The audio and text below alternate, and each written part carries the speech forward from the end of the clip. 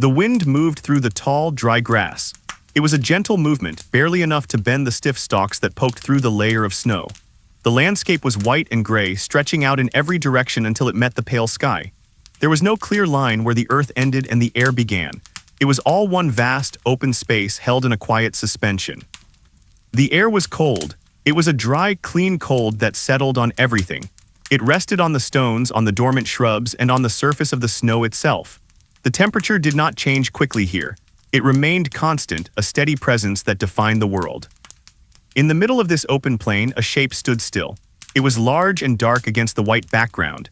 It was a mammoth standing alone for a moment, separated slightly from the others who were further down the slope. The animal was immense, a mountain of fur and muscle, but it did not look imposing. It looked peaceful. It looked as if it belonged to the earth just as much as the rocks and the hills. The mammoth's coat was thick. Long, coarse guard hairs hung down almost to the ground, matted together in places with mud and old snow. Beneath that outer layer was a dense, soft wool that held the heat close to the skin. The fur was the color of dried bark, a mix of deep browns and faded blacks. It was heavy, a comforting weight that protected the creature from the wind. The mammoth was not moving. It was simply existing. Its large, curved tusks swept downward and then up, stained with the color of the earth. They were heavy, solid bone, worn smooth in places where they had brushed against the ground or against the bark of trees in distant forests. The trunk hung loose, relaxed, the tip hovering just inches above the snow. Every few moments the mammoth breathed. A cloud of white mist drifted from the end of its trunk, rising slowly into the still air before dissolving. The breath was rhythmic, slow, deep. It was the only movement in a still world. The eyes of the mammoth were small, hidden beneath the shaggy brow. They were dark and calm. They watched the horizon, or perhaps they watched nothing at all. There was no urgency in the gaze, there was only patience. The animal had nowhere to be, nothing that needed to be done. The day was long, and the time belonged entirely to the present moment. Nearby, the ground was uneven. Tufts of grass struggled against the frost. The snow was not deep here. The wind had swept much of it away, leaving the hard earth exposed in patches. This was the steppe, a place of endless grazing where the grass was tough and nutritious, dried by the summer sun and preserved by the winter freeze. The mammoth shifted its weight. One large foot lifted slowly. The movement was heavy and deliberate. The foot was wide, designed to spread the massive weight across the soft ground. It came down again, compressing the snow with a soft, crunching sound that did not travel far. The sound was swallowed by the vastness of the plain. Other shapes were visible in the distance. They were the rest of the herd. They moved even slower than the solitary watcher. They were like drifting islands in a sea of white. Some had their heads down, sweeping the snow aside with their tusks to reach the grass beneath. The sound of their grazing was a faint, rhythmic tearing, a sound of sustenance and survival. It was a quiet morning. The sun was low in the sky, a pale disk that offered light but very little warmth. The light was flat, casting long, soft shadows that stretched out behind the animals. The shadows were blue against the snow, softening the edges of the world. There were no trees here. The land was too open, the wind too constant. Only low scrub brushes grew in the hollows where the snow gathered deep. The horizon was an unbroken line, a perfect circle that enclosed the herd in their own private world. A few birds moved in the air. They were ravens, black specks against the gray clouds. They did not call out. They simply glided on the currents of air, watching the ground below, waiting. Their flight was silent. They circled once, twice, and then drifted away towards the hills in the west. On a low ridge overlooking the plain, a person sat. The human was wrapped in layers of fur, blending in with the stones and the dry grass. The furs were heavy, stitched together with care, turning the person into a soft, shapeless mound. Only the face was visible, and even that was partially hidden by a hood of wolf skin. The person was not hunting. There was no spear in hand, no tension in the body. The person was resting, watching. The human sat with legs crossed, elbows resting on knees, chin resting on gloved hands. The gloves were made of reindeer hide, soft and worn smooth by years of use. The human watched the mammoth. There was a sense of shared quiet between them. The distance was great enough that neither felt threatened, yet close enough that they were aware of each other's presence. The human saw the steam rising from the mammoth's back. The mammoth likely smelled the faint scent of wood smoke that clung to the human's furs. It was a relationship of observation.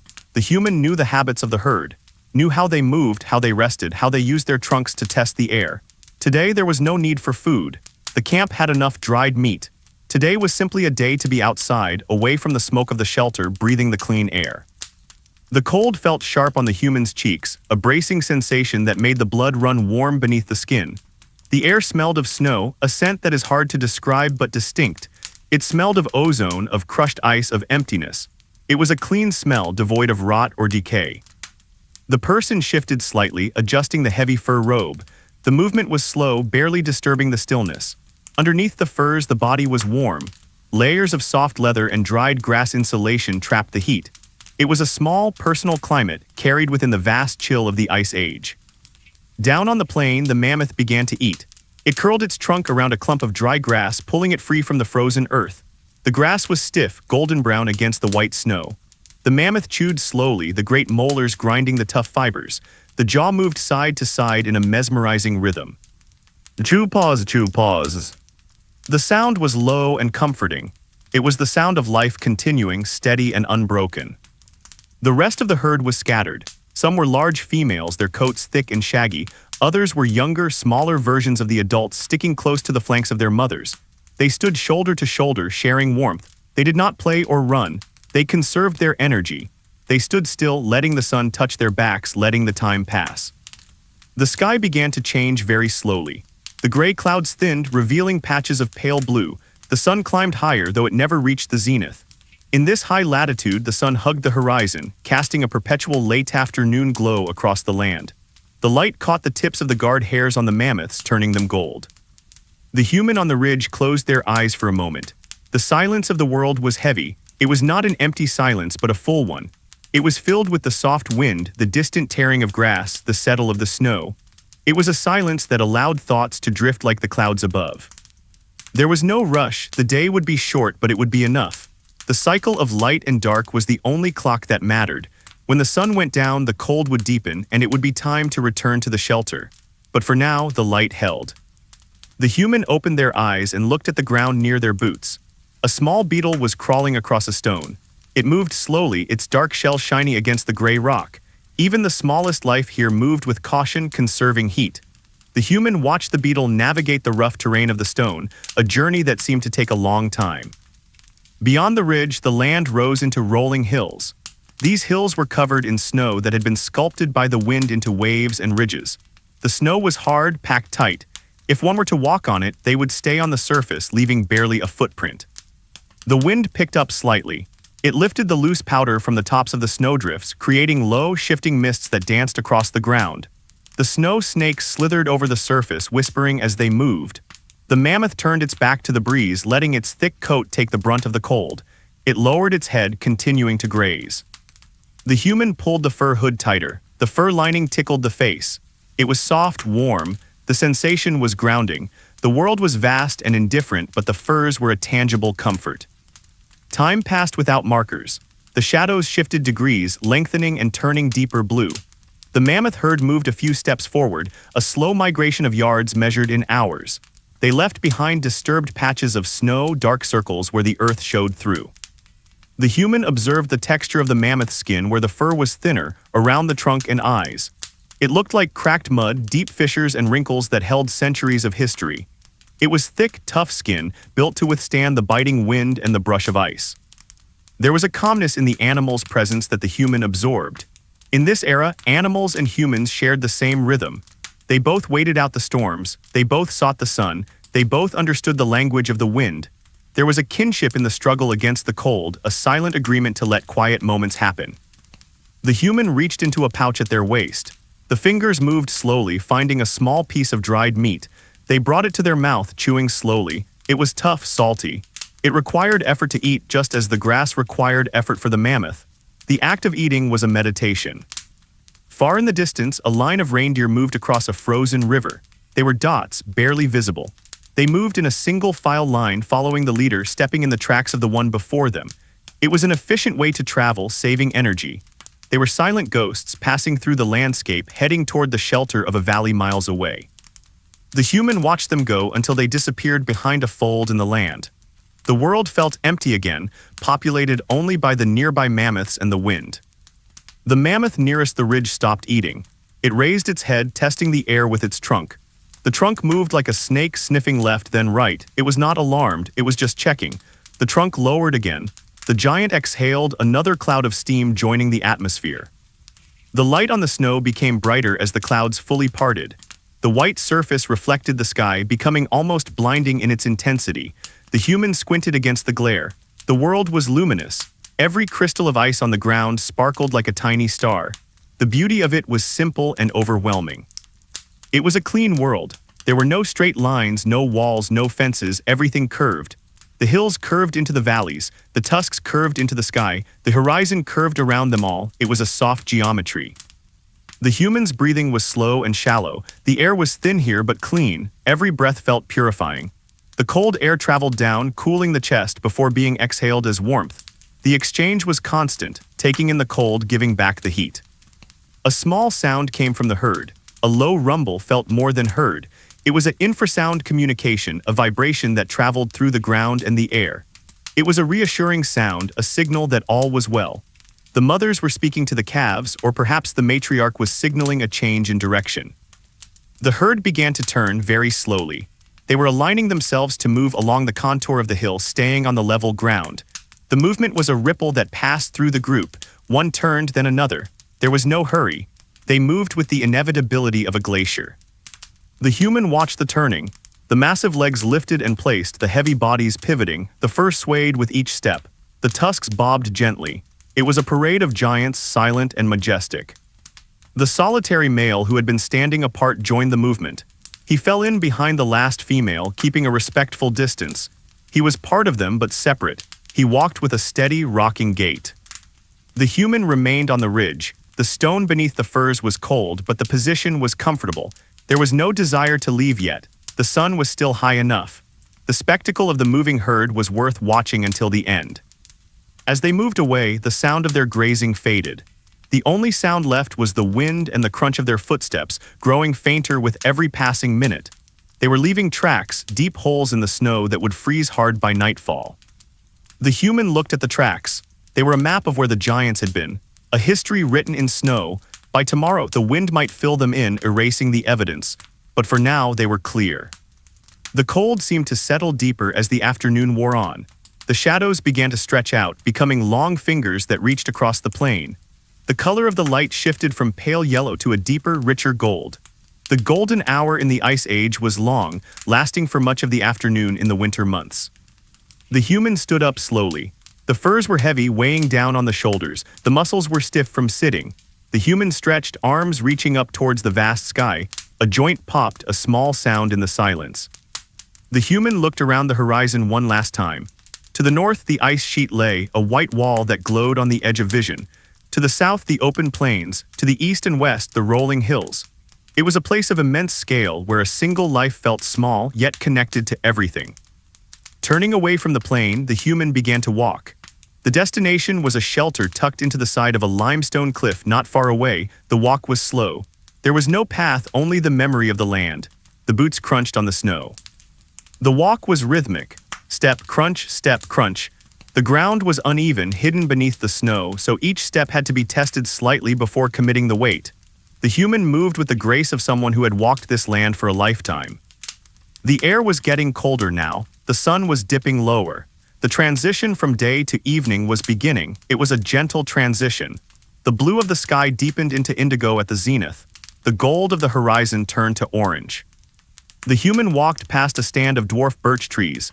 They were small, twisted things, barely reaching the human's waist. Their branches were bare, dark etchings against the snow.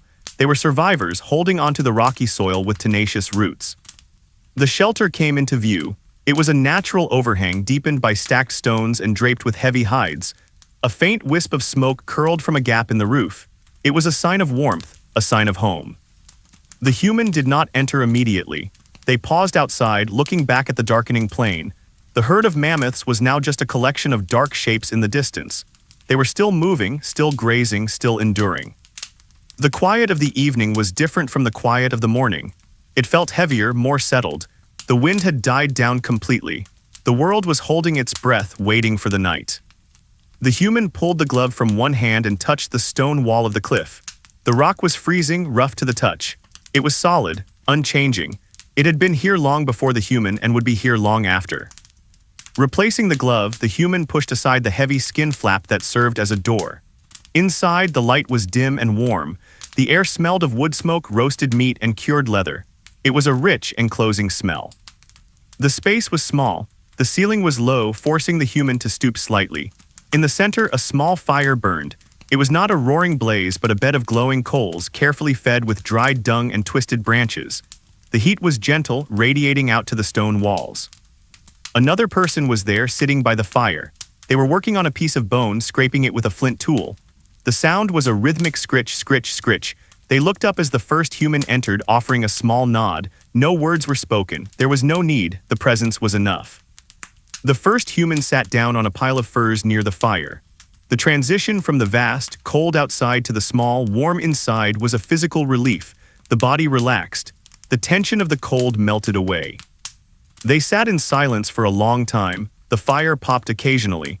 The scraping of the bone tool continued. It was a peaceful industry. The work was not hurried. It was simply something to do while the night passed. The human watched the flames.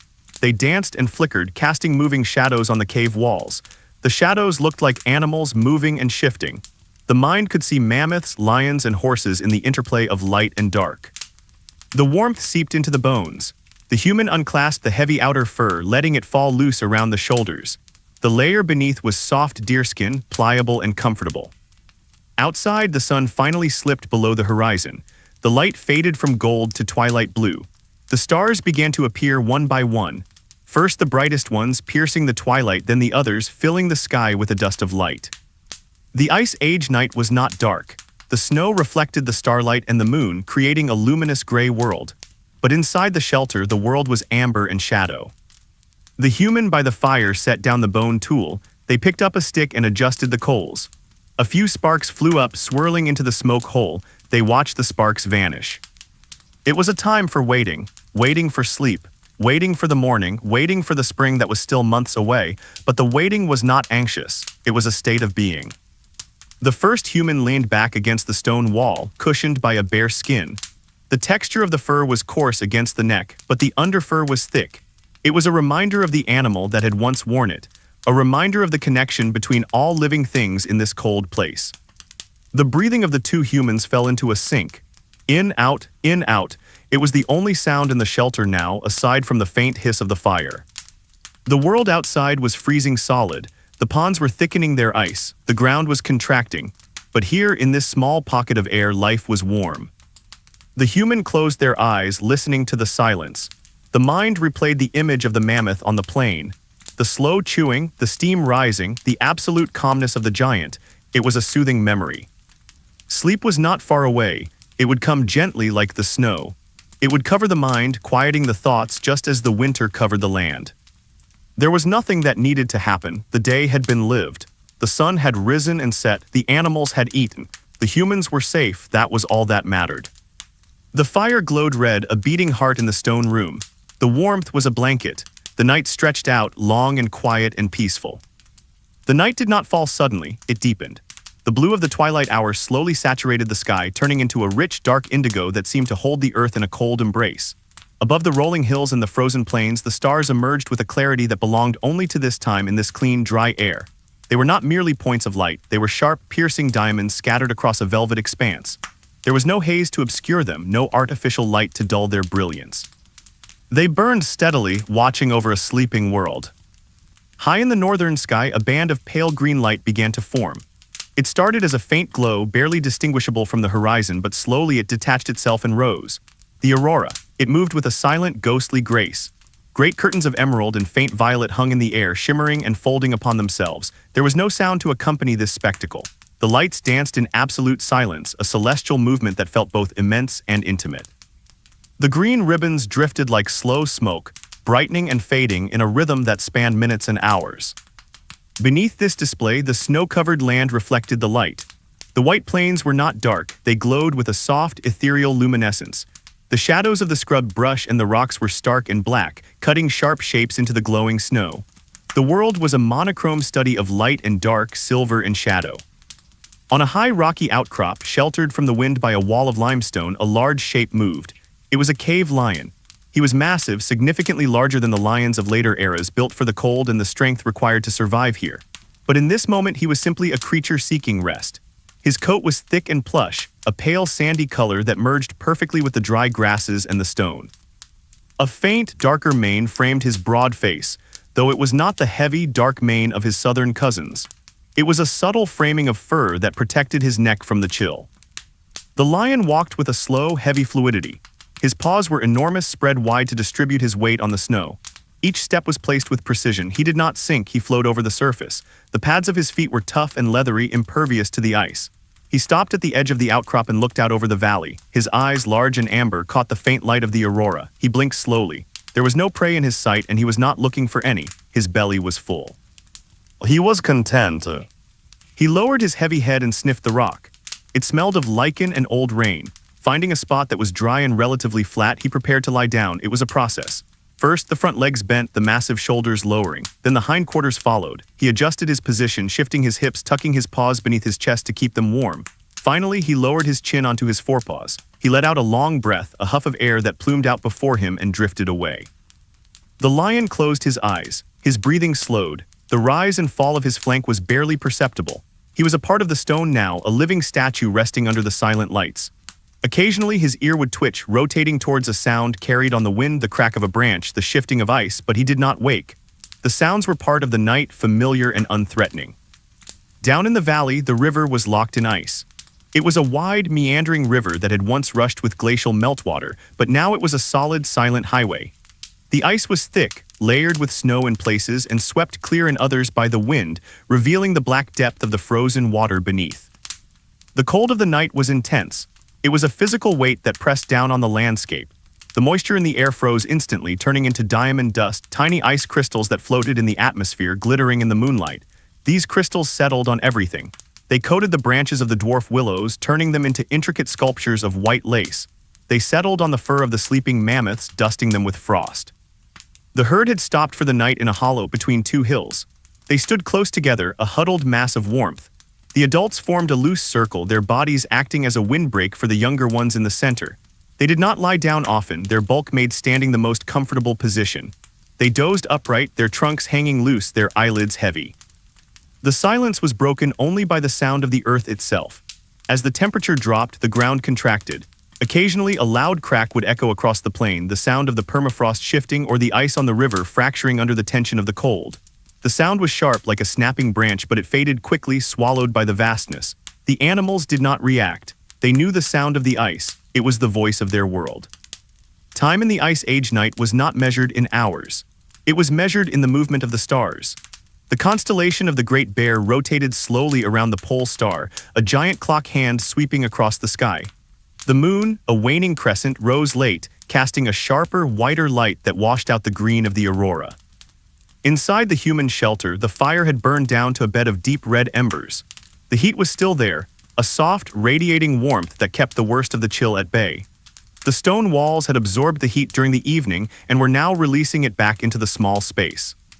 The humans slept deeply. They lay on piles of furs, bear skins, reindeer hides, wolf pelts. The furs were arranged carefully, creating a soft, uneven mattress that cradled the body. They slept under heavy robes pulled up to their chins. Their breathing was slow and rhythmic, syncing with the quiet of the cave. Dreams here were likely simple. Memories of the sun on the face, the taste of rich fat, the sound of the wind. The mind rested, repairing itself just as the body did. There was no anxiety about the next day. The tasks of tomorrow were the same as the tasks of today: stay warm, find food, be together. The fire popped softly. A small piece of wood broke apart, sending a tiny shower of sparks upward. The sparks glowed bright orange for a second before turning to gray ash. The smell of the smoke was comforting. It was the smell of safety. It permeated the furs, the hair, the skin. It was the scent of humanity in a wild world. One of the sleepers shifted, turning over. The furs rustled softly, a sound like dry leaves. A hand reached out, unconsciously pulling the cover tighter. The sleep continued. Outside, the dawn began to approach. It was not a quick event. It was a slow, subtle shift in the quality of the darkness. The indigo sky began to lighten, turning a deep steel gray. The stars nearest the eastern horizon began to fade, their light extinguished by the coming sun. The air seemed to become even colder in this pre-dawn hour. This was the coldest part of the day, the moment before the sun returned. The frost was at its thickest. Every blade of dry grass was encased in white. The world was brittle and still. The cave lion on the ridge opened his eyes. He did not move his head, he simply watched the changing light. The gray dawn revealed the contours of the valley below. The mist had gathered in the low places, a thick white blanket that obscured the river. It looked like a sea of clouds with the tops of the hills rising like islands. The lion stretched. He extended his front legs, arching his back, his claws extending and gripping the rock. He let out a low rumble, a morning greeting to the empty air. Then he stood up, shaking his coat. A cloud of ice crystals flew from his fur, sparkling in the gray light. He turned and walked slowly down the back side of the ridge, disappearing into the shadows of the rocks. His patrol was done. As the sky turned from gray to a pale, washed-out blue, the first hint of color appeared on the horizon. A band of soft pink, delicate and faint, stretched across the east. It grew slowly, mixing with the blue to create lavender and violet hues. The sun was still hidden, but its presence was announced. The birds were the first to stir. A ptarmigan, white as the snow, emerged from a burrow it had dug into a drift. It shook its feathers, puffing itself up into a round ball to trap air against its skin. It pecked at the buds of a low shrub, its movements quick and jerky. Inside the shelter, the light began to filter through the cracks around the entrance flap. It was a dim, gray light, but enough to signal the start of the day. The human who had been tending the fire the night before opened their eyes. They lay still for a moment, listening.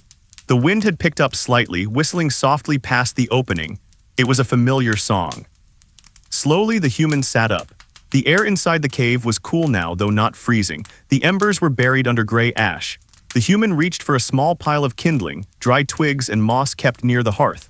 With practiced hands, they raked back the ash to reveal the faint red glow of the coals beneath. They placed a pinch of dry moss on the coals and blew gently. The breath was controlled, a steady stream of air. The coals brightened. A wisp of smoke curled up. Then a tiny flame flickered to life. It was a small yellow tongue of light. The human added a twig, then another. The fire grew, crackling softly. The light returned to the cave, pushing back the shadows. The other sleeper stirred. A stretch, a yawn, they sat up, rubbing their face with their hands. The morning had begun. There was no conversation yet. The morning was for waking up slowly. They moved with a quiet efficiency, checking the boots, shaking them out, adjusting the layers of clothing. The first human stood and moved to the entrance. They pushed aside the heavy hide flap and stepped out. The brightness of the morning was sudden. The snow reflected the ambient light, making the world seem incredibly vast and open. The air hit the face like a cold splash of water. It was revitalizing. The human took a deep breath, filling the lungs with the crisp, oxygen-rich air. It smelled of frost and distant pine. Looking out over the valley, the human saw the mist. It was shifting slowly, beginning to dissipate as the sun crept closer to the horizon. The peaks of the distant mountains were already catching the light, glowing pink and gold. It was a silent, majestic sunrise. The human walked a few steps away from the shelter, their boots crunching on the hard-packed snow. They looked at the sky. It was clear, no storm clouds, a good day. From the valley floor, the sound of the mammoths drifted up. A low, trumpet-like call, not of alarm, but of location. "I am here, where are you?" It was a lonely, beautiful sound that echoed off the hills. The human watched as the sun finally crested the horizon. It was a blinding flare of light that cast long, sharp shadows across the snow. The world was suddenly painted in high contrast. The crystals on the ground flared into brilliance. The pink of the sky turned to a pale, icy blue. Back inside, the second human was warming a flat stone near the fire. They placed a strip of dried meat on it. The heat released a faint, savory aroma. They poured water from a skin bag into a wooden bowl. The water was cold but drinkable. The first human returned, letting the flap fall back into place. The sudden dimness of the interior took a moment for the eyes to adjust to. They moved to the fire and sat down, holding their hands out to the flames. The skin of their hands was red from the cold, but the fire quickly soothed it. They ate in silence. The food was simple fuel, chewing was slow. They sat shoulder to shoulder, sharing the warmth of the fire and the warmth of their bodies. Outside, the day's rhythm was establishing itself. The sun warmed the south-facing slopes. The snow on the dark rocks began to melt slightly, only to freeze again in the shadows. Water trickled in tiny, invisible veins beneath the ice. A herd of horses appeared on the crest of a distant hill. They were stocky, sturdy animals with thick, dun-colored coats and dark manes that stood upright. They moved at a trot, their hooves kicking up sprays of powdery snow. They were heading for a patch of ground where the wind had scoured the snow away, exposing the grass. They stopped, their heads lowering in unison. Their tails swished not for flies but out of habit. One horse, a young colt, bucked slightly, kicking his back legs out. It was a burst of energy, a celebration of the morning. Then he too settled down to graze. The world was a tapestry of small movements within a vast stillness. The horses grazing, the ptarmigan pecking, the smoke rising from the human shelter, the slow drift of the clouds. Nothing was hurried. The sun moved across the sky at its measured pace. The shadows shortened, then lengthened again. The wind blew, paused, and blew again. The humans emerged from the shelter together later in the morning. They were dressed for the day, their furs secured, their boots laced tight. They carried simple tools, a digging stick, a woven basket. They were not going far. They walked down the slope towards a cluster of bushes near a frozen stream. They were looking for berries that might have remained on the branches, freeze-dried by the winter. Or perhaps they were looking for fresh shoots beneath the snow. They moved slowly, scanning the ground. The walk was a wandering one. They stopped to look at a track in the snow, a fox perhaps, or a hare. They knelt to examine it, touching the edges of the print to see how fresh it was. The sun felt warm on their backs despite the freezing air. The contrast was pleasant. It was a day to be alive, to feel the sun, to move the body. They found a patch of rose hips, bright red dots against the brown and white of the bush. The fruit was shriveled but still held sustenance. They picked them carefully, avoiding the thorns. The berries made a soft plip sound as they dropped into the basket. The work was repetitive and calming. Reach, pluck, drop, the basket filled slowly. Around them, the landscape stretched out to the ends of the earth. It was a place where you could see the weather coming for days. A place where the sky was half the world. A snowy owl glided past, low over the ground. Its wings were wide and silent. It was a ghost of the daylight hunting for lemmings. It banked smoothly, white against white, and landed on a hummock of grass. It turned its head almost completely around, its yellow eyes scanning the field. It blinked once, twice. The humans watched the owl, they respected it. It was a fellow hunter, a fellow survivor. They did not disturb it. They continued their gathering, moving slightly away to give the bird its space. The morning passed into afternoon. The light held its golden quality. The cold remained constant, a backdrop to everything. There was no noise of machinery, no hum of electricity, no distant roar of engines. The soundscape was purely natural, the wind in the dry grass, the crunch of snow, the call of a raven, the breath in the lungs. It was a quiet that was physical. It settled in the ears and in the mind. It made thoughts move slower, it made the heartbeat steady. The humans took a break, sitting on a dry log that had been bleached gray by the sun. They shared a drink of water. They looked at the horizon. They did not speak of the future or the past. They simply sat. The mammoth herd was visible again, miles away now, moving towards the river. They were small, dark shapes like stones that had decided to walk. They were following the ancient paths, the maps written in their memories. The peace of the moment was absolute. There was nowhere else to be. This was the center of the world. The wind shifted, bringing with it the scent of pine from forests far to the south.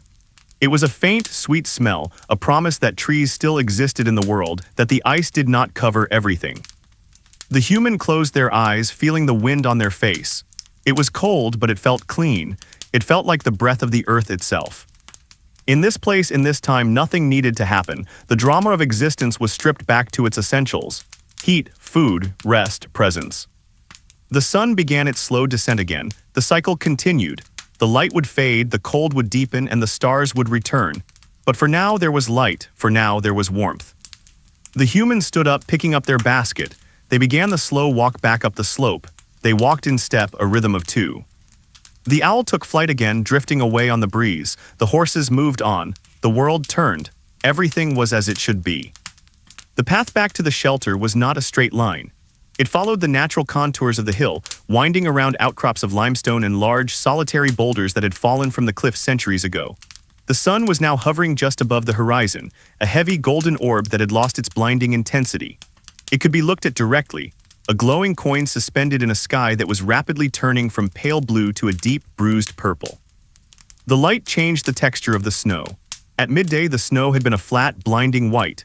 Now it was a landscape of texture and depth. Every drift, every wind-sculpted ridge cast a long shadow that stretched out for dozens of yards. The surface of the snow looked like the skin of an orange, pitted and uneven, highlighted by the low angle of the light.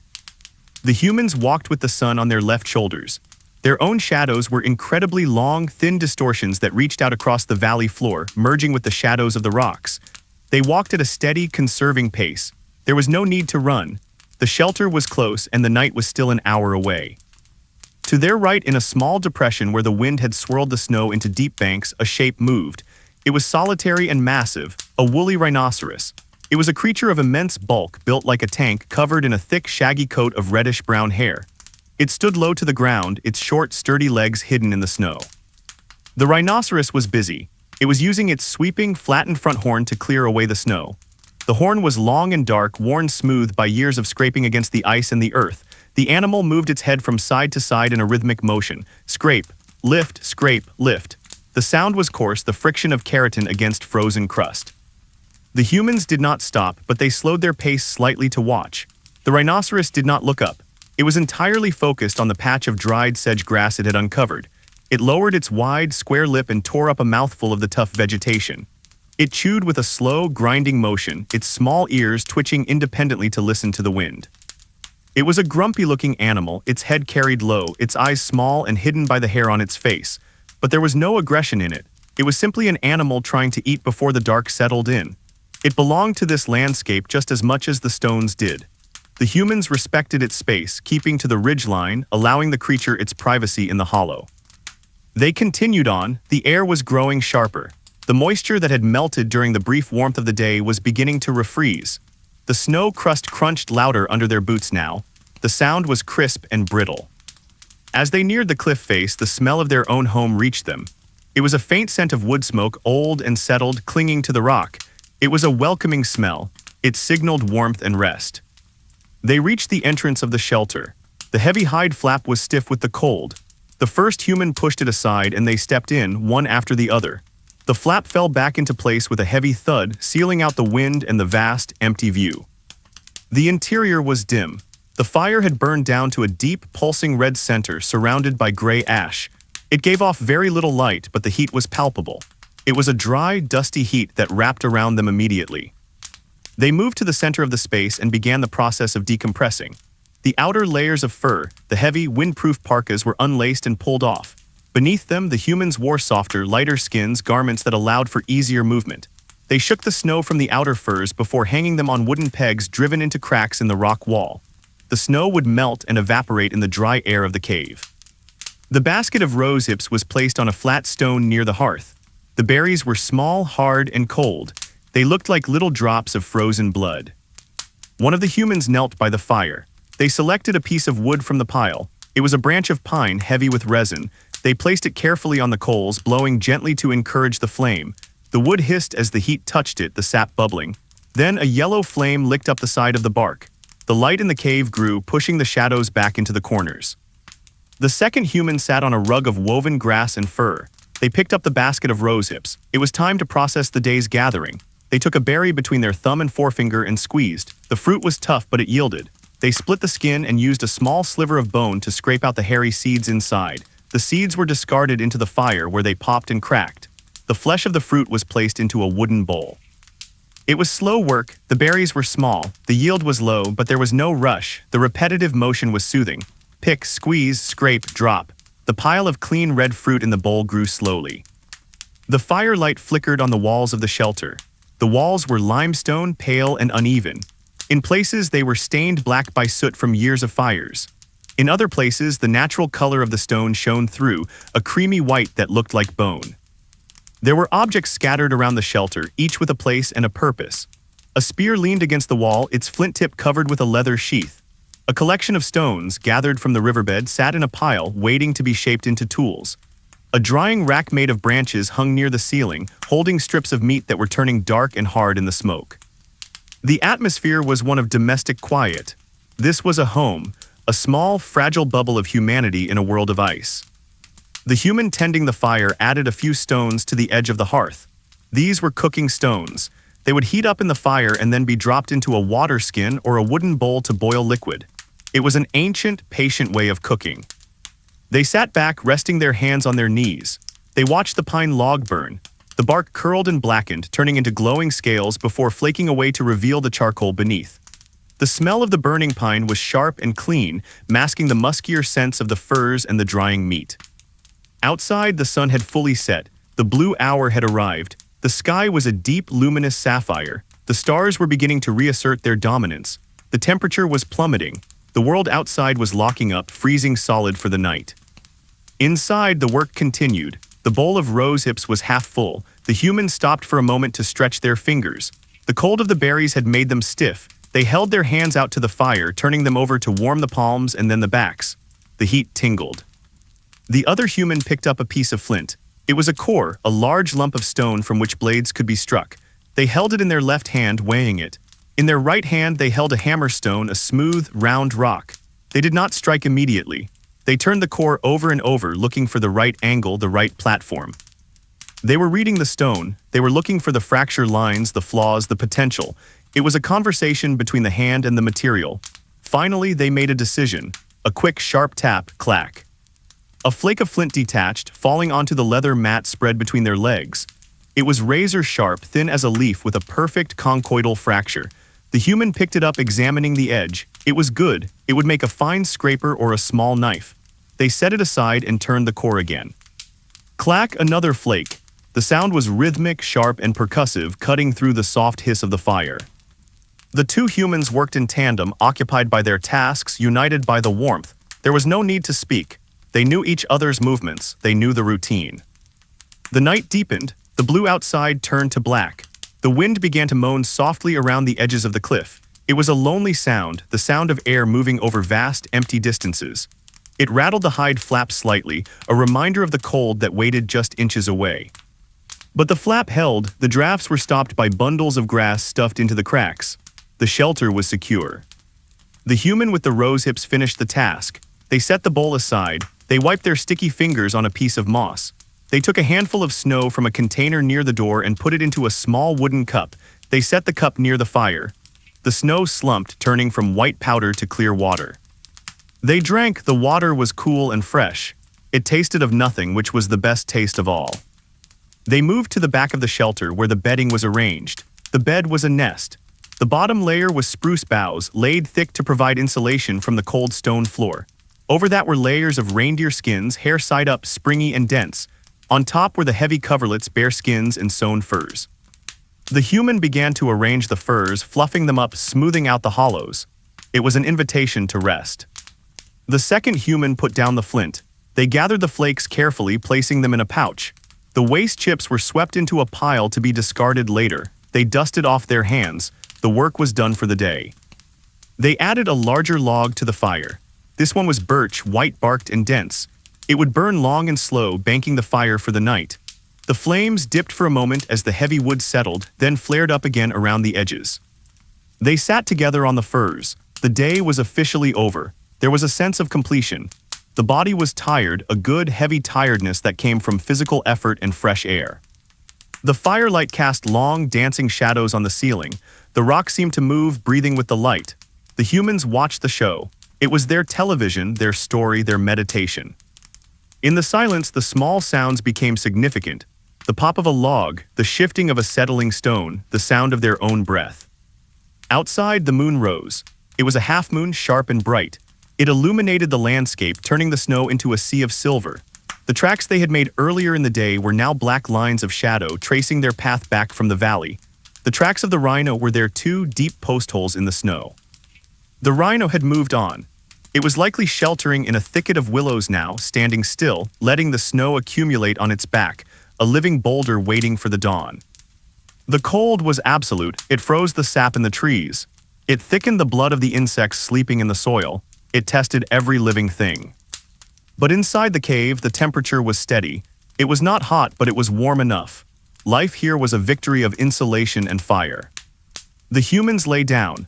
The furs were heavy on top of them, a comforting weight that pressed them into the soft bedding. They pulled the covers up, leaving only their faces exposed to the air. The air near the floor was cooler, fresh, and easy to breathe. They lay on their backs, looking up at the rock ceiling. They could see the soot stains, the cracks, the history of the shelter. This place had been used by others before them and would be used by others after. It was a good place. The fire popped, a spark flew up and died. The mind began to drift, thoughts became less linear. Images of the day floated by, the red of the rose hips, the gray of the flint, the brown bulk of the rhinoceros, the white expanse of the plain. The rhythm of the breathing slowed, deep, slow inhalations, long, soft exhalations. The wind outside gusted, a sudden rush of air that pressed against the cliff. Then it died away, leaving the silence even deeper than before. The world was vast, cold, and beautiful, but here in this small space there was only warmth. The waiting was over, the sleeping began. The birch log settled into the coals with a soft crunch. The flames turned from yellow to a deep, steady orange. The shadows on the wall stopped dancing and became still. Sleep came like a tide, rising slowly, covering everything. The center of the night was a place of absolute suspension. It was a time when the world seemed to stop its rotation, holding its breath in the deep, velvet cold. The moon, now high in the southern sky, cast a light that was stark and silver, turning the landscape into a negative image of itself. The snow was bright, glowing with a spectral radiance, while the shadows were pools of ink, deep and impenetrable. On the surface of the frozen river, the silence was almost solid. The ice was thick, a massive slab of frozen water that locked the riverbed in darkness. Above the ice, a layer of snow had been polished by the wind until it shone like marble. It was a hard, slick surface, treacherous to walk on for the uninitiated, but a highway for those who knew its secrets. A herd of reindeer was moving across this frozen expanse. They moved with a synchronized grace, a fluid motion of many bodies acting as one. They were not in a hurry. They were simply traveling, moving from the grazed-out hills of the west to the sheltered valleys of the east. Their movement was the only disturbance in the still night. The sound of their passage was distinct. It was a soft, rhythmic clicking. It came from the tendons in their ankles, a natural mechanism that snapped softly with every step. Click, click, click, click. It was a continuous, comforting sound, a signal to each animal that the herd was close, that they were together. It was a sound that traveled far in the crisp air, a gentle percussion in the quiet cathedral of the night. Their hooves were broad and flat, spreading wide as they touched the snow. They acted like snowshoes, keeping the heavy animals from sinking. The edges of the hooves were sharp, biting into the hard crust to provide traction. On the ice, they were sure-footed, moving with a confidence born of thousands of years of adaptation. The herd was a mix of shapes and sizes. There were the large males, their antlers already shed for the winter, leaving their heads smooth and streamlined. There were the females, many still retaining their antlers, thin branching crowns that silhouetted against the stars. And there were the calves, nearly grown now, sticking close to the flanks of their mothers. Their coats were thick, a marvel of insulation. The hairs were hollow, trapping air inside them to create a barrier against the cold. The coat was so efficient that snow did not melt on their backs, it simply sat there, a dusting of white on the gray-brown fur. They were walking distinct microclimates, carrying their own warmth through the freezing world. The breath of the herd rose in a low mist. It hung over them like a fog bank, moving as they moved. In the moonlight, the steam was luminous, a ghostly cloud that trailed behind them. One of the females stopped. She lowered her head to the ice. She was not drinking, the ice was solid. She was smelling the snow. Her nose was specialized, designed to warm the air before it reached her lungs. She sniffed the surface, searching for the scent of lichen buried deep beneath the frozen layers. Finding nothing, she lifted her head and continued walking, falling back into the rhythm of the click-click. The wind on the river was constant. It was not a gale, but a steady flow of air that moved down the channel of the valley. It smoothed the snow, erasing the tracks of the herd almost as soon as they were made. It was a sculpting force, constantly refining the shape of the drifts. Far above, the stars continued their slow wheel around the pole. The constellations were different then, shifted by the wobble of the Earth's axis over millennia, but the brilliance was the same. The Milky Way was a bright slash across the sky, a river of light mirroring the frozen river below. To the north, the great ice sheet loomed. It was too far away to be seen clearly in the dark, but its presence was felt. It was a wall of cold, a massive thermal presence that dictated the weather of the entire continent. The air that flowed down from it was ancient and pure. It carried the taste of glaciers, of ice that had been frozen for 10,000 years. The reindeer herd reached a bend in the river where the wind had swept the ice clear of snow. They slowed down, their hooves clattering softly on the bare ice. They moved with caution, testing the surface. The ice here was black and deep. Looking down, one might see bubbles of air trapped in the freeze, suspended in time. The leader of the herd, an old female with one broken antler tine, guided them toward the bank. She knew the route. She remembered the path from seasons past. She led them up the sloping bank, their hooves crunching as they transitioned from ice to frozen earth. They moved into a stand of birch trees. The trees were skeletal, their white bark peeling in curled strips. The branches were bare, reaching up like delicate fingers. The herd moved among the trunks, their bodies brushing against the bark. The sound was a soft swish, a whisper of fur against wood. Here the snow was deeper but softer. The wind did not reach into the trees with the same force. The herd began to spread out. It was time to rest again. They did not sleep for long periods, they took their rest in small, stolen moments. Some of the animals lay down, tucking their legs beneath them. They looked like gray boulders scattered among the trees. Others stood, lowering their heads, their eyelids drooping. They entered a state of dozing, a half-sleep where the brain rested but the senses remained alert. The silence of the forest was different from the silence of the river. It was an enclosed silence, dampened by the trees and the snow. It felt safer, more intimate. A hare white as the snow sat perfectly still near the base of a tree. It watched the herd arrive. It did not run. The reindeer were not a threat. The hare was a statue, only its nose twitching. It waited until the nearest reindeer had passed, then hopped silently away, leaving a pattern of three-footed tracks in the powder. The cold deepened as the night wore on. The temperature dropped another degree. The sap in the birch trees froze harder, occasionally causing a trunk to split with a loud crack. The sound was startlingly loud, like a whip crack, but the animals barely flinched. They knew the sound of the trees complaining about the cold. It was a familiar part of the winter night. The human shelter was miles away, tucked into its cliff. But the world was connected. The same cold air that surrounded the reindeer pressed against the hide flap of the human cave. The same moon that lit the river shone on the limestone ridge. In the shelter, the fire had settled into a steady, low burn. The birch log was now a glowing cylinder of charcoal, pulsing with a deep red heat. The heat radiated outward, warming the stone floor, warming the air, warming the sleepers. The dream space of the humans was quiet. Perhaps they dreamt of the summer, of the days when the sun never set and the plains were green with grass. Or perhaps they dreamt of nothing at all, floating in the dark, warm void of deep sleep. Back in the birch forest, the reindeer began to dig. It was a slow, deliberate process. They used their front hooves to scrape away the snow. Scrape. Pause, scrape. They dug down, through the powder, through the crust, until they reached the earth.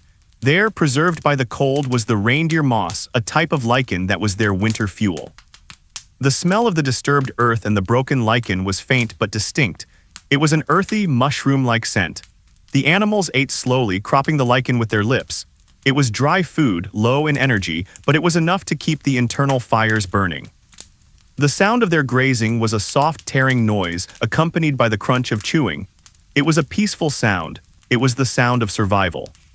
High above the trees, an owl called. It was a low, mournful hoot, hoo-hoo. It was not a hunting call but a territorial marker, a statement of existence. The sound drifted through the trees, fading into the distance. The night seemed to stretch out forever. There was no rush towards the dawn. The darkness was a state of being, not just an absence of light. It was a time for the world to reset, to rest, to freeze. On the open plain, the wind sculpted a new drift. It picked up ice crystals from one spot and deposited them in another, grain by grain. The drift grew slowly, a perfect curved wave of white. It was a masterpiece of aerodynamics shaped by the invisible hand of the air. Near the horizon, a meteor streaked across the sky. It was a sudden, silent scratch of light burning up in the upper atmosphere. It lasted for a second, then vanished, leaving no trace. No one saw it. It happened simply because it happened. A small event in a universe of events. The herd of mammoths far away in their own valley was also resting. They stood in their circle, a fortress of fur. The babies were warm in the center. The matriarch stood facing the wind, her eyes closed, her trunk resting on the ground. She was a pillar of patience. She had seen many winters. She knew that the sun would return. She knew that the grass would grow again. But for now, there was only the waiting. The waiting was not a passive thing. It was an active state of endurance. It was the slow burn of metabolism against the chill. It was the thickness of the fur. It was the huddling together. The moon began to lower in the west. The angle of the light shifted. The shadows in the birch forest moved, lengthening and twisting. The silver light on the snow began to fade, replaced by a softer, grayer tone. The reindeer leader stopped eating. She lifted her head and looked east. There was no light yet, but she sensed the change. The cycle was turning. The night had passed its midpoint. The journey towards the morning had begun. She shook her coat, a ripple of muscle and fur. A cloud of snow dust flew from her back. She took a step, her ankle clicking. Click. The others heard it. They stopped grazing. They looked up. Slowly, one by one, they began to move. They followed her, leaving the shelter of the trees, heading back out towards the open ice. They were nomads of the winter. They did not stay in one place for long. They moved with the wind, with the snow, with the needs of their bellies. They walked back onto the frozen river. The ice welcomed them back. The silence of the open space wrapped around them again. Click, click, click, click. Yeah. The sound faded as they moved down the river, becoming quieter and quieter until it was just a whisper in the distance. Then, it was gone. The river was empty again. The birch trees stood silent. The snow tracks remained, evidence of the life that had passed through. The cold held everything in its grip. The world was suspended in the beautiful, boring, endless moment of the Ice Age night. The moon, which had been a bright companion for the first half of the night, began its slow descent toward the jagged line of the western hills. It did not drop suddenly. It sank with a deliberate, majestic slowness, its silver light stretching out into long, thin shadows that warped across the undulating snow. As the moon touched the ridge, the light changed. The sharp brilliance of the moonlight softened, fading into a duller, grayer luminescence before the orb slipped entirely out of sight. With the moon gone, the stars reclaimed their dominance. The sky was no longer a backdrop for the moon. It was a ceiling of infinite depth crowded with points of light. The darkness on the ground deepened. The shadows merged with the landscape, erasing the definitions of the hills and the valleys. The world became a single, vast shadow, illuminated only by the starlight that reflected off the white snow. On a high, windswept plateau exposed to the full force of the Arctic air, a herd of musk oxen stood. They were the masters of the standstill. To the casual observer, in this low light, they would not have looked like animals at all. They resembled a cluster of large, dark boulders, rounded by time and weather, dropped in the middle of the white expanse. They stood in a defensive formation, not against predators but against the cold. They were arranged in a loose circle, their hindquarters facing the wind, their heads turned inward or slightly to the side. They were massive creatures built of bone and muscle and an incredible amount of hair. Their coats were their fortress. The outer layer consisted of long, dark guard hairs that hung down almost to the ground, skirting their hooves. These hairs were coarse and thick, matted together in places to form a shaggy, impenetrable curtain. The wind could blow against this curtain, but it could not pass through it. Beneath the guard hairs lay the true secret of their survival, the kiviut. It was a layer of underwool, incredibly fine and dense, softer than cashmere, warmer than sheep's wool. It trapped the heat of their bodies, creating a layer of warm air that stayed close to the skin. The musk oxen were walking furnaces, insulated so perfectly that the snow which fell on their backs did not melt. It simply sat there, a white dusting on the dark brown humps. The herd was motionless. They did not graze, they did not walk, they simply stood. This was their strategy for the deep night. Movement required energy, stillness conserved it. They lowered their metabolism, slowing their heart rates, entering a state of suspended animation. In the center of the group, a calf was pressed between the flank of its mother and the shoulder of an ant.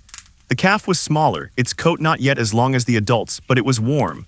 The heat from the large bodies around it created a microclimate that was significantly warmer than the air a few feet away. The calf slept soundly, its head resting against the thick wool of its mother. The only movement in the herd was the breath. Clouds of steam rose rhythmically from their nostrils. In the starlight, the breath looked like gray smoke. It rose a few inches, cooled instantly, and dissipated into the dry air. Occasionally, an ox would shift its weight, a slow rocking motion to relieve a stiff joint. The snow crunched softly under a heavy hoof, a dull, compressed sound. The wind blew over the plateau. It whistled through the horns of the oxen. Their horns were broad and curved, meeting in the center of the forehead to form a heavy boss, a helmet of bone. The wind smoothed the snow around their legs, piling it up in small drifts on the leeward side. The animals did not care. They were anchored to the earth. A few hundred yards away, a small shape moved across the snow. It was an Arctic fox.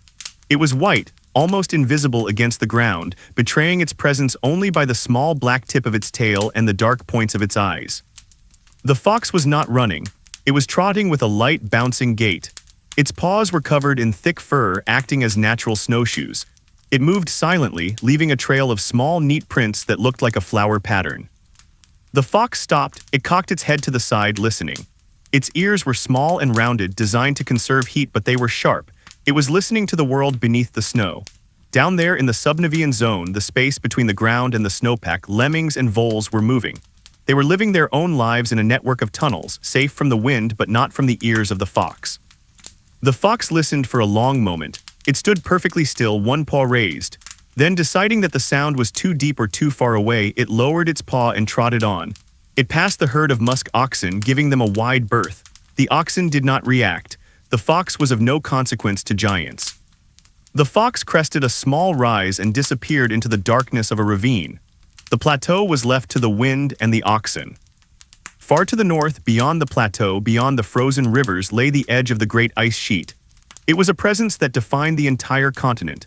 It was a wall of ice, thousands of feet high, stretching for thousands of miles. It was not a dead thing, it was alive with the slow, crushing physics of ice. Even at this distance, the influence of the glacier was felt. The air that flowed down from it was dense and heavy. It flowed like water, seeking the lowest points, pooling in the valleys. This katabatic wind was the breath of the ice age. Deep within the glacier, the ice was shifting. Under the immense weight of the layers above, the ice at the bottom became plastic. It flowed, grinding against the bedrock. Occasionally, this movement would cause a stress fracture deep inside the sheet. A sound would be generated, a low, booming groan that traveled through the ice and the earth. It was a sound too low for human ears to hear clearly, but it could be felt. It was a vibration in the ground, a subtle trembling that reassured the animals that the world was still solid, still heavy. Back in the human shelter, the fire had burned low again. The birch log was gone, consumed by the heat. The bed of coals was smaller now, covered in a thick layer of gray ash. The light in the cave was very dim, a faint red glow that barely illuminated the ceiling. One of the humans woke. It was a gentle waking, not a startled one. The body simply registered a slight drop in temperature. The nose felt cold. The instinct to maintain the warmth kicked in. The human sat up slowly, the furs sliding down from their shoulders. The air in the cave was cool but not freezing. The heat stored in the stones was still radiating. The human moved quietly, their movements practiced and efficient. They reached for the fuel pile.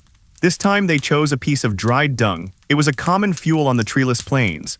It burned hot and slow with a sweet, grassy smoke. They placed the disc of fuel onto the coals. They used a stick to gently stir the ash, exposing the red heart of the fire. The coals glowed brighter as the air touched them. The dung began to smoke, then a small blue flame flickered across its surface. The human watched the flame for a moment. It was a tiny thing, fragile yet powerful. It was the difference between life and death. Satisfied that the fire would hold, the human lay back down. They pulled the furs up high, tucking them under their chin. They turned on their side, facing the wall. The stone was just inches away, solid and enduring. The human closed their eyes. The warmth began to build again under the covers. The rhythm of sleep returned. The breathing deepened. Outside, the darkness was absolute. It was the deepest part of the night, the time furthest from the sun. But in this darkness, the world was still busy with the business of existing. On the branch of a dwarf willow, a small bird sat. It was a redpoll, a tiny ball of feathers. It was asleep, its head tucked under its wing. It had fluffed its feathers out to their maximum extent, trapping a layer of air as big as its own body. Its metabolism was racing, burning through the fat reserves it had built up during the day. It was a high-stakes gamble, waiting for the morning. The willow branch swayed gently in the wind. The bird swayed with it, locked onto the perch by a reflex in its tendons. It did not wake. It rode the wind, a tiny passenger in the night. The ground itself was freezing. The moisture in the soil, down to a depth of several feet, was turning into ice lenses. The earth heaved slightly as the ice expanded. Stones were pushed upward, a slow migration that took centuries.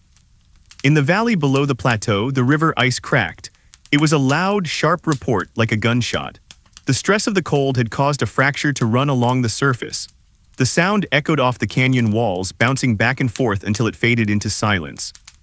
The musk oxen on the plateau heard it. An ear twitched here and there, but they did not break their formation.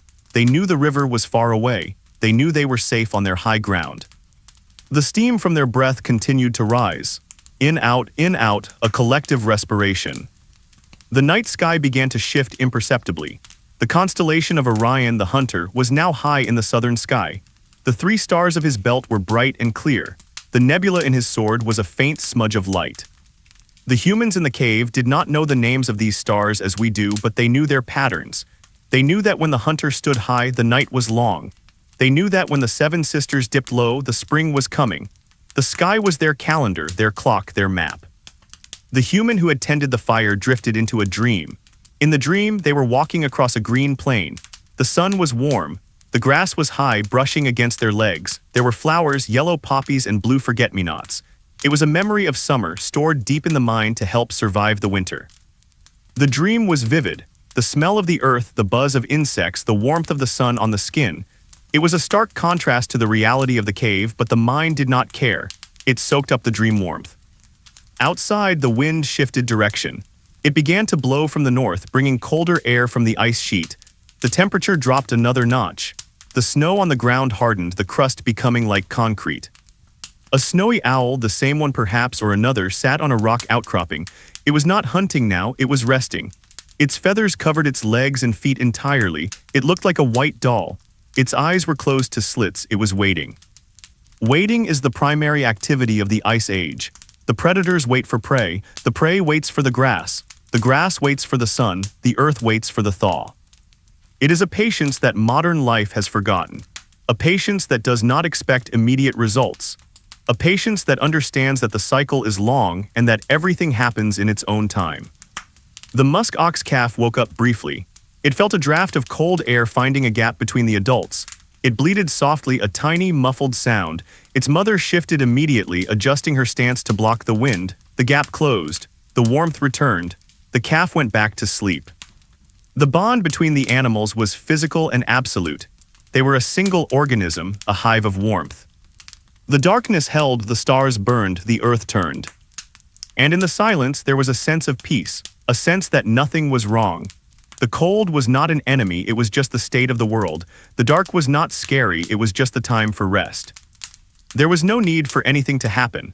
The drama was in the details, in the frost forming on a whisker, in the spark of a dying coal, in the slow beat of a sleeping heart. The night was a blanket, heavy and soft. It covered the land, quieting the noise, slowing the pulse. It was a place where you could rest, a place where you could let go.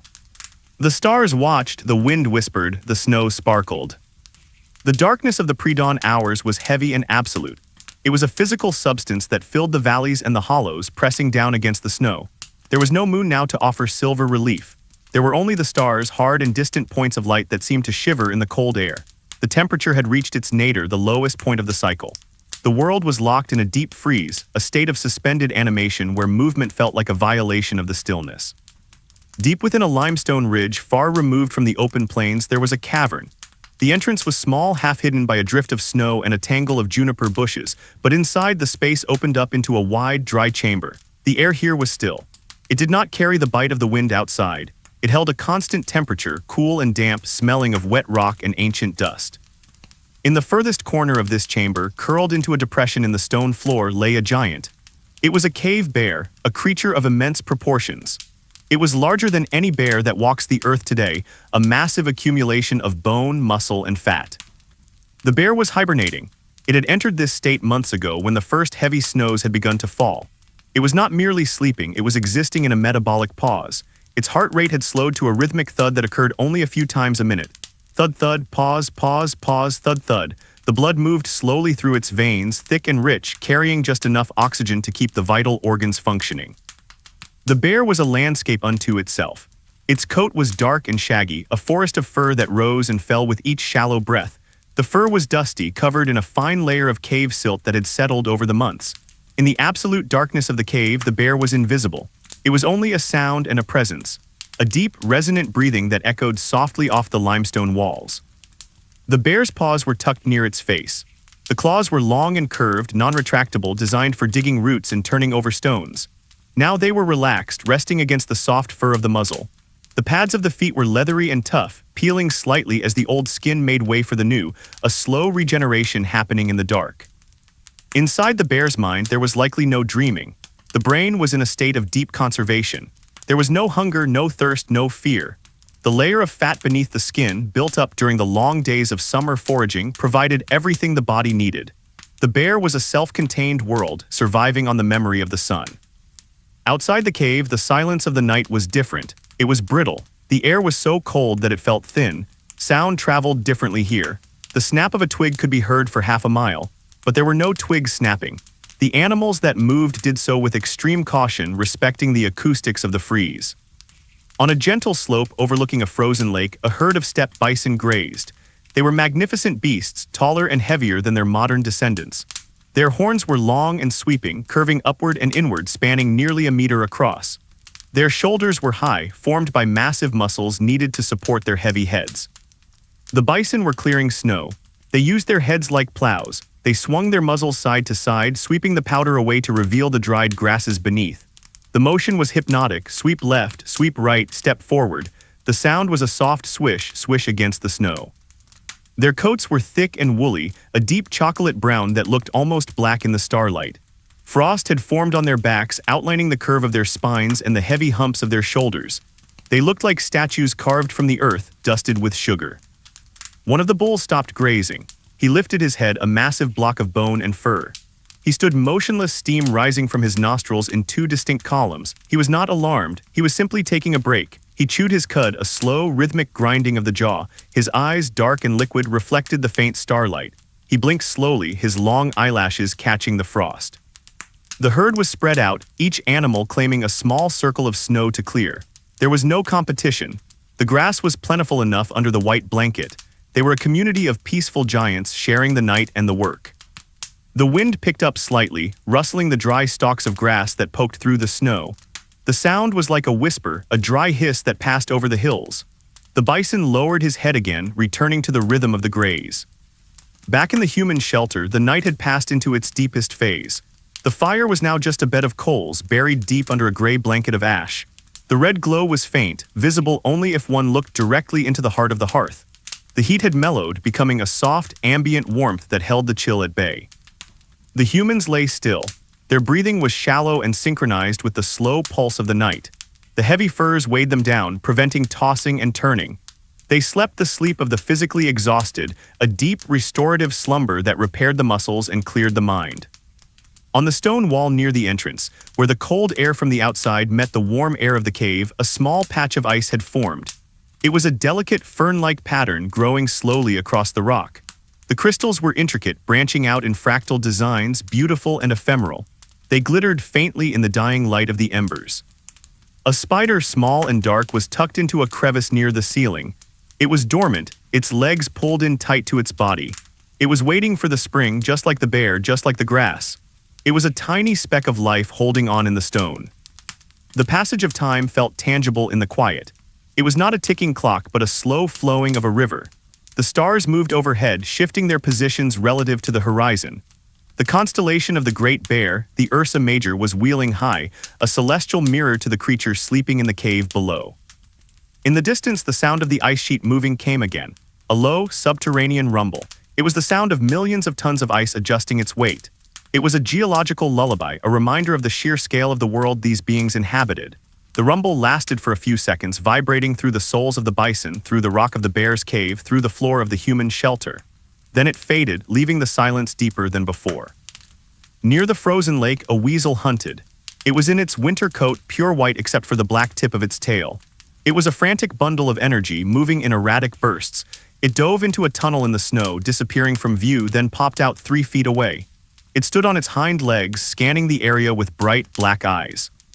The weasel was not hungry. It had cached food nearby. It was patrolling. It was checking its territory. It moved with a fluid grace, its long body pouring over the snow like water. It paused to sniff the air, its nose twitching rapidly.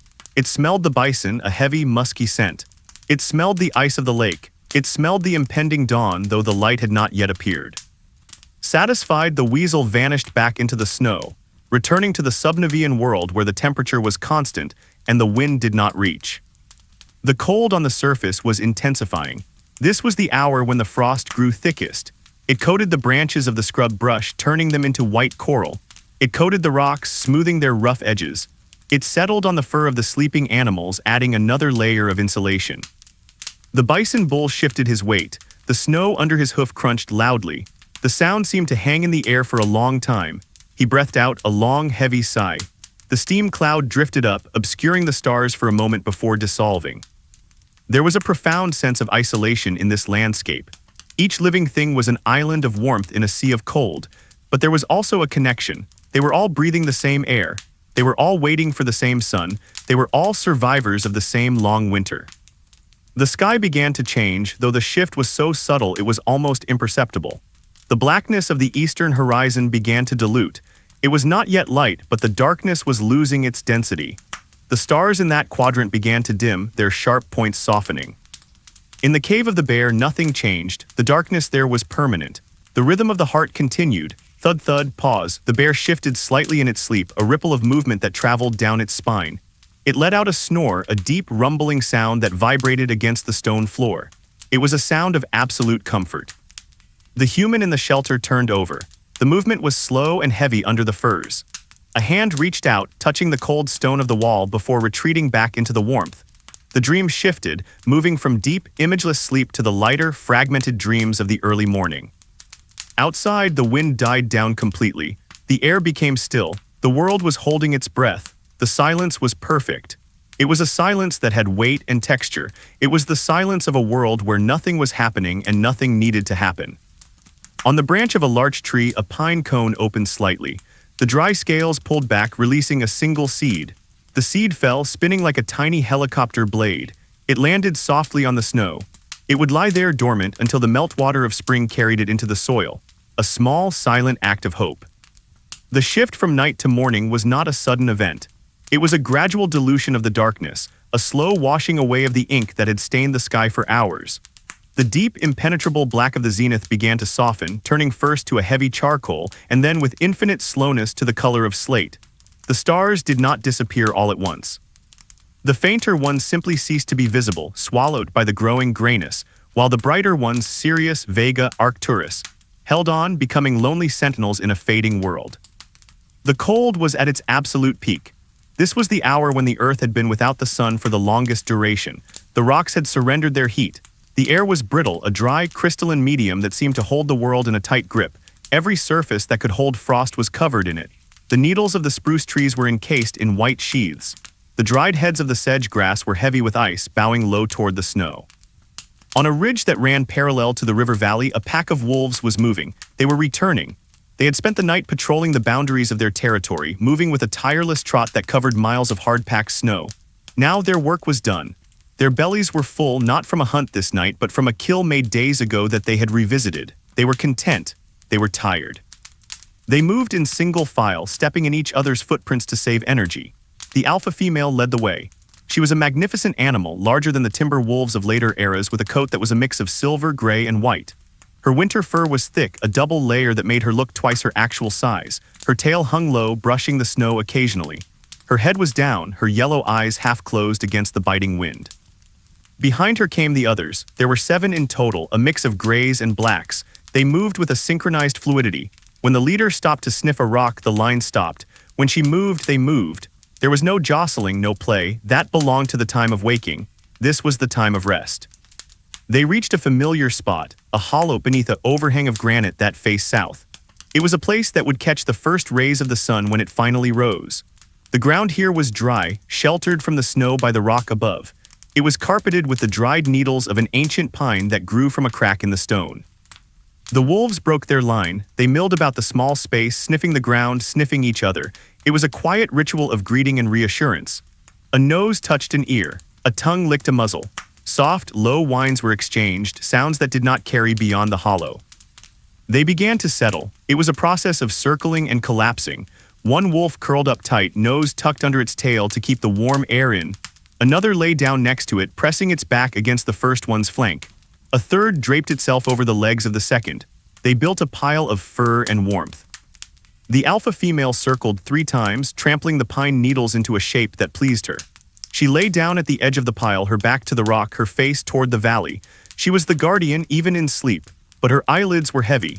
She watched the gray light on the horizon for a moment, then let her head sink onto her paws. Within minutes, the pack was asleep. Their breathing slowed and synchronized. The steam from their breath rose in a collective cloud, trapped briefly by the overhang before drifting out into the morning air. They were a single organism now, a mound of gray fur rising and falling with the rhythm of life. Down in the valley, the river was a ribbon of white silence. The ice had thickened during the night. The fractures and groans of the darkness had ceased. The river was waiting. Inside the human shelter, the change in light was barely noticeable. The hide flap over the entrance was thick, blocking out the dawn, but the rhythm of the body knew. The deep, paralytic sleep of the middle night was lifting. The dreams were fading, replaced by the vague awareness of the stone floor, the warmth of the furs, the smell of the ash. The human who had tended the fire earlier in the night woke fully. They lay still for a long time, eyes open in the gloom. They listened to the breathing of their companion. It was steady and soft. They listened to the silence outside. It was heavy and expectant. Slowly, reluctantly, the human sat up. The air in the cave was cold now. The fire was dead, or nearly so. The heat of the previous evening had dissipated into the rock. The human shivered once, a reflex, then moved into action. They reached for the boots. They were made of reindeer skin with the fur on the inside. They were stiff with cold. The human worked their feet into them, wiggling their toes to generate warmth. They stood up, the furs falling away, and wrapped a heavy robe around their shoulders. They moved to the entrance and pushed the flap aside. The light that entered was gray and harsh. It was not bright, but after the darkness of the cave, it felt intense. The human squinted. The world outside was a study in stillness. The valley was a bowl of milk filled with a low-hanging mist that obscured the ground. The tops of the hills floated above it, dark islands in a white sea. The sky was a pale, washed-out violet, transitioning to blue at the zenith. The human stepped out. The snow crunched loudly under the boots. It was a dry, high-pitched crunch, the sound of snow that is frozen hard. The air was sharp. It entered the nose and stung the sinuses. It was clean, devoid of any scent other than the cold itself. The human walked a few paces to a designated spot behind a large boulder. They relieved themselves, the steam rising rapidly in the frigid air. They looked out at the horizon. The eastern sky was beginning to brighten. A faint band of orange was pushing up against the violet. The sun was coming. Returning to the shelter, the human brought with them a handful of dry twigs gathered from a cache near the door. They went to the hearth. They stirred the gray ash. Deep down, at the very bottom, a few tiny coals still glowed, dark red eyes in the dust. The human placed a pinch of dried moss on the coals. They leaned down, their face close to the ash, and blew. It was a long, steady breath. The ash flew up in a small cloud. The coals brightened. The moss began to smoke. Then a tiny flame appeared. It was weak and blue, but it was fire. The human added the twigs one by one. The flame grew, turning yellow and orange. It began to crackle. The sound was loud in the quiet cave. The light grew, casting dancing shadows on the walls again. The smell of wood smoke filled the air, replacing the stale smell of sleep.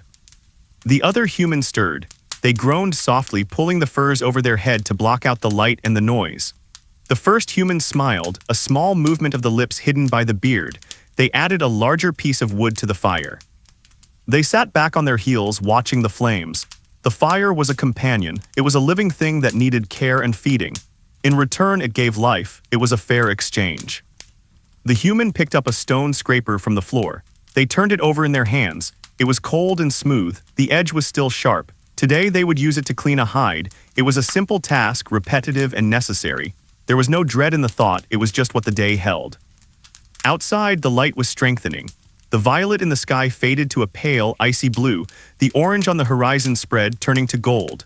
The mist in the valley began to stir, moved by the thermal currents of the rising sun. A raven called, "Cock, cock." The sound was flat and dry. The bird flew over the shelter, its wings making a whoosh-whoosh sound.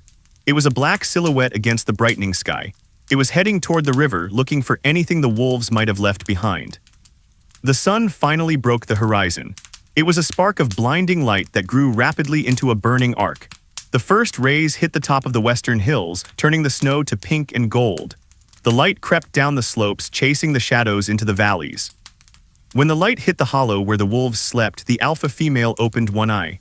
The sun felt warm on her fur. She did not move. She closed the eye again. The pack slept on, bathed in the morning gold. The day had officially begun. But in the Ice Age, the beginning of the day did not mean a rush of activity. It meant a continuation of the waiting. The human in the shelter placed a pot of water near the fire. They took a piece of dried meat from a pouch and began to chew. It was hard and required effort. The jaw worked rhythmically. The mind was empty, focused only on the taste of the meat and the warmth of the fire. The second human sat up. They rubbed their eyes, they looked at the fire, they looked at the food. They reached out a hand and the first human passed them a piece of meat. They ate together in silence. The light from the entrance was now a solid shaft of white, cutting through the smoke. Dust motes danced in the beams, swirling in the currents of warm air. The humans dressed for the day. layers of fur, grass insulation in the boots, mittens hanging from cords around their necks. They moved slowly, checking each fastening. A loose toggle could mean frostbite, a gap in the fur could mean misery. They gathered their tools, the scraper, a flint knife, a bag for gathering fuel. They were ready. They stepped out of the shelter together. The sun was fully up now, hovering low in the south. The world was dazzling. The snow reflected the light with an intensity that forced them to squint. The shadows were long and blue, stretching out behind every object.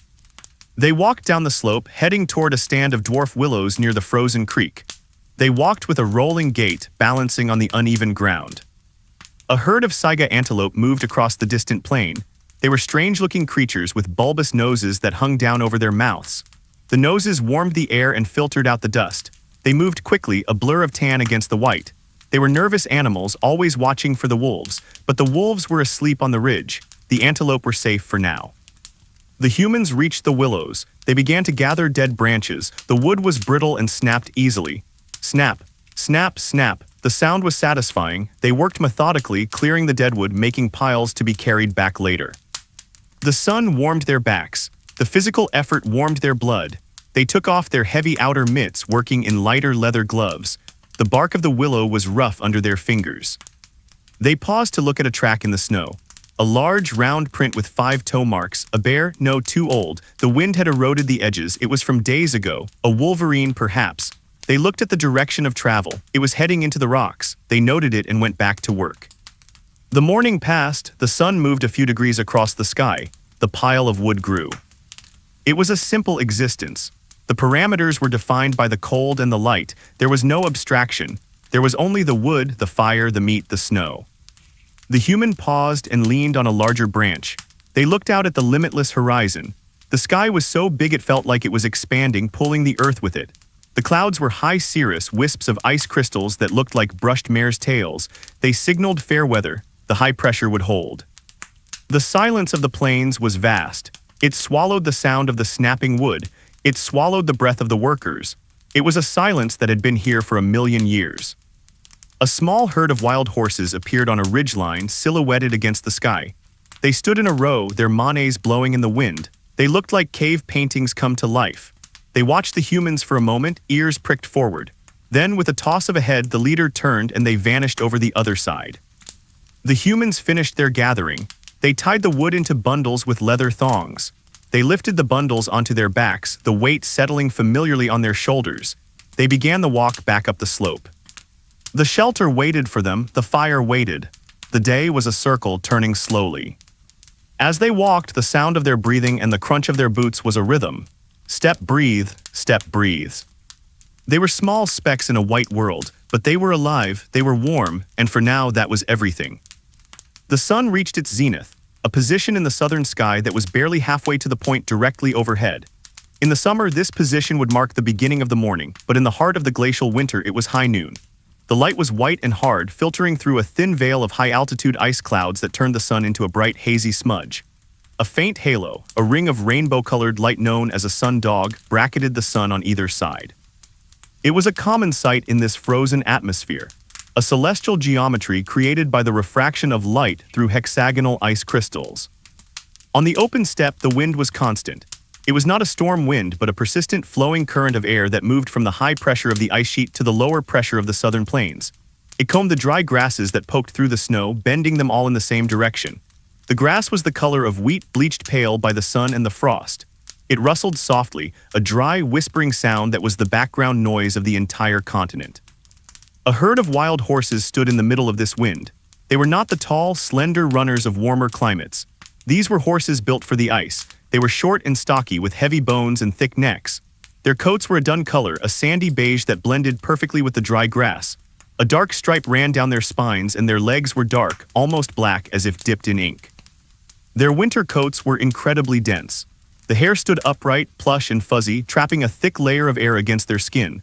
Their manets were not long and flowing but short and stiff, standing up like a brush along the crest of their necks.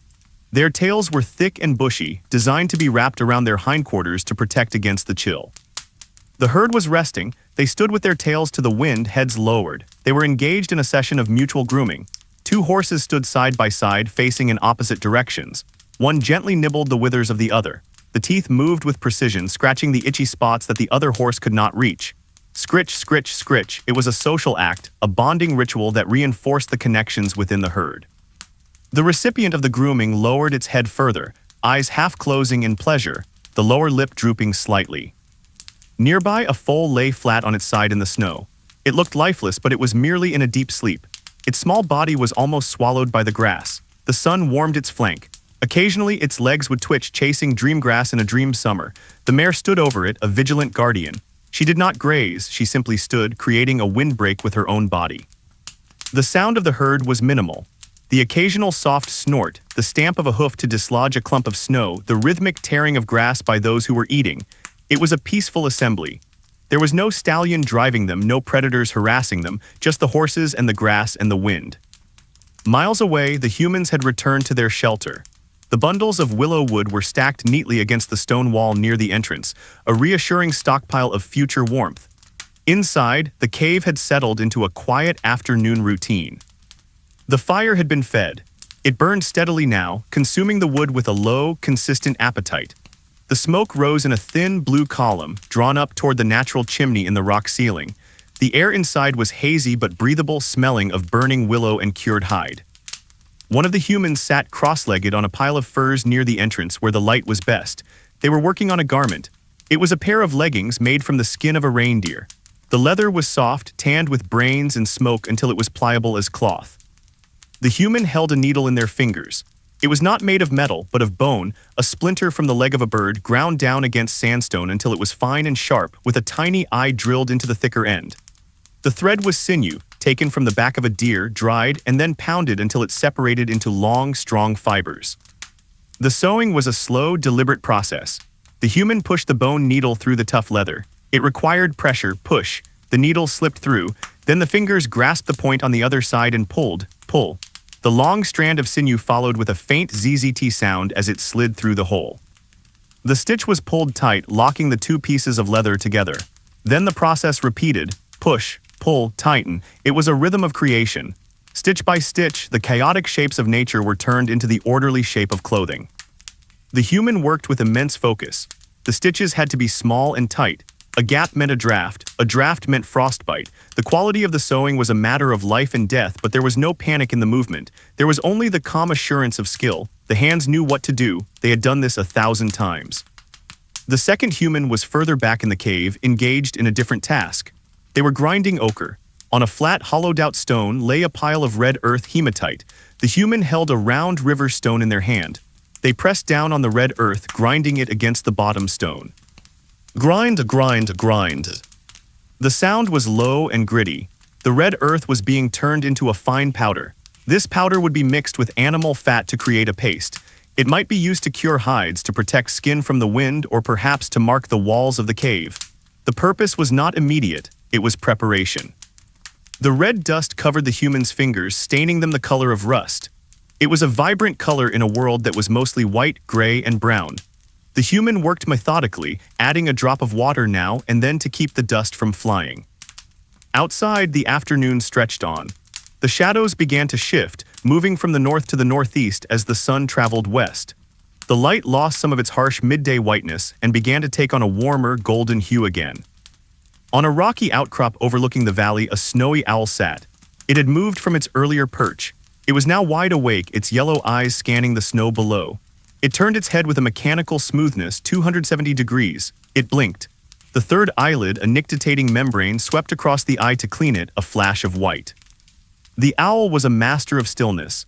It could sit for hours without moving a feather. It was waiting for a lemming to break the surface of the snow. It did not hunt by chasing, it hunted by waiting. It was an ambush predator, a creature of patience. Below the owl, the snow surface was a record of the day's events. The tracks of the humans were there, two parallel lines leading up from the willows. The tracks of the wolves were there, a chaotic scribbling near the river. The tracks of the wind were there, in the ripples and dunes of the drifts. The air was so dry that the snow did not melt even in the sun. It sublimated, turning directly from solid ice to water vapor. This process was slow and visible, but it kept the air crisp. Back at the horse herd, the foal woke up. It scrambled to its feet looking momentarily confused. It shook itself, its long legs wobbling slightly. It let out a high-pitched whinny ee-hee looking for its mother. The mare nickered back, a low, rumbling sound deep in her chest. The foal trotted over and began to nurse. The sound of the nursing was rhythmic suction, swallow, suction, swallow. The foal's tail twitched with happiness. The mare stood still, eyes half closed, enduring the energetic bunting of the foal's head against her udder.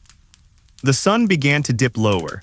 The golden hour returned, painting the world in rich, saturated colors. The dun coats of the horses turned to copper. The dried grass turned to gold. The snow and the shadows turned to a deep, bruised violet. In the shelter, the sewing was set aside. The light was growing too dim for such fine work. The humans smoothed the leather leggings, inspecting the seam. It was straight and true. A good day's work. They folded the garment and placed it on a shelf of rock. The human with the ochre stopped grinding. They scraped the red paste into a small shell container. They wiped their hands on a scrap of fur. The red stain remained, a mark of their labor. They moved closer to the fire. It was time to think about the evening meal, but there was no rush. The sun was still up. They sat together near the entrance, looking out through the gap in the flap. They watched the light change on the distant hills. They watched the clouds drift. They watched the world turn. There was a profound sense of sufficiency in the moment. They had wood, they had fire, they had food, they had warm clothes. In the Ice Age, this was wealth, this was everything. A single flake of snow drifted down from the clear sky. It was diamond dust, forming directly out of the cooling air. It sparkled as it fell, dancing in the shaft of sunlight before disappearing into the shadow of the cliff. Then another flake, and another. A glittering curtain of ice crystals began to fall, shimmering in the air like suspended glitter. It was not a storm, it was just the atmosphere crystallizing. The horses on the plain shook their heads as the crystals tickled their ears. The owl on the rock fluffed its feathers. The world was being dusted with diamonds. The silence remained unbroken. The crystals fell without a sound. They added a fresh, clean layer to the old snow. The humans watched the glittering air. They did not speak. They simply witnessed the beauty of their world. It was a harsh world, yes, but it was also a place of breathtaking purity. The sun touched the horizon. The long night was coming back. But for now, the world was gold and white and glittering. The needle was put away, the red paint was stored, the day's work was done. The afternoon light began to thicken. The bright, diamond-sharp clarity of midday softened into something richer and heavier. The sun, having completed its short, low arc across the southern sky, was now approaching the western ridges. It was a massive golden disk, its edges slightly blurred by the suspended ice crystals that still lingered in the air. The light it cast was the color of old honey, warm and viscous, pouring over the landscape and filling the hollows with deep, amber shadows. On the edge of the birch forest, where the trees thinned out into the open scrub of the tundra, a giant stood. It was a megaloceros, the giant deer. He was an immense creature standing tall at the shoulder, but it was his antlers that defined him. They were a monumental structure of bone spanning nearly 12 feet from tip to tip. They were palmate like the hands of a giant, broad and flat, designed to catch the eye and intimidate rivals. But now, in the solitude of the winter, they were simply a heavy burden to be carried. The stag stood perfectly still. His neck muscles were thick and roped, built to support the massive weight on his head. He held his head high, balancing the load with an unconscious grace. The velvet that had covered the antlers in the summer was long gone, scraped away to reveal the hard, dark bone beneath. The antlers were stained with the sap of trees and the dirt of the earth. He was browsing on the tips of the birch branches. He moved his head slowly, maneuvering the wide rack of antlers between the trunks of the trees. It was a delicate operation. He knew exactly where the tips of his antlers were down to the inch. He turned his head sideways, sliding the left palm through a gap, then the right. There was no sound of clicking bone against wood. He moved like a ghost in a forest of skeletons. He reached up with his long, mobile lip and stripped the bark from a branch. The wood underneath was green and white, frozen but nutritious. He chewed slowly, his jaw moving in a sideways rhythm. His breath plumed out, a cloud of white that drifted up and tangled in the branches of the antlers. The forest around him was quiet. The wind had dropped, as it often did just before sunset. The silence was deep and resonant. The only sound was the crunch of the stag's teeth on the wood and the occasional soft thump of a clump of snow falling from a branch to the ground. The snow in the forest was marked by the tracks of small things, mice, voles, shrews. They lived their lives in the tunnels beneath the surface, rarely venturing out.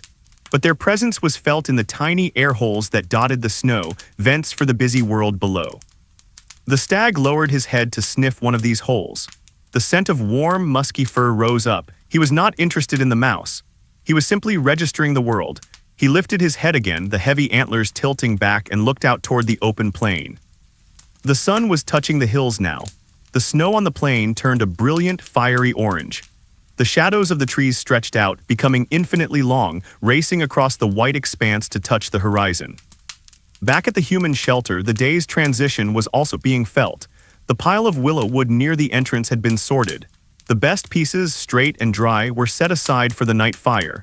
The smaller, knottier pieces were kept for quick heat. The humans had moved inside. The air in the cave was settling. The dust from the day's activity had drifted to the floor. The space felt smaller, more enclosed, as the light outside began to fade. One of the humans was attending to the water supply. In this frozen world, liquid water was a luxury that had to be manufactured. A large, irregular chunk of river ice sat in a hollowed-out wooden bowl near the fire. The ice was not clear like the icicles outside. It was cloudy, filled with tiny bubbles of ancient air and streaks of sediment. It was a piece of the river brought indoors. The human watched the ice. It was a slow process. The heat from the fire licked at the side of the block. The surface of the ice glistened, turning slick and wet. A single drop of water formed at the base of the block. It grew heavy, trembling for a moment, and then slid down into the bottom of the bowl. Drip. There was no sound, just the visual rhythm of the melting. Glisten, gather, slide. The pool of water at the bottom of the bowl grew imperceptibly. It was a patient harvest. The human reached out and rotated the bowl slightly, exposing a cold side of the ice to the warmth. The fire popped, a small, cheerful sound. The smell of the melting river water was distinct. It smelled of cold stone and minerals, a fresh, clean scent that cut through the wood smoke. The second human was preparing the evening meal. A haunch of meat, perhaps from a reindeer or a horse, was suspended over the fire on a green stick. The meat was dark and lean. It had been drying in the smoke for days, but now it was being warmed through. Fat from a small container was rubbed onto the surface, sizzling as it touched the hot meat. The fat dripped down into the fire, causing small flares of yellow flame to jump up. Sizzle, hiss. The aroma of roasting meat filled the cave. It was a primal, comforting smell. It triggered a deep biological response, the promise of satiety, the promise of survival. They sat close together, their knees almost touching. The proximity was practical, sharing body heat, but also social. In a world with so few people, the presence of another was the greatest comfort of all.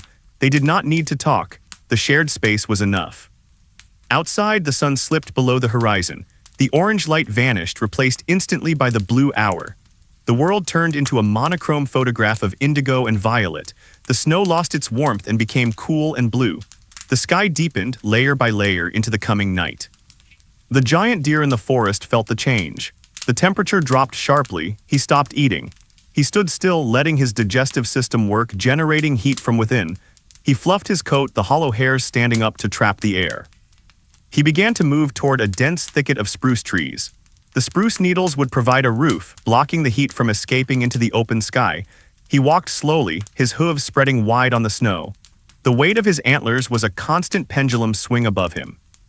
As he walked, he passed a pair of ravens roosting in a dead tree. They were black shapes against the dark blue sky. They were silent now, their heads tucked into their wings. They looked like dark fruit hanging from the branches. The stag did not look up. He knew they were there. Everything knew where everything else was. He reached the spruce thicket and pushed his way in. The branches brushed against his flanks, a soft swish. Inside it was darker, but the wind was gone. The ground was covered in a mat of dry needles. He turned around once, checking the wind direction, and then prepared to wait out the night. He did not lie down yet. He stood, a statue in the shadows, waiting for the true dark. Inside the cave, the meal was ready. The human took the meat from the fire. They used a flint knife to slice off strips. The meat was hot, steaming in the cool air. They ate with their fingers, careful not to burn themselves. The food was chewy, rich, and satisfying. They passed a skin of water between them. The water from the melting ice was cold and tasted of the river. It cooled the throat and settled the stomach. After eating, the pace of life slowed even further. There were no more chores, the wood was gathered, the water was melting, the belly was full. The human who had been melting the ice picked up a small object from a pouch. It was a flute, carved from the wing bone of a swan or a vulture. It was old, polished smooth by handling. There were 3 small holes drilled into the shaft. The human brought the flute to their lips. They did not play a melody in the modern sense. They blew a long, low note. It was a breathy, haunting sound. Woo-wo. The sound vibrated in the small cave. It was not music for an audience, it was music for the stone and the fire. They blew another note slightly higher. Wee. The notes hung in the air, overlapping slightly. It was a sound that mimicked the wind or the call of a bird. It was a way of bringing the outside world inside, tamed and quieted. The second human listened, eyes closed, head leaning back against the rock wall. The sound was a thread that tied the evening together. It was a signal that the day was truly done. The fire burned down to a steady, glowing bed of coals. The flames were low, licking lazily at the charred wood. The light was dim and red, creating a womb-like atmosphere. The corners of the cave were lost in shadow. Outside, the first stars appeared. The planet Venus shone like a lantern in the west, following the path of the sun. It was incredibly bright, piercing the twilight. The wind began to pick up again, a night breeze that flowed down from the glaciers. It soughed through the pine trees on the slopes, a sound like a distant ocean. It rattled the dry brush on the cliff face. But inside, the air was still. The flute player lowered the instrument. The last note faded away, leaving a silence that felt heavy and sweet. The humans began to prepare for sleep. They rearranged the furs, creating a soft nest. They took off their boots, massaging their feet to keep the circulation moving. They loosened their clothes. They lay down. The transition from vertical to horizontal was a relief. The spine decompressed. The muscles relaxed. The weight of the day slipped away. They pulled the heavy bear skins over them. The fur was coarse on the outside but thick and warm. It smelled of smoke and earth. It was a heavy cover, weighing them down, pressing them into the earth. One human reached out and placed a large, flat stone over the top of the fire pit, leaving only a small gap for air. This would bank the fire, keeping the coals alive until morning without burning through the fuel too fast. The light in the cave dropped to a faint, pulsing glow. In the darkness, the senses became sharper. The smell of the pine boughs under the bedding, the sound of the wind outside, the warmth of the body next to them. The mind drifted. Images of the day floated by like leaves on a stream. The orange sun, the clear ice, the taste of the meat, the sound of the flute. There was no anxiety about tomorrow. Tomorrow would be the same, the sun would rise, the cold would be there, the deer would stand in the forest, the ice would melt. It was a cycle of endless repetition, and in that repetition there was safety. The predictability of the ice age was its greatest comfort. Far away on the edge of the ice sheet, a block of ice the size of a mountain calved off into a frozen lake. The sound was a thunderclap that traveled for 50 miles. Boom. The sound reached the cave as a low vibration in the floor. The humans felt it, but they did not wake. It was just the earth settling. It was just the world being the world. The giant deer in the spruce thicket heard it too. His ear twitched. He shifted his weight to his other legs. He closed his eyes. The night deepened, the stars multiplied. The Milky Way unfurled its banner of light across the sky. Everything was in its place. The fire breathed softly, hiss, pop. The breathing of the humans slowed, in, out. The night settled in for the long haul. The night did not move quickly. It was a vast, heavy ocean of time that the world drifted through. The sun was gone, hidden deep beneath the curve of the earth, and the only light came from the billions of stars that clustered in the dome of the sky. The air was incredibly clear. Without moisture to blur the view, the stars did not twinkle, they burned with a steady, hard light. They were like holes punched in a curtain of black velvet, revealing a brilliant, cold fire behind. Far to the north, the great ice sheet lay in its eternal slumber. It was a continent of ice, a massive white blanket that covered the land for thousands of miles. It was not silent, though its movements were too slow for the eye to see. It was a river of solids flowing with the weight of centuries. In the depths of the glacier, the ice was blue. It was a deep, translucent sapphire color, compressed by the immense pressure of the snows above. Here, time was trapped. Bubbles of air from 10,000 years ago were held in suspension, tiny museums of an ancient atmosphere. Dust from distant volcanoes, pollen from long-dead flowers, all of it was locked in the ice, waiting. At the edge of this ice sheet, where the glacier met the open plain, the landscape was chaotic. Giant blocks of ice, some as large as houses, lay scattered across the ground. They were the debris of the slow collision between the ice and the earth. In the starlight, these blocks looked like ruins of a forgotten city, glowing faintly with a ghostly luminescence. Among these frozen ruins, a solitary figure moved. It was a woolly rhinoceros. The animal was a tank of muscle and fur, built low to the ground to conserve heat. Its silhouette was distinct, a massive humped shoulder, a low-hanging head, and two horns rising from its snout. The front horn was long and sweeping, a curved scimitar of keratin that extended nearly 3 feet. The second horn was smaller, a sturdy spike behind the first. The rhino moved with a swaying gait. Its legs were short and thick, buried in the fur of its belly. It did not step over the snowdrifts, it pushed through them. Its chest acted like the prow of a ship, parting the white waves. The sound of its passage was a low, heavy shush-shush, a sound of friction and weight. The animal was old. Its coat was a matted tapestry of reddish-brown hair, thick with the dust of the steppe and the mud of the summer wallows. Patches of lighter fur showed where the winter coat had grown in thickest. The rhino's eyes were small, hidden behind folds of skin and hair. It did not rely on sight, it relied on smell and sound. It stopped near a large boulder of ice. The wind swirled around the block, creating a pocket of relatively calm air. The rhino lowered its head. The tip of its long horn touched the snow. It began to sweep its head from side to side. Scrape, scrape. The horn was a tool.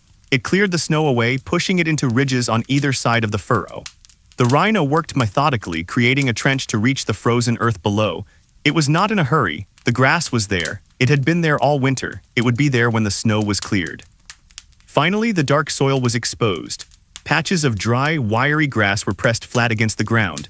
The rhino lowered its broad, square lip. It tore up a mouthful of the grass, roots and all. The sound of chewing was a rhythmic grinding, a millstone turning slowly in the dark. The rhino ate alone. It was a solitary creature, unlike the herds of mammoths or horses. It owned the space around it. The silence of the ice field was its companion. It did not fear the wolves. Its skin was like armor, its horn a deadly spear. It did not fear the cold. It was built for it. It simply existed, a master of its environment. Above the rhino, the Milky Way arched across the sky. It was a band of spilled milk, a river of light that divided the heavens. To the ancients, it might have looked like a path for spirits or a trail of smoke from a celestial fire. It was bright enough to cast a faint shadow on the snow, a soft, diffuse gray shadow that moved as the rhino moved. The temperature continued to drop. The cold was a physical presence, a tightening of the air. It squeezed the moisture out of everything. The stones cracked. The trees in the distant valleys split. But the rhino's breath was a warm cloud, a personal fog that wrapped around its face. Miles to the south, the human shelter was quiet. The stone placed over the fire pit had done its job. The heat was trapped, radiating slowly into the room. The coals beneath were glowing a dull, deep red, consuming the fuel with infinite slowness. The humans were deep in the sleep cycle. Their bodies were relaxed, heavy and limp under the furs. The mind of the dreamer was far away, perhaps walking in a sunlit valley or perhaps floating in a void of pure rest. In the corner of the cave, a small mouse ventured out. It had been waiting for the silence. It moved along the wall, a tiny shadow. Its whiskers twitched, feeling the air currents. It found a crumb of dried meat dropped during the evening meal. It sat up on its haunches, holding the prize in its front paws. It nibbled quickly, its small jaws moving at a blur. The mouse was part of the shelter's ecosystem. It lived in the cracks of the rock, benefiting from the warmth the humans created. It was a quiet tenant. It finished the crumb and scurried back into its hole, disappearing into the stone. Outside, the wind shifted. It began to blow from the east, bringing with it a subtle change in humidity. The air felt slightly softer. Clouds began to form on the horizon, low and dark. They were not storm clouds, but a blanket of stratus that would move in and trap the Earth's heat, raising the temperature slightly before dawn. On the frozen river, the ice was a landscape of its own. The wind had polished sections of it until they were like black glass. In other places, snow had drifted into dunes that looked like white waves frozen in mid-break. A snowy owl glided over the river. It was a ghost in the darkness. Its wings were silent, the leading edges of the feathers fringed to dampen the sound of the air. It flew low, just feet above the ice.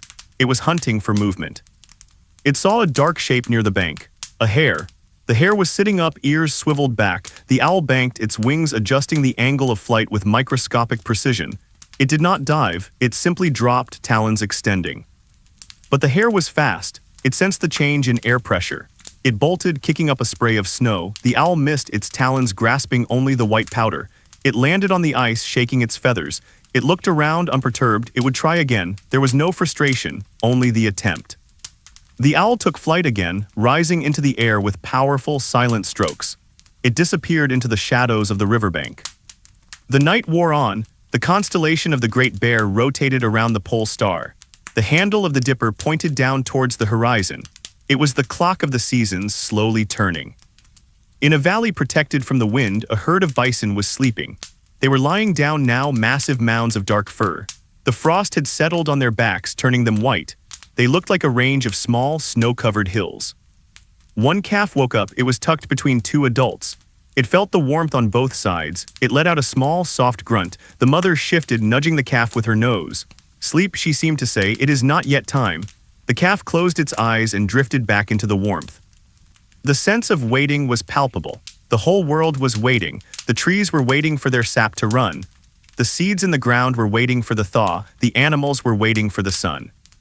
But it was not an anxious waiting. It was a state of dormancy, a conservation of energy. To rush was to die, to be slow was to survive. The clouds from the east continued to advance. They covered the stars one by one. The light on the snow dimmed. The sharp shadows softened and disappeared. The world became a uniform shade of dark gray. The wind died down completely as the cloud cover settled. The silence became even deeper. The sound of the rhino grazing miles away was gone. The sound of the owl was gone. There was only the sound of the blood in the ears. Back at the glacier, the movement of the ice continued. A crevasse opened deep within the sheet. It was a slow tearing, a fracture that ran for miles. The sound was muffled by the depth of the ice, a low groan that sounded like the earth itself was stretching. The woolly rhino stopped eating. It lifted its head, ears swiveling. It felt the vibration in the ground. It understood the language of the ice. It was a familiar sound, nothing to fear. It lowered its head and continued to chew. The chewing was a rhythm: grind, grind, swallow, grind, grind, swallow. The night was a container for these small rhythms.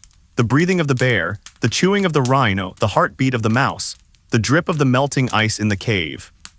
Together they made up the symphony of the Ice Age.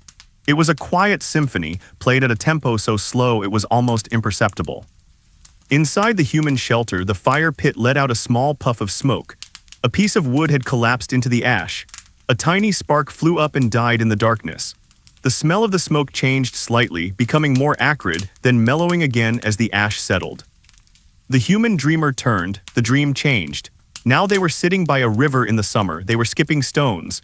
The stones made a plip-plip sound as they hit the water. The sun was hot on their back. The contrast between the dream and the reality was absolute, but the mind needed the dream to survive the winter. It was a fuel, just like the fat and the wood. The cloud cover was now complete. The sky was a low, solid ceiling. The temperature on the ground rose by a few degrees. It was still freezing, but the biting edge of the radiation chill was gone.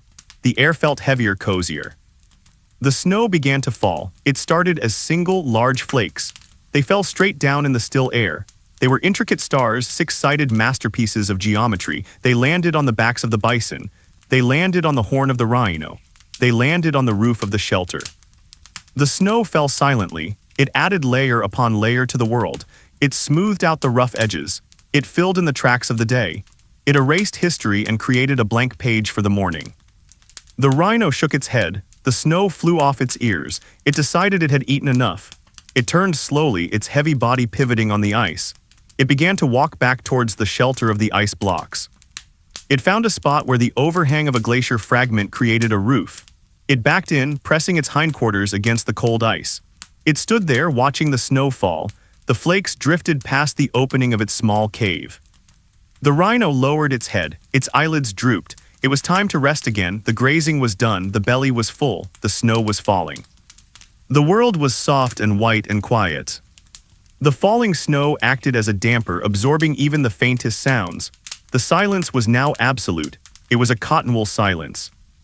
Inside the human cave, the silence was a comfort.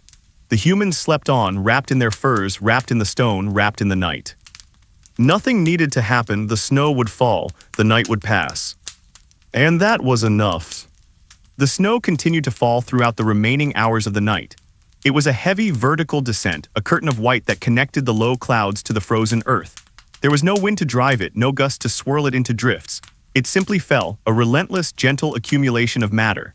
Millions of tons of water, crystallized into delicate hexagonal structures, were settling onto the landscape. The silence that accompanied this snowfall was profound. It was a dampening silence. The fresh snow absorbed sound waves, trapping them in the intricate lattice of air and ice. The usual cracks of the river ice were muffled. The groan of the distant glacier was swallowed. The world had been wrapped in a thick layer of insulation. On the branches of the spruce trees in the valley, the snow piled up.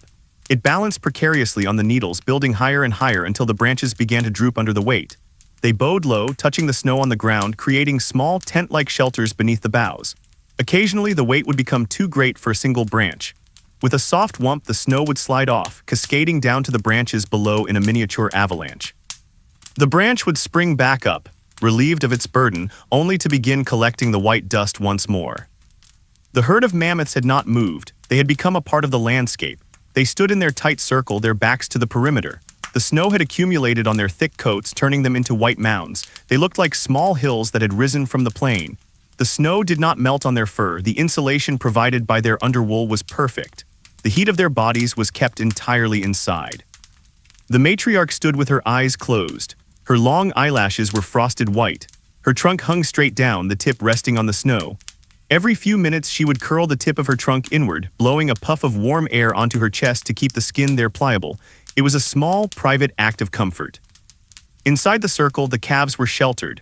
They were dry and warm, protected by the wall of adults and the roof of falling snow. They slept standing up, leaning against the massive legs of their mothers. The rhythm of the herd's breathing was slow and unified. It was a collective hibernation, a waiting game played against the weather. The light of the dawn arrived, but it was not the golden sunrise of the previous day. It was a slow, diffuse brightening of the gray sky. The sun was hidden behind the thick layer of stratus clouds. The world did not turn to color, it turned to a lighter shade of white. There were no shadows, only a flat, even illumination that made it difficult to judge distance or depth. In the human shelter, the change in the world was felt before it was seen. The acoustics of the cave had changed. The small sounds of the outside world, the wind, the birds were gone. The silence pressing against the hide flap was heavy. The human who had been sleeping nearest the entrance woke first. They sensed the difference in the light. It was dimmer than usual for this hour. They lay still, listening. There was no sound of wind. That meant snow. They sat up, wrapping the fur robe tighter around their shoulders. The air in the cave was cool. The fire had burned down to a faint warmth in the ashes. They moved to the entrance and pushed the flap aside. A wall of white greeted them. The snow had drifted up against the bottom of the opening, spilling inward across the stone threshold. Outside, the world had been erased. The familiar landmarks, the boulders, the bushes, the path to the river, were gone, smoothed over by a foot of fresh powder. The human stood there for a moment, breathing in the air. It tasted of moisture and ice. It was a softer air than the biting cold of the clear nights. It was humid and still. They scooped up a handful of the fresh snow. It was light and fluffy, compressing easily into a ball. They brought it to their mouth and ate it. It melted instantly, a burst of cold water. Turning back into the cave, the human let the flap fall. The decision was made without words. Today would be a day of staying inside. The world out there was for the snow. The world in here was for the fire. They moved to the hearth and began the morning ritual of reviving the flames. The process was slow and deliberate. Ash was cleared, tinder was placed, breath was given. The fire woke up, stretching its yellow limbs, pushing back the gloom. The second human stirred. They rolled over, blinking in the firelight. They looked at the entrance, then at the fire, and understood. A snow day, a day of rest. There was a relaxed atmosphere in the shelter. On clear days, there was a pressure to go out, to hunt, to gather, to make use of the light. But when the snow fell like this, the world said stop. The world said wait. They ate a simple breakfast of dried berries and smoked meat. They ate slowly, savoring the food. There was nowhere to be. After the meal, they settled into their tasks. The human who had been sewing the leggings picked up the work again. The rhythm of the needle resumed. Push, pull, tighten. The other human reached for a piece of antler. It was a section of reindeer horn, hard and dense. They began to carve it with a sharp flint burin. They were making a toggle, a fastener for a coat. They scraped the antler, curling off tiny ribbons of white material. Scritch, scritch. The work was quiet. It required focus but not exertion. It was a meditation for the hands. Outside, the snow continued to fall. It filled the tracks of the wolves. It filled the hole the mouse had made. It capped the stones in the river. On the plateau, the musk oxen were white ghosts. They had not moved an inch. They were patient beyond measure. They knew that moving would break the seal of warmth they had created, so they stood. They let the snow cover them. They became part of the drift. A raven sat in the top of a dead pine tree. It was fluffed up against the cold, looking like a black ball of feathers. It watched the snow fall. It shook its head occasionally to dislodge the flakes that landed on its beak. It gave a low croak, a sound that was instantly swallowed by the soft air. The raven was not hungry yet. It had eaten well on the carcass of a deer the day before. It could afford to wait. It tucked its head back into its wing and went back to sleep. In the shelter, the fire crackled. A piece of sap in the wood expanded and burst, a tiny explosion that made the humans look up. They smiled at each other, a small moment of connection. The human with the antler paused. They held the piece up to the firelight. It was beginning to take shape. It was smooth and rounded. They rubbed it with their thumb, feeling the texture. It was good. They reached for a piece of sandstone, a rough rock used for sanding. They began to rub the antler against the stone. Rub, rub, rub. The sound was soft and rhythmic, like the sound of the ocean or the sound of the wind in the grass. The hours passed. The light in the cave remained constant, a dim, cozy twilight. Time seemed to stretch out, becoming elastic. There was no morning or afternoon, only the present moment. The snow outside began to lighten. The flakes became smaller, drier. The heavy dump was tapering off. The clouds were lifting slightly. The human who was sewing finished the leggings. They bit the sinew thread to cut it. They held the garment up, inspecting it. It was strong. It was warm. It was a good thing to have made. They folded it carefully and placed it with the other clothes. They stretched their arms, feeling the stiffness in their back. They stood up and walked to the entrance again. They pushed the flap aside. The snow had stopped. The world was transformed. It was a pristine, untouched sculpture of white. The light was brighter now. The sun was trying to break through the clouds. A single shaft of sunlight pierced the overcast, illuminating a patch of snow on the opposite hill. It sparkled like a field of diamonds. The light moved slowly across the valley floor as the clouds shifted. It was a spotlight highlighting the beauty of the new snow. The human watched the light move. They felt a sense of awe. This world was harsh, yes, but it was also incredibly beautiful. It was a privilege to witness it. They stepped back inside. The fire needed wood. They added a log. The second human put down the antler toggle. It was finished. It was a simple object, but it was perfect for its purpose. They placed it in a small leather pouch. They looked at the fire. They looked at the food supply. They looked at the walls of the cave. They were safe. They were warm. They were together. The afternoon wore on. The sun finally broke through the clouds completely. The sky turned a brilliant, hard blue. The snow was blindingly white. The temperature began to drop again as the cloud cover vanished. But inside the shelter, the heat held. The stones were warm, the air was still. The humans lay down on the furs for a nap. It was a luxury to sleep in the middle of the day. But why not? The work was done. The snow had stopped them from traveling. The body said rest, so they rested. They drifted into a light sleep, lulled by the warmth and the silence. Outside, the mammoth herd began to stir. The matriarch shook herself. A massive cloud of snow flew from her back, creating a localized blizzard. She took a step, breaking the crust. The others followed suit. They shook their heads, their ears, their trunks. The white mounds turned back into brown giants. They began to move, pushing through the deep snow. It was hard work, but they were strong. They used their tusks to sweep the snow aside, looking for the grass that lay buried beneath. The sound of their movement was a soft, crunching rumble. It was the sound of the world waking up again. The raven took flight, soaring over the white valley. It called out, a loud, echoing caw. This time the sound traveled far, bouncing off the cliffs. The Ice Age day continued. The cycle of storm and calm, of dark and light, of waking and sleeping. Nothing needed to happen. The snow had fallen. The snow had stopped. The life went on. And in the quiet of the cave, the humans slept, dreaming of the sun. The night deepened into a profound stillness. The temperature dropped steadily, the mercury falling far below zero. The air was so cold it seemed to have a physical weight pressing down on the snow-covered plains. The moisture in the atmosphere had frozen out completely, leaving the air dry and incredibly clear. Sound traveled for miles.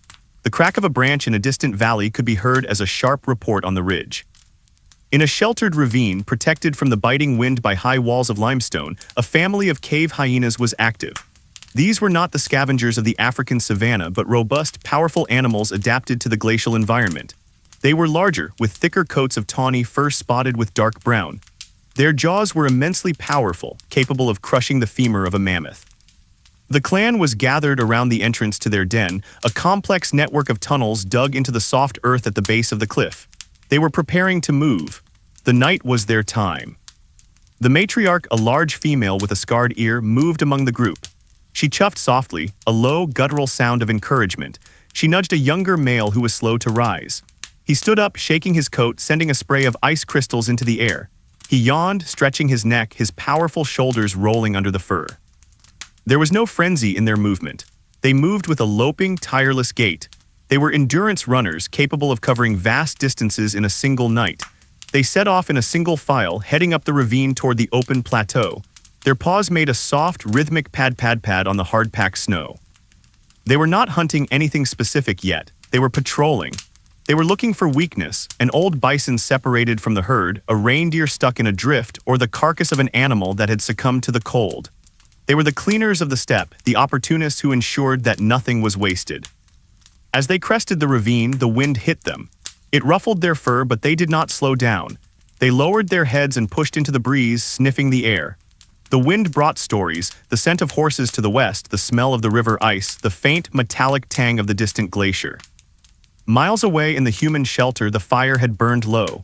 The cave was dark save for the faint red glow of the embers. The air was cool but stable. The humans slept deeply, their bodies heavy under the mounds of furs. One of the humans dreamed. In the dream, they were standing in a forest of tall pines. The sun was hot, smelling of resin and needles. A bird was singing, a complex, melodious song that did not exist in the winter world. The dreamer smiled in their sleep, a small movement of the lips. Outside the shelter, a small drama was playing out in the snow. A shrew, tiny and frenetic, was tunneling through the subnivean zone, the layer of loose, granular snow just above the ground. It was a world of constant darkness and constant motion. The shrew had to eat every few hours to fuel its raging metabolism. It scuttled along a tunnel it had made, its nose twitching. It found a dormant beetle larva curled in the soil. It attacked with ferocious speed, devouring the larva in seconds. Then it moved on, a tiny engine of life burning hot in the frozen earth. Above the snow, a fox listened. It tilted its head, hearing the faint rustle of the shrew beneath. But the snow was too deep here, the crust too hard. The fox moved on, its paws light on the surface. The moon rose late. It was a waning gibbous, a misshapen pearl in the sky. It cast a weak, watery light over the landscape. The shadows it created were soft and undefined. On the river, the ice groaned. A large crack propagated down the center of the channel, a stress fracture caused by the expanding ice. The sound was a deep, resonant boom that echoed off the canyon walls. The hyenas on the plateau heard it. They stopped, ears pricking forward. They recognized the sound. It was the river speaking. It meant the ice was shifting, perhaps opening up leads of water where a thirsty animal might be vulnerable. They turned their course slightly, heading toward the river valley. Back in the cave, the sound of the ice crack reached the sleepers as a vibration in the floor. The human who was not dreaming shifted, murmuring something unintelligible. They pulled the bare skin higher, burying their nose in the fur. The scent of the cured hide was comforting. It smelled of smoke and safety. The night wore on, the stars wheeled overhead. The constellations of the winter sky, Orion, Taurus, the Pleiades, marched across the zenith. In a thicket of dwarf birch, a ptarmigan was sleeping. It was buried in a snow roost, a hole it had plunged into from the air to escape the cold. It was completely hidden. Only a small disturbance in the snow marked its resting place. Inside the hole, the temperature was just below freezing, far warmer than the 30 below outside. The bird was a ball of white feathers. Its feet were feathered too, acting like snowshoes. It slept with its head tucked under a wing, breathing the warm air trapped in its plumage. It was safe. It was warm. It was waiting for the light. The silence of the night was not empty, it was full of potential. It was the pause between the beats of a heart. The hyenas reached the edge of the river valley. They stopped on a bluff, looking down. The river was a ribbon of black and white below them. They saw nothing moving on the ice. The reindeer had passed hours ago. The wolves were elsewhere. The matriarch sniffed the ground. She found the track of the snowy owl's failed strike, the hole in the crust, the marks of the wings. She sniffed it thoroughly, reading the story of the hunt. Then she lifted her leg and marked the spot. "We were here," she said to the world. "This is our place." The clan moved on, descending the slope with easy, sliding steps. They reached the riverbank and trotted out onto the ice.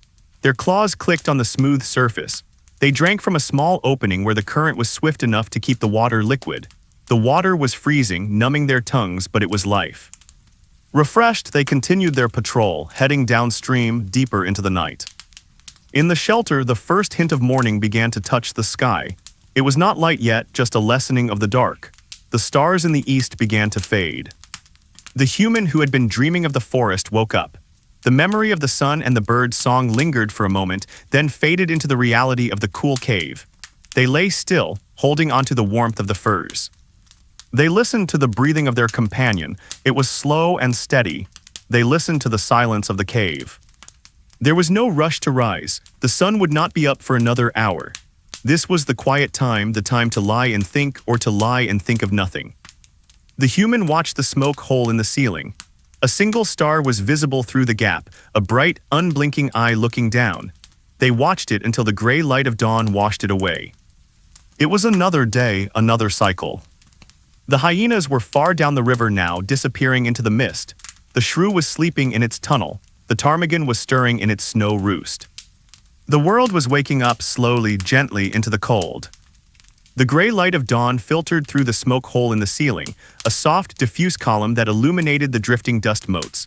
The star that had been watching was gone, washed away by the returning sun. Inside the shelter, the air was cool and still. The heat from the night fire had dissipated into the stone, leaving only a memory of warmth. The human who had been awake for some time finally moved. They sat up slowly, the heavy furs sliding down to their waist. The cold air touched their skin immediately, a sharp reminder of the world outside. They reached for their tunic, a garment of soft deerskin, and pulled it over their head.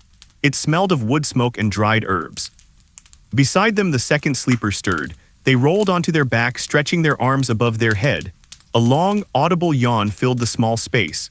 It was a sound of comfort, of a good night's rest. They rubbed their eyes and sat up, wrapping a blanket around their shoulders. There was no need for words. The morning routine was a silent dance they both knew perfectly. The first human moved to the hearth. They raked the ashes aside with a stick, revealing the faint, red pulse of the coals beneath. They added a handful of dry moss and bent low, blowing gently. Puff and puff. The ash flew up in a small cloud. The coals glowed brighter. The moss began to smoke, a thin gray wisp curling upward. Then with a soft whoosh, a flame appeared. It was small and yellow, dancing in the draft. Twigs were added, then larger branches. The fire crackled, shaking off the lethargy of the night. The light in the cave shifted from cold gray to warm orange. Outside, the sun had cleared the horizon. It was a pale, white sun today, shining through a thin veil of high clouds. The light was flat and even, casting almost no shadows. The world looked like a drawing in white chalk on gray paper.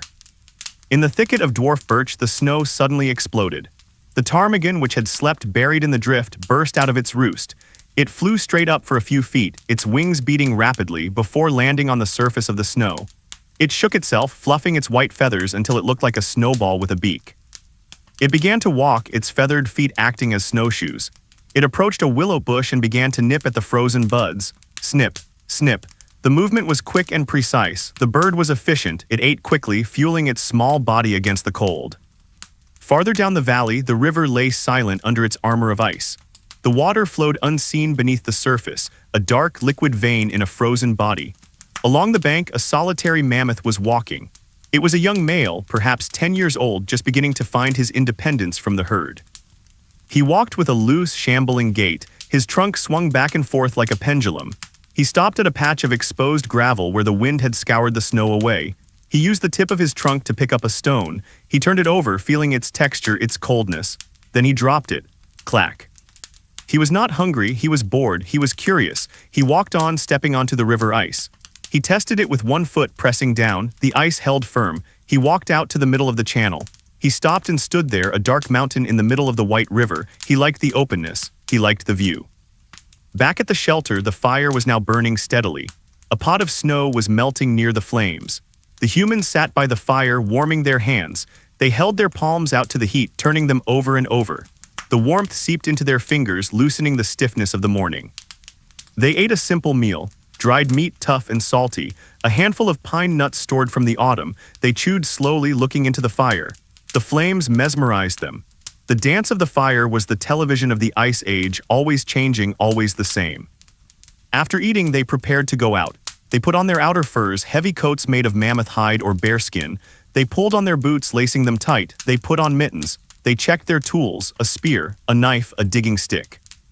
They stepped out of the shelter into the day. The air was calm, there was no wind, the silence was absolute. It was a heavy, insulating silence that seemed to dampen every sound. Their boots crunched loudly on the snow. Crunch, crunch. They walked down the slope towards the river. They were not hunting. They were checking a line of snares set for hares the day before. It was a routine chore. They walked in single file, stepping in the tracks they had made on previous days. The path was a packed trench in the snow, winding through the scrub brush. They reached the first snare. It was empty, the loop of sinew hung limp. The snow around it was undisturbed. The human knelt down and adjusted the loop slightly, making sure it was open. They stood up and moved on. The second snare was also empty, and the third, it did not matter. The snares would catch something eventually. Patience was the primary tool of survival. They reached the edge of the riverbank. They saw the young mammoth standing on the ice. They stopped. They watched him. He was huge even for a youngster. His tusks were just beginning to curve. His coat was shaggy and dark. The mammoth sensed them. He turned his head, his small ears flapping once. He raised his trunk, sniffing the air. He smelled the humans' smoke and leather. He did not panic. He simply watched them. They were small. They were far away. They were not a threat. The humans watched the mammoth. There was a mutual respect, acknowledging the presence of the other. The mammoth turned back to looking down the river. The humans continued their walk along the bank. The sun climbed a little higher. The clouds thinned enough for a patch of blue sky to appear. A shaft of sunlight hit the snow, making it sparkle. They found a spot where the wind had exposed a patch of dry grass. They stopped to gather it. They pulled the grass up in handfuls, stuffing it into a woven bag. This grass would be used for insulation in their boots or for bedding. It was dry and warm. The work was rhythmic, bend, pull, stuff, bend, pull, stuff. A raven flew over them, its wings making a whoosh-whoosh sound in the quiet air. It circled once, checking to see if they had food, then flew on towards the cliffs. The morning passed slowly. There was no urgency. The sun moved across the sky, the shadows shifted. The cold remained constant. The humans finished filling the bag. They stood up and stretched. The view from the riverbank was expansive. They could see for miles, white hills, gray sky, dark rocks. It was a landscape of immense scale. They turned back towards the shelter. The walk back was uphill. They moved steadily, finding a pace that did not make them sweat. Sweating was dangerous in the cold. It made the clothes damp, so they walked slow. They reached the shelter as the sun began to dip past its zenith. They went inside. The warmth of the cave embraced them. They took off their outer furs. They sat by the fire again. They drank water from the melting pot. It was cool and fresh. The rest of the day stretched out before them. There was nothing that needed to be done. They could sleep. They could talk. They could work on a tool. One human picked up a piece of flint and a piece of leather. They began to sharpen the knife. Scrape, scrape. The sound was quiet and repetitive. The other human lay back on the furs, closing their eyes. They listened to the scraping sound. It was a sound of home. The mammoth on the river finally moved. He walked slowly to the far bank and climbed up into the trees. He vanished into the forest. The river was empty again. The peace of the afternoon settled in. The fire popped. The smoke drifted. The world outside waited. It was a good day, a quiet day.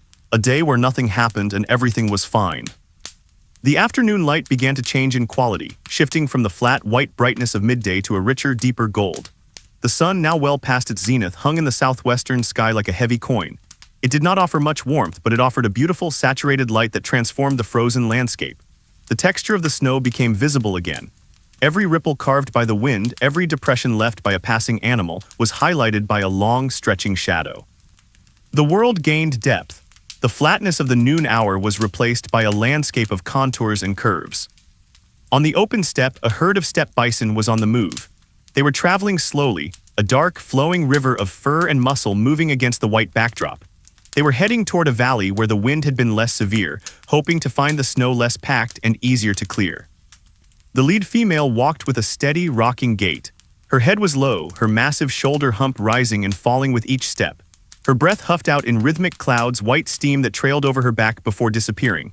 Her coat was thick and woolly, a deep chocolate brown that looked almost black in the contrast of the snow. Ice crystals clung to the long hairs of her beard and the shaggy fur on her forelegs. The herd followed her in a loose column. They did not crowd each other. They maintained a comfortable distance, each animal stepping into the broken trail of the one before it. The sound of their passage was a low, muffled rumble. Crunch, drag, crunch, drag. Their hooves were broad and heavy, designed to carry their immense weight over the uneven ground. A calf born the previous spring and now nearly as tall as its mother's shoulder walked close to her flank. It had lost its reddish baby coat and now wore the dark brown of the adults. It walked with the same serious determination, its head down, its eyes watching the placement of its mother's hooves. There was no playfulness now. Energy was too precious. There was only the walk. The bison passed a solitary boulder, a glacial erratic left behind by the ice sheet thousands of years ago.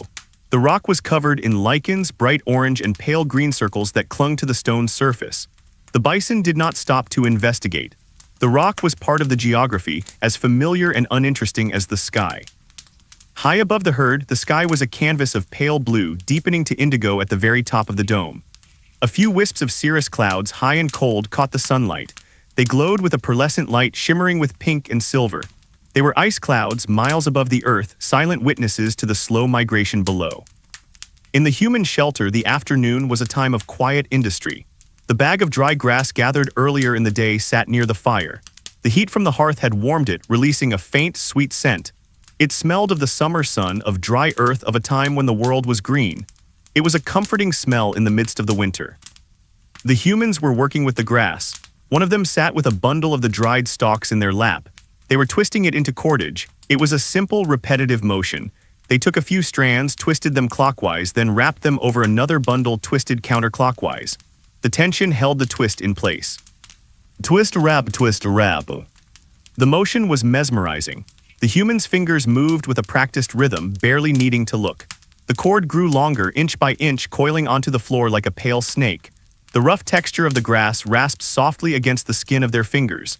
The sound was a dry whisper in the quiet cave. The second human was tending to the fire. They were arranging the coals, banking them up against a large backlog of slow-burning spruce. They moved the stones around the edge of the hearth, creating a flat surface to warm a piece of leather.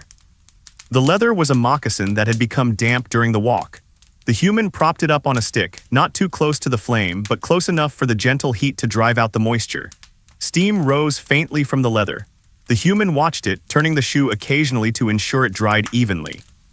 The atmosphere in the shelter was thick with peace. There was no urgency to the work. If the cord was not finished today, it would be finished tomorrow. If the shoe dried slowly, that was fine.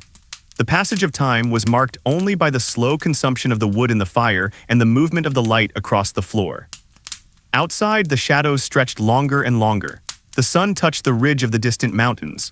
The snow on the peaks turned a brilliant, fiery rose color. It was the alpenglow, a brief period of intense beauty before the light failed. In a rocky ravine not far from the bison herd, a wolverine woke up. It was a solitary creature, stocky and muscular, with a thick coat of glossy, dark brown fur. It had been sleeping in a den under the roots of a fallen tree. It stretched, extending its claws, its back arching. The wolverine crawled out of its den and sat in the snow. It blinked its small, beady eyes against the glare of the setting sun. It sniffed the air. It smelled the bison. It smelled a fox that had passed by an hour ago. It smelled the cold iron scent of the coming night. The wolverine was not a frantic hunter. It was a persistent one. It began to move across the snow with a loping, bounding gait. It looked like a small bear rolling over the terrain. It was heading towards the scent of the bison, not to attack the herd, but to see if they left anything behind: a weak calf, a sick elder. It was checking the opportunities. It crested a rise and stopped. It stood on its hind legs for a moment, getting a better view. The landscape was empty except for the dark line of the bison miles away. The wolverine dropped back to all fours and continued its patrol. It moved with a confidence that came from having no natural enemies. It was a master of its world. The sun slipped below the horizon. The rose light on the mountains faded to violet, then to a cold steel blue. The blue hour settled over the land. The temperature began to plummet. The snow surface, which had softened slightly in the direct sun, began to harden instantly. A crust formed, sealing the soft powder beneath. Back in the shelter, the light grew dim. The human making the cord stopped. It was too dark to see the fine fibers. They coiled the finished rope and set it aside. They brushed the stray bits of grass from their lap into the fire. The dry stalks flared up with a sudden bright light, burning quickly and leaving behind delicate skeletons of white ash. The humans sat together in the twilight of the cave. The fire was the only source of light now, a warm, pulsing heart in the center of the room. It cast deep, moving shadows that danced on the walls. The rock face seemed to breathe with the light. They listened to the wind picking up outside. It started as a low moan, vibrating through the cracks in the cliff face. Then it grew louder, whistling past the entrance flap.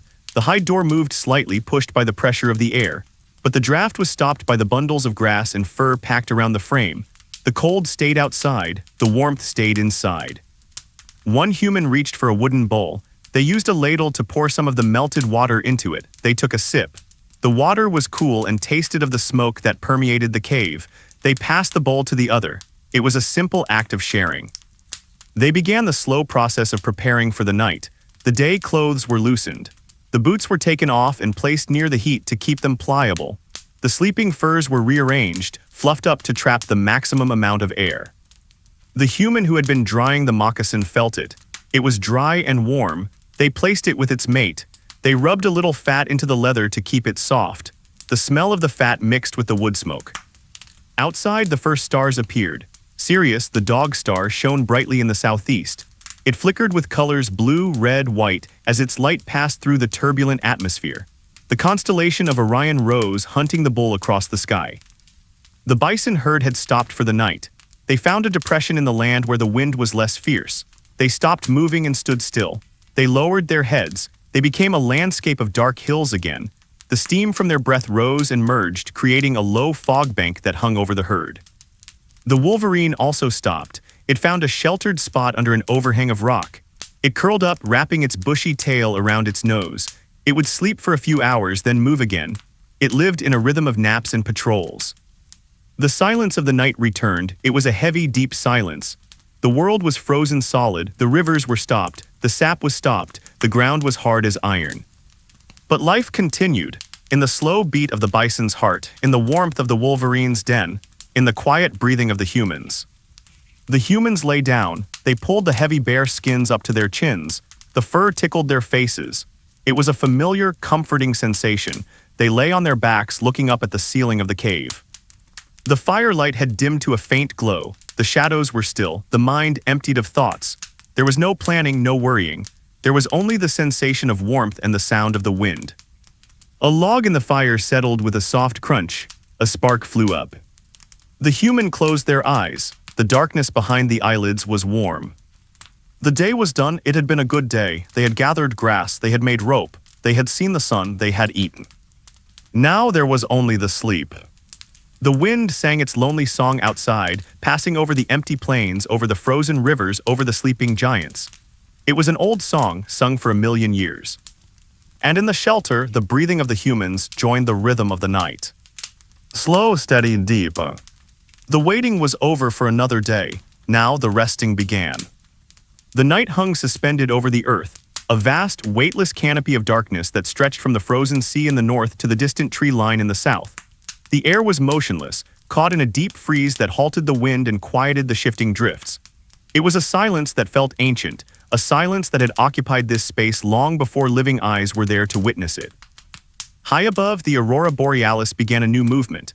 It was not a sudden flare, but a slow unfurling of light, like ink drifting through clear water. Great ribbons of pale green detached themselves from the northern horizon and drifted toward the zenith. They moved with a silent, hypnotic fluidity, folding over one another, thinning out to transparency and then brightening again to a vivid emerald. The light from the aurora washed over the snow-covered plains. It changed the color of the world. The stark white of the snow became a soft, glowing green. The dark shadows of the rocks and the scrub brush took on a strange, deep forest hue. The world looked like it was underwater, submerged in a sea of cold light. On a high ridge exposed to the sky, a solitary cave lioness sat. She was awake. While the rest of her pride slept in the shelter of a cave miles away, she had chosen to remain out. She was not hunting, she was simply watching. Her coat was thick and pale, blending perfectly with the limestone rocks and the dry grass. In the strange light of the aurora, she looked like a spirit, a statue carved from mist and stone. She watched the lights moving in the sky. Her amber eyes tracked the slow drift of the green curtains. She did not understand them, but she did not fear them. They were part of the night, just like the moon and the stars. She blinked slowly, her heavy eyelids lowering and raising with a languid grace. The cold was intense, but she was impervious to it. Her fur was dense, a double coat that trapped her body heat so effectively that the snow beneath her paws did not melt. She crossed her front paws, resting her chin on them. She was a monument of patience. She had nowhere to be. The night was long, and she was content to let it pass. Below her in the valley, the river was a black scar winding through the luminous snow. The ice was thick and opaque, covered in patches of wind-blown powder. Under the ice, the water continued its journey to the sea, flowing silently in the dark. Deep within a snowdrift near the riverbank, a different world existed. This was the subnivean zone, the space between the ground and the snowpack. Here, the temperature was constant, hovering just below freezing, protected from the bitter chill of the air above. It was a humid, quiet world smelling of damp earth and decaying grass. A tundra vole moved through this hidden network. It ran along a tunnel it had chewed through the grass stems. The walls of the tunnel were made of pressed snow, translucent and blue. The vole was small, a round ball of fur with tiny ears and short legs. It moved with a busy, purposeful energy.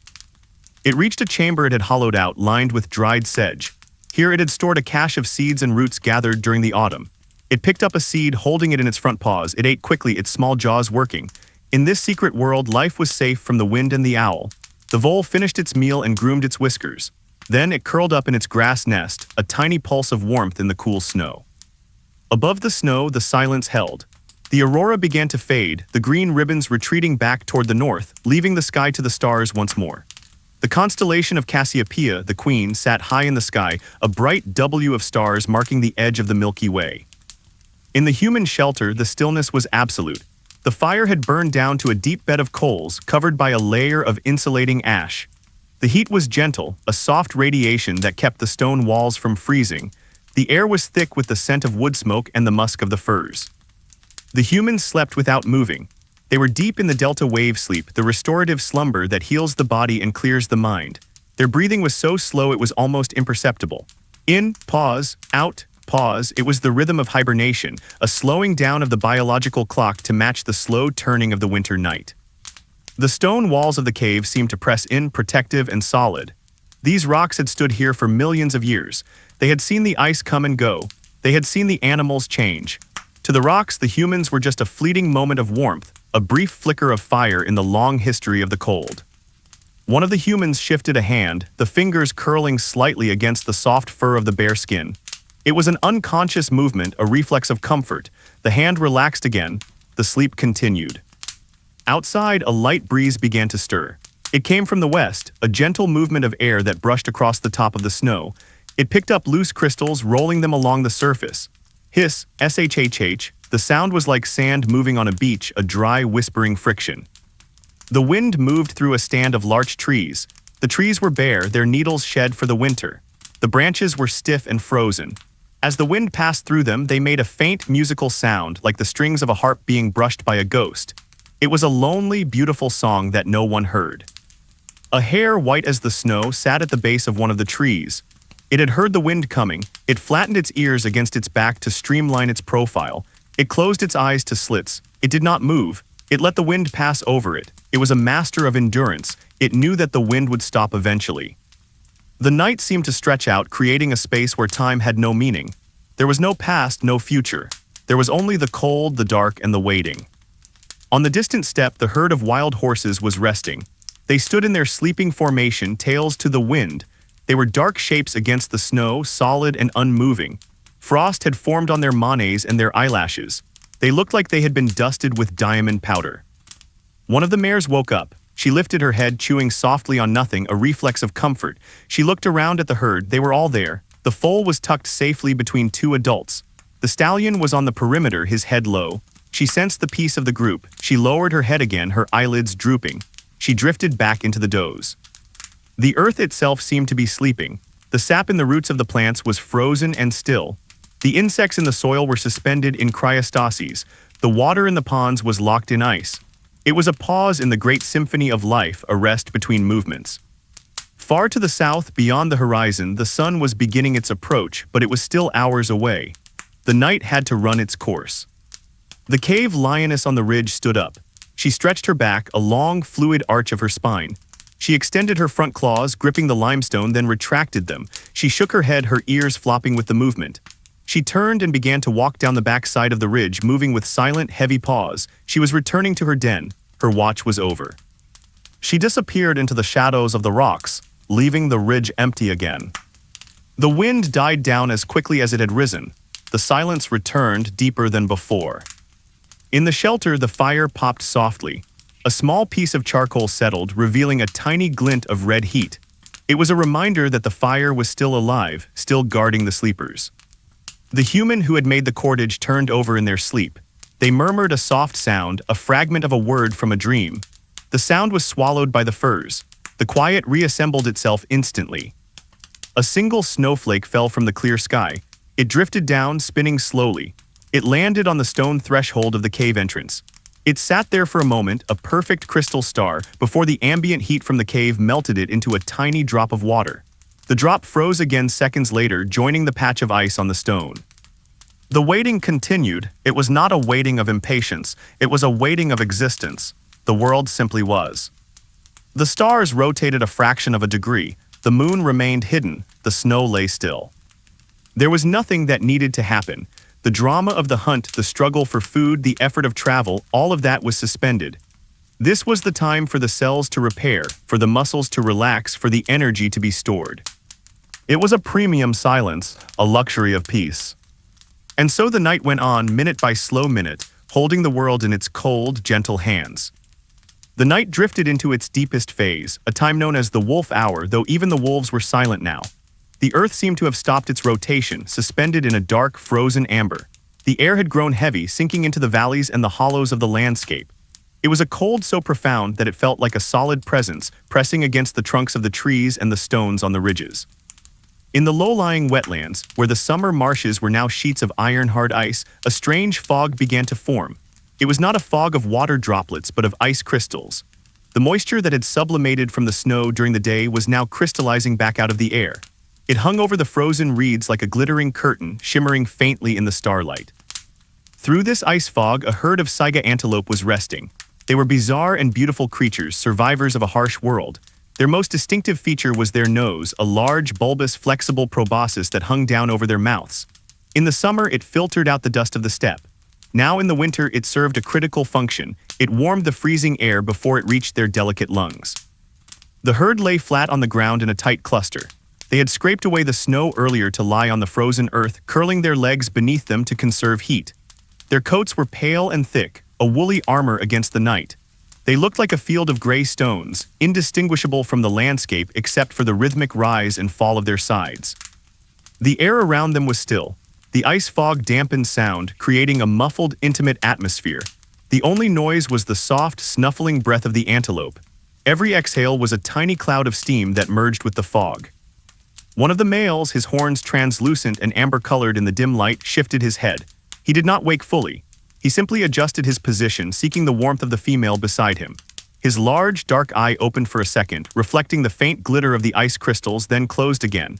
The herd was a single entity of warmth, a biological furnace burning slowly through the night. Miles to the north, near the edge of the Great Glacier, the silence was different. Here, the wind never truly stopped. It flowed down from the ice sheet, a heavy katabatic breeze that carried the scent of ancient ice. It scoured the snow, polishing the surface until it shone like porcelain. In the lee of a massive erratic boulder, a woolly rhinoceros stood. It had not moved for hours. It was in a state of torpor, a deep metabolic rest that allowed it to withstand the bitter cold without expending energy. Its head hung low, the massive front horn almost touching the snow. The horn was a record of its life, marked with scratches and grooves from years of sweeping snow and fighting rivals. The rhino's coat was a fortress. The outer hair was long and coarse, matted with mud and ice. Beneath it, the dense underwool trapped a layer of warm air next to the skin. The cold wind flowed over the rhino's back, but it could not penetrate the insulation. The animal was a warm island in a cold sea. A small bird, a snow bunting, had found shelter in the thick fur on the rhino's flank. It was tucked deep into the hair, sharing the giant's warmth. The rhino did not mind. In this world, life clung to life. The bird slept soundly, a tiny passenger on a living mountain. Back in the human shelter, the fire had burned down to its lowest point. The flames were gone. Only the core of the log remained, a glowing cylinder of charcoal buried deep in the white ash. It pulsed with a faint red light like a slow heartbeat. The temperature in the cave had dropped, but it was still comfortable.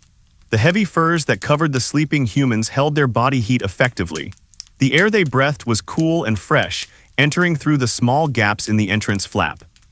The humans were motionless. Their sleep was dreamless now, a dark, restful void where the mind repaired itself. The events of the day, the snow, the fire, the crafting, were filed away into memory. The muscles that had gathered wood and scraped hides were relaxed and loose. On a ledge of rock near the ceiling, the tools of their lives rested. The flint knife, its edge sharp and ready, the bone needle stuck into a piece of leather, the coil of grass rope. In the dim light, they looked like artifacts in a museum, waiting for the hands that gave them purpose. The passage of time in the cave was marked only by the slow cooling of the stones. The rock walls, which had absorbed the heat of the fire all evening, were now radiating it back into the room. It was a gentle thermal exchange that kept the frost at bay. Outside, the constellation of Orion began to dip towards the western horizon. The hunter was ending his nightly chase. The stars seemed to burn with a colder, harder light as the night wore on. The Milky Way had rotated, shifting its angle across the sky. On the frozen river, the ice was expanding. The temperature had dropped another degree, causing the water molecules to align into a rigid lattice. This expansion created pressure ridges, jagged lines of ice that were pushed up from the surface. A new ridge formed with a low, grinding sound grow on crack. The sound traveled up the river valley, echoing off the cliffs. It reached the ears of a pack of wolves sleeping on a ridge. The alpha male's ear twitched. He did not wake, but his brain registered the sound. Ice, it said, not a threat. He slept on. Nearby, a wolverine was moving. It was the only thing awake in this sector of the valley. It trotted along the riverbank, investigating the new pressure ridge. It sniffed the broken ice, looking for anything that might have been trapped or exposed. It found nothing but cold water and sharp edges. It moved on, its wide paws spreading its weight over the snow. The wolverine was a solitary wanderer. It did not need a herd, it did not need a pack. It was self-sufficient, a master of the winter world. It stopped to scratch its ear, then shook its body, sending a ripple through its dark fur. It looked up at the stars for a moment, then continued its patrol, disappearing into the shadows of the willows. The night felt endless, but it was not stagnant. It was a time of subtle changes. The frost grew thicker on the branches of the trees. The snow crust hardened. The heat in the earth migrated slowly upward, only to be trapped by the snowpack. In a hollow beneath a fallen spruce tree, a bear was hibernating. It was a smaller bear than the giant cave bear, a brown bear. It lay curled in a tight ball, its nose tucked into its belly. Its breathing was so slow it seemed to have stopped altogether. Inhale, a long pause of nearly a minute, exhale. The bear's heart beat only a few times a minute. It was existing on the edge of life, suspended in a biological stasis. It was burning its fat reserves, consuming the salmon and the berries of the previous summer. In its sleep, it was digesting the sun of a season long past. The silence of the forest around the bear was absolute. The snow muffled everything. The trees stood like sentinels, their branches weighed down by white burdens. There was no wind here in the deep woods, just the stillness of the trees waiting for spring. Back on the open plain, the saiga antelope herd began to stir slightly. The cold had penetrated the outer layer of their huddle. A few animals on the perimeter stood up, shaking the frost from their backs. They moved to the center of the group, pushing gently until the warm animals in the middle moved to the outside. It was a slow, polite rotation. Everyone took a turn in the cold, everyone took a turn in the warmth. Once the rotation was complete, the herd settled down again, the breathing synchronized, the steam rose, the ice fog swirled around them, closing them in. The moon had set hours ago. The darkness was total save for the starlight. The snow reflected what little light there was, creating a ghostly, grayscale landscape. In the human shelter, the fire pit gave a small pop. A stone heated by the coals had cracked. The sound was loud in the quiet cave. One of the humans sighed in their sleep. They rolled onto their side, pulling the furs tighter. The movement was slow and heavy. They were comfortable, they were safe. There was no reason to wake. The mind of the sleeper drifted. A fragment of a dream appeared, the face of a child, the taste of fat, the feel of the sun on the face. Then it dissolved back into the dark. The waiting continued. The night was a bridge between the days, a long, quiet crossing that every living thing had to make. The earth turned, the stars watched, the cold held. And in the silence, there was a profound peace, a sense that everything was exactly where it was supposed to be. There was nothing to do, there was nowhere to go. Just the snow, just the dark, just the sleep. The constellation of the Great Bear had wheeled low in the northern sky, its tail pointing down toward the jagged silhouette of the ice sheet. The night had entered a phase of profound suspension, a deep, silent hollow between the hours of the wolf and the hours of the dawn. It was a time when the earth seemed to pause in its rotation, holding its breath before the slow climb toward the morning. On a rocky promontory overlooking a narrow, frozen valley, a shape detached itself from the shadows. It was a Eurasian lynx, a creature of stealth and silence. It was not a large animal compared to the lions or the bears, but it was a master of the winter forest. Its coat was thick and plush, a pale smoky gray that was dappled with faint, darker rosettes. The fur was so dense that the animal's outline appeared soft and blurred, like a figure seen through a mist. The lynx sat down on the cold stone. Its paws were enormous, disproportionately large for its body. They were natural snowshoes, broad and covered in thick fur that allowed it to walk on top of the deep snow without sinking. It placed its front paws together neatly, sitting with the upright posture of a domestic cat but with a wild, primal dignity. Its most distinctive features were the tufts of black hair that stood up from the tips of its ears. These tufts were sensitive to the slightest movement of the air, acting as antennae for the wind. The lynx twitched one ear, rotating it toward the sound of a falling pinecone 100 yards away. It did not turn its head. The sound was identified, categorized, and dismissed. The animal's eyes were large and yellow, with pupils that could expand to drink in the faintest starlight. It blinked slowly. There was no prey in sight, and it was not actively hunting. It was simply occupying its territory, a silent sentinel in a landscape of white and gray. The air around the lynx was still. There was no wind on this side of the valley. The frost that had formed on the whiskers of the cat remained undisturbed. The lynx lowered its head and began to groom its shoulder. The rough tongue moved over the fur with a rhythmic rasping sound. Lick, lick, lick. It was a moment of mundane self-care in the middle of the frozen wilderness. Below the ridge, the forest of larch and spruce was a study in vertical lines. The trunks were dark pillars supporting a ceiling of white. The snow lay heavy on the branches, dampening every sound. In the deep shade of the trees, the temperature was slightly warmer than on the open ridge, but only by a degree or two. A red squirrel was asleep in a dray, a nest built high in the fork of a spruce tree. The nest was a ball of woven twigs and moss lined with grass and fur. Inside, the squirrel was curled into a tight circle, its bushy tail wrapped over its nose. It was in a state of torpor, its body temperature lowered to conserve energy. It did not dream of nuts or climbing, it simply existed in the dark, warm center of its nest. The silence of the forest was not empty, it was dense. It was a silence that had weight, it pressed against the eardrums. It was the sound of millions of trees standing still, of tons of snow resting on the ground, of the air itself freezing. Back in the human shelter, the fire had finally died. The red glow of the coals had faded to a dull, gray warmth. The stone that covered the pit was still warm to the touch, releasing the last of the stored heat into the cave. The air was cool now, crisp and clean.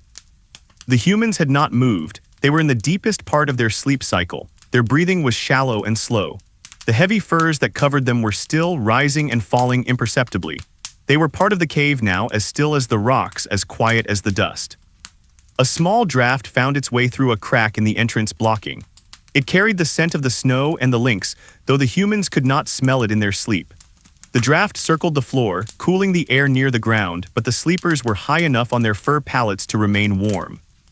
The darkness inside the cave was absolute. If eyes were open, they would see nothing. It was a sensory deprivation tank, a place where the mind could completely disconnect from the demands of the world. Miles away on the windswept steppe, the herd of mammoths continued their vigil. They had not moved from their defensive circle. The snow had stopped falling, but the wind had picked up slightly, blowing the loose powder into swirling skiffs that danced around the massive legs of the giants. The matriarch shifted her weight. Her joints popped, a deep, resonant sound that was felt more than heard by the others. She was tired, but her patience was infinite. She knew the rhythm of the night. She knew that the sun would return. Her trunk was resting on the tusk of her neighbor. It was a gesture of connection, a silent communication. I am here, you are here, we are together. The other mammoth rumbled softly in response, a low-frequency vibration that traveled through the ground. The calves in the center of the circle were sound asleep. They were leaning against each other, a pile of warm, fuzzy bodies. They were safe. The wall of adults was a fortress that no predator could breach and no wind could penetrate. The moon, which had been absent for hours, began to rise again. No, it was a trick of the light. A moon dog, A. Paracelini, appeared briefly on the horizon, a reflection of light from a moon that was still hidden. It was a ghostly patch of light fading as quickly as it had appeared. The lynx on the ridge finished grooming. It sat up straight again, looking out over its domain. It let out a soft huff of breath. The steam cloud hung in the air for a moment, a perfect sphere, before drifting away. The cat stood up. It stretched its front legs forward, bowing down, its claws extending into the snow. It arched its back. It shook its hind leg.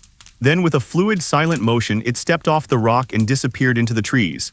It left behind only a set of round, perfect tracks in the snow. The night moved on. The stars shifted another degree.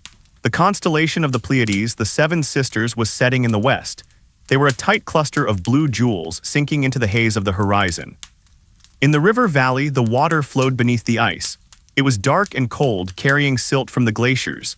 Fish moved in the depths, slow and lethargic.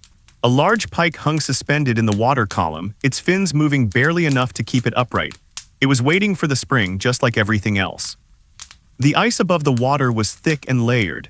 There was clear ice, black ice, white ice. It was a geological record of the winter, written in frozen water. In the human shelter, the dream of one of the sleepers changed. They were no longer in the summer forest. They were walking on the ice, following a track. The air in the dream was cold and bright. It was a peaceful dream, a reflection of the world they lived in. The stone walls of the shelter held the silence. They absorbed the breathing of the humans. They protected the small, fragile bubble of warmth. Outside, a snowy owl called again. Who? It was a single note dropped into the silence like a pebble into a pond. The ripples of sound spread out, fading into the vastness of the plain. The lynx heard it, the squirrel did not. The humans slept on. The world was vast, indifferent, and beautiful. It did not care if the sun rose or not, but the sun would rise. It was inevitable. But for now, there was only the night. The long, slow, boring, peaceful night of the Ice Age. The waiting continued. The stillness of the late night was heavy, a blanket of silence woven from the cold and the dark. The temperature had stabilized at its lowest point, a deep, penetrating freeze that turned the landscape into a sculpture of ice and shadow. The air was dry, devoid of moisture, allowing the starlight to reach the ground with an intensity that made the snow glow with a faint, blue luminescence. On the edge of a frozen peat bog where the ground was uneven and covered in tussocks of dormant sedge, a giant deer, the megaloceros, was resting. He was a bull of immense proportions, his shoulder height rivaling that of the moose but more robust. He had been standing for hours, but now, yielding to the weight of the night, he had bedded down. He lay with his legs tucked beneath him, his massive body pressed into the snow. The heat from his belly had melted the crust slightly, creating a custom-fitted mold that supported his bulk. His most striking feature, the colossal rack of antlers spanning 12 feet, was a burden even in repose. To rest his neck muscles, he had lowered his head until the tips of the palmate antlers touched the snow on either side. The antlers acted as outriggers, stabilizing his head, allowing the heavy ligaments of his neck to relax completely. He was not asleep, but in a state of deep drowsiness. His eyes were half closed, the long lashes frosted white. He chewed his cud slowly, a rhythmic grinding motion that generated a small amount of internal heat. The sound was soft, crunch, slide, a comforting noise in the empty night. The bog around him was silent. The water that usually saturated the peat was frozen solid, locking the moss and the ancient wood in a grip of iron. The surface of the snow was unbroken, save for the tracks the deer had made to reach this spot. He was a solitary island of life in a sea of frozen time. Above him, the sky was a dome of infinite depth. The stars were not just points of light, they were hard, piercing diamonds. The Milky Way was a river of crushed ice flowing from one horizon to the other. Occasionally, the atmosphere would shift, causing a star to flicker, a silent pulse in the dark. Miles to the west, in the shelter of the limestone cliff, the humans remained deep in their slumber. The fire was now fully extinguished. The coals had turned to gray ash, cold and lifeless. But the heat they had generated earlier still lingered in the stones of the hearth and the walls of the cave. It was a faint, residual warmth, just enough to keep the air from biting. The humans were huddled together under the pile of furs. The bare skin that covered them was heavy, a dark weight that pressed them into the bedding. Inside this cocoon, the air was warm and humid, scented with sleep and leather. One of the humans breathed out a long, slow sigh. The sound was soft, a whisper of air that did not disturb the silence of the cave. Their arm was draped over the side of the bedding, fingers resting on the cool stone floor. The contrast between the warm hand and the cold rock was the only sensory input in the dark void.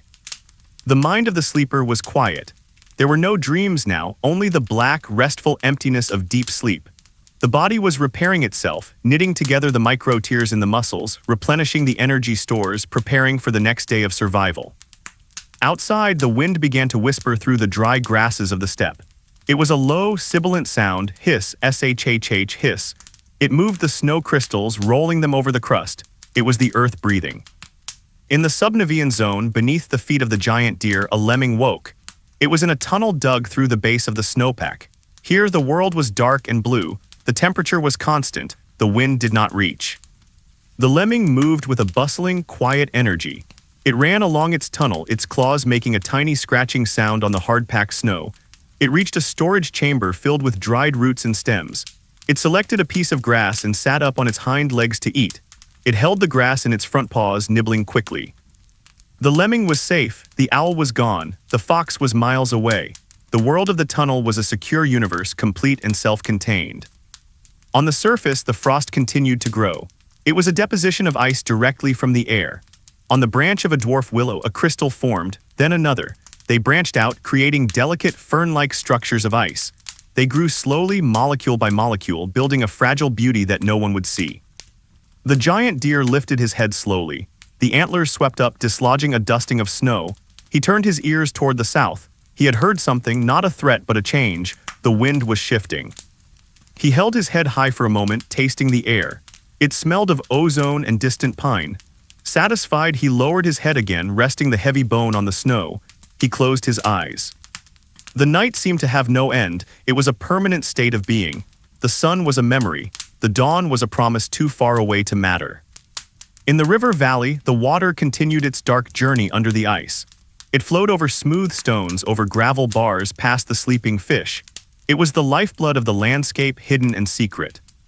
Near the riverbank, a stand of poplar trees stood silhouetted against the stars. Their branches were bare, reaching up like the nerves of the earth. The wood of the trees was frozen hard. If struck, it would ring like metal. A great gray owl sat in one of the poplars. It was a massive bird, larger than the snowy owl, with a disc-like face that concentrated sound. It was not hunting. It was simply existing. Its feathers were fluffed out, making it look incredibly large.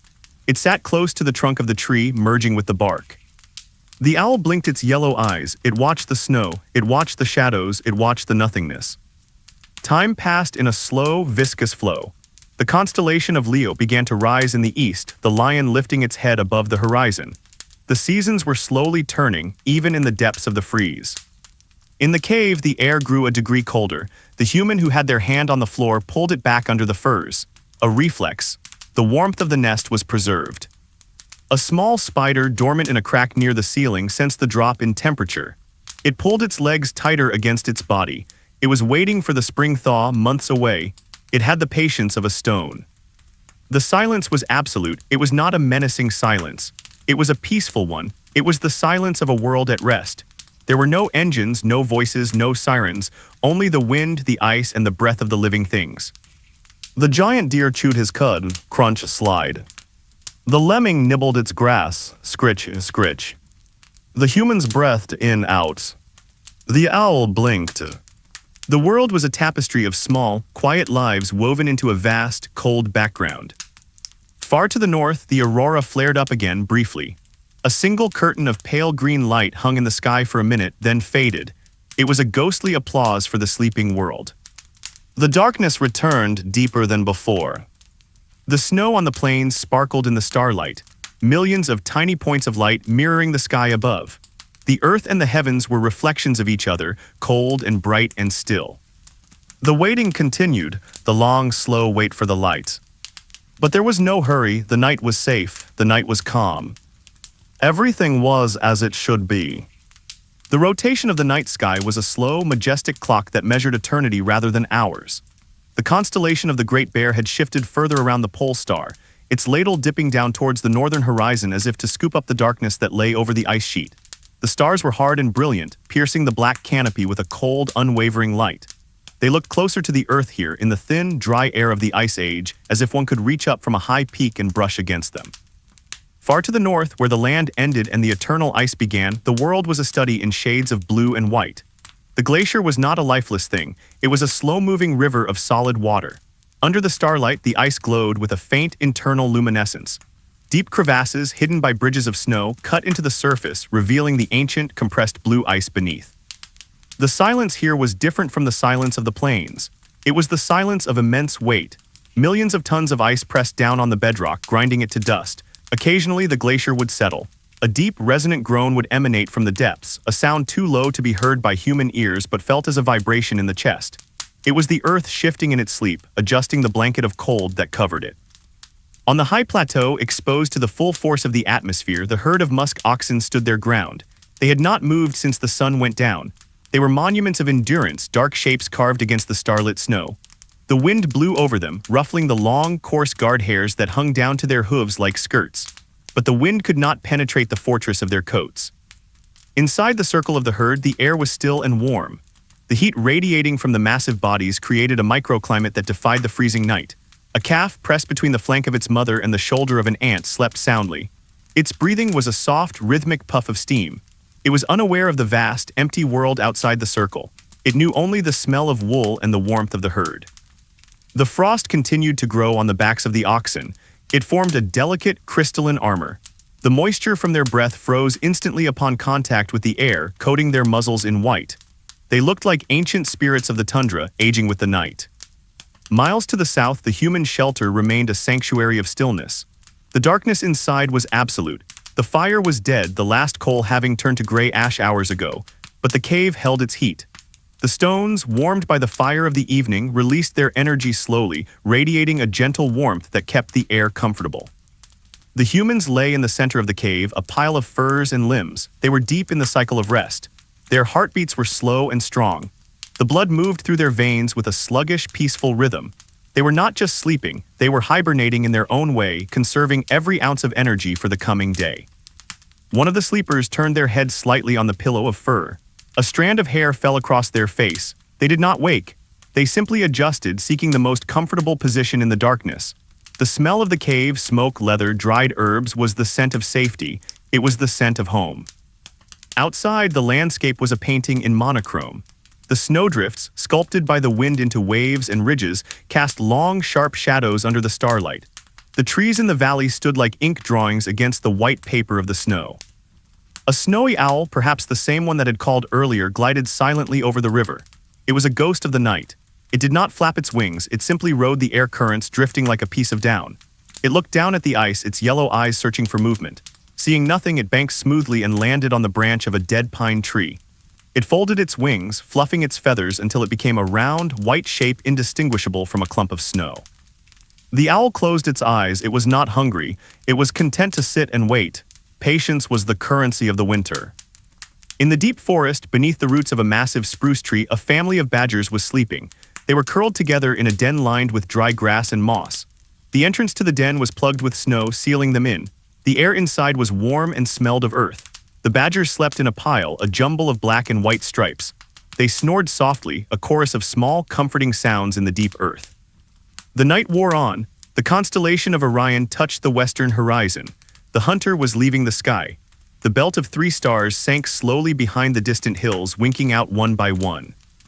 On the open plain, a solitary wolf was trotting. It was separated from its pack, moving with a steady, loping gait. It was not lost, it was exploring. It stopped to sniff a clump of grass poking through the snow. It read the news of the steppe. A hare had passed here 2 days ago. A fox had marked this spot yesterday. The wolf registered the information and moved on. Its paws made no sound on the hard-packed snow. It was a shadow moving through shadows. It stopped on a rise and looked up at the sky. The aurora had faded, leaving only the deep, infinite black of space. The wolf let out a breath, a cloud of silver steam, and continued its journey. The cold intensified as the night reached its final quarter. This was the hardest time, the time when the cold sought out every crack and crevice. It froze the sap in the trees until the wood was as hard as iron. It thickened the ice on the river. It tested the endurance of every living thing. But life was equal to the challenge. The musk oxen stood firm, the badgers slept warm, the humans rested safe. Inside the shelter, a small spider that lived in the corner of the ceiling woke up. It felt the drop in temperature. It moved slowly, pulling its legs in tighter to its body. It was a tiny speck of life surviving on the edge of existence. It did not think, it simply reacted. It waited for the warmth that would come with the morning fire. The silence of the cave was heavy and sweet. It was a silence that allowed the mind to expand, to drift without anchor. In this silence there was no fear, there was no anxiety about the future. There was only the present moment, stretched out to encompass the entire night. The earth turned, the stars moved, the snow lay still. Deep in the river, under the layers of ice, a large fish moved its tail slowly. It hovered in the current, facing upstream. Its gills flared gently. It was in a state of low energy, a cold-blooded meditation. It was part of the river, part of the flow. The night felt permanent, as if the sun had never existed and would never exist again. But this was an illusion. The cycle was unbreakable. The earth was turning toward the light, carrying its cargo of snow and sleeping giants with it. But for now, the darkness was enough, the cold was enough, the silence was enough. The humans slept on, wrapped in the bare skins, dreaming of nothing, needing nothing. The world was suspended in peace. A shooting star scratched a thin line of light across the eastern sky. It burned for a second, a fleeting spark, and then vanished. No one saw it. It was a secret event, a small gift from the universe to the empty night. The constellation of the Great Bear had now completed the majority of its nightly circuit around the pole star. It hung low in the northern sky, the handle of the dipper pointing down toward the jagged white line of the horizon where the glaciers met the sky. The darkness was still absolute, but the quality of the night had changed. It had settled into a deep, static permanence, as if the concept of morning had been forgotten by the earth. The air was motionless. The wind that had whispered through the dry grasses earlier had died away completely. In its absence, the cold deepened. It settled into the hollows of the landscape, pooling like heavy water. It pressed against the trunks of the dormant larch trees, tightening the bark until it was hard as stone. It pressed against the rocks, freezing the lichen into brittle gray crusts. On the open expanse of the mammoth steppe, the snow was not a uniform blanket. It was a patchwork of textures. There were areas where the wind had scoured the ground clean, revealing the dark, frozen earth and the tufts of dry, golden grass. These grasses were the lifeblood of the ecosystem, hardy, nutrient-rich plants that cured on the stalk, preserving their energy through the long winter. They rustled softly when a small animal moved through them, a sound like dry paper brushing together. In other places, the snow had drifted into deep, hard-packed ridges. These dunes of ice were solid enough to support the weight of a lion or a wolf. Their surfaces were etched by the wind, carved into intricate patterns of ripples and waves that mirrored the sand dunes of a desert. Under the starlight, these ripples cast tiny, sharp shadows, giving the ground a texture of infinite complexity. A solitary Arctic hare sat in the shadow of one of these drifts. It was a creature of pure white, invisible against the snow except for the dark liquidity of its large eyes and the black tips of its ears. It sat perfectly still, its legs gathered beneath it in a tight bundle of warmth. Its fur was thick and soft, a triple layer of insulation that trapped the heat of its small body so effectively that it lost almost no energy to the air. The hare was not afraid, it was alert but calm. Its nose twitched once, testing the air for the scent of a fox or a weasel. The air was clean, smelling only of frost and ozone. The hare lowered its eyelids. It was in a state of rest, conserving its strength for the next burst of activity. It was a small beating heart in a vast, frozen body. Miles to the south, the limestone cliffs that housed the human shelter stood silent and gray. The stone was ancient, formed from the shells of sea creatures that had lived millions of years ago in a warm, tropical ocean. Now they were the walls of a frozen fortress. Inside the shelter, the atmosphere was one of deep, subterranean peace. The fire was long dead. The stones of the hearth were cool to the touch. But the air inside the cave was still significantly warmer than the world outside. It was a pocket of survival, a bubble of habitable space maintained by the residual heat of the fire and the bodies of the sleepers. The humans lay in a tangle of furs. The heavy bear skins and reindeer hides created a microenvironment where the temperature was constant and tropical compared to the Arctic night. They slept without dreaming now. Their minds had descended into the deepest level of unconsciousness, a place of total stillness where the brain reorganized and repaired itself. The breathing of the sleepers was the metronome of the cave. Inhale, a long, slow pause. Exhale, another long pause. It was a rhythm that matched the slow pulse of the winter itself. There was no urgency in the breath, no struggle. It was simply the mechanics of life continuing. A small leather pouch hanging from a peg on the wall shifted slightly as the leather contracted in the cooling air. Inside, a collection of flint blades clinked together softly. Tick. The sound was tiny, swallowed instantly by the heavy silence. It was the only movement in the room. Outside, on the high plateau, the herd of musk oxen remained in their defensive formation. They were statues of patience. The frost on their backs had thickened, turning them into white mounds that merged with the landscape. They did not shift their weight. They did not chew. They stood in a suspended animation, their metabolisms dialed down to the absolute minimum required to sustain life. The calf in the center of the herd was warm. It could feel the heartbeat of its mother against its side. Thump, thump, thump, thump. It was a slow, reassuring sound. The calf slept with its head resting on its mother's flank, enveloped in the smell of wool and milk. It knew nothing of the cold wind or the hunting wolves. It knew only the safety of the herd. Far to the east, where the steppe began to rise into the foothills of the mountains, a river of ice, a glacier, pushed slowly down a valley. It was a massive living entity, miles wide and thousands of feet thick. It moved only a few inches a day, but its movement was unstoppable. At the leading edge of the glacier, a block of ice the size of a cathedral was slowly detaching itself. The stress in the ice built up over weeks and months.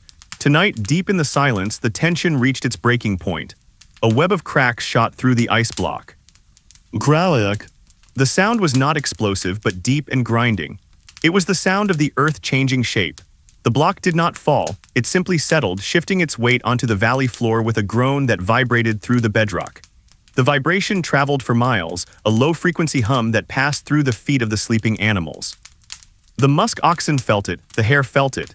The humans, deep in their cave, felt it as a subconscious tremor. It was the lullaby of the Ice Age, a reminder of the immense forces that shaped their world. The sky began to turn. The constellation of Cassiopeia dipped lower in the west, the W shape tilting on its side. The stars in the east were rising, bringing with them the promise of a morning that was still hours away. In a dense thicket of spruce trees near the frozen river, a lynx woke from a nap. It stretched its front legs, extending its claws into the bark of the tree it was resting on. It yawned, revealing pink gums and white teeth. It sat up and groomed its face with a large, furry paw. The lynx looked down from its perch. The snow beneath the tree was patterned with the shadows of the branches. It looked like a black lace net thrown over the white ground. The lynx watched a shrew scurry across the snow and disappear into a hole. It did not pursue. The shrew was too small a meal to be worth the effort of leaving the tree. The cat settled back down, wrapping its tail around its nose. It closed its eyes, one ear swiveled back to listen to the forest. It was comfortable. The spruce needles were soft, the air was still. The night seemed to stretch out into infinity. It was a time of waiting, but it was not an empty waiting. It was a time of preservation. The cold acted as a preservative, halting decay, slowing time, keeping the world in a state of suspended perfection. Back on the steppe, the wind began to pick up again very gently. It was the pre-dawn breeze, a shift in the atmosphere caused by the distant approach of the sun. It ruffled the fur of the hare. It stirred the mane of the musk ox. It whispered through the dry grass.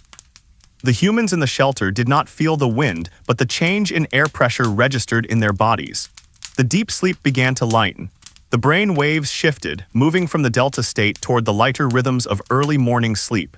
The dreams began to return. One human dreamed of walking on the green tundra in the summer. The sun was warm on their face. The air smelled of flowers and damp earth. Insects buzzed in the grass. It was a vivid, technicolor dream, a stark contrast to the monochrome reality of the winter night. The dream was a fuel. It reminded the body of what it was waiting for. It provided the hope that kept the heart beating through the long freeze. The silence of the cave was broken by the sound of a drop of water falling from the ceiling. Plip, it landed in a small puddle on the floor. Condensation, gathered from the breath of the sleepers, returning to water. Plip. The sound was small and rhythmic.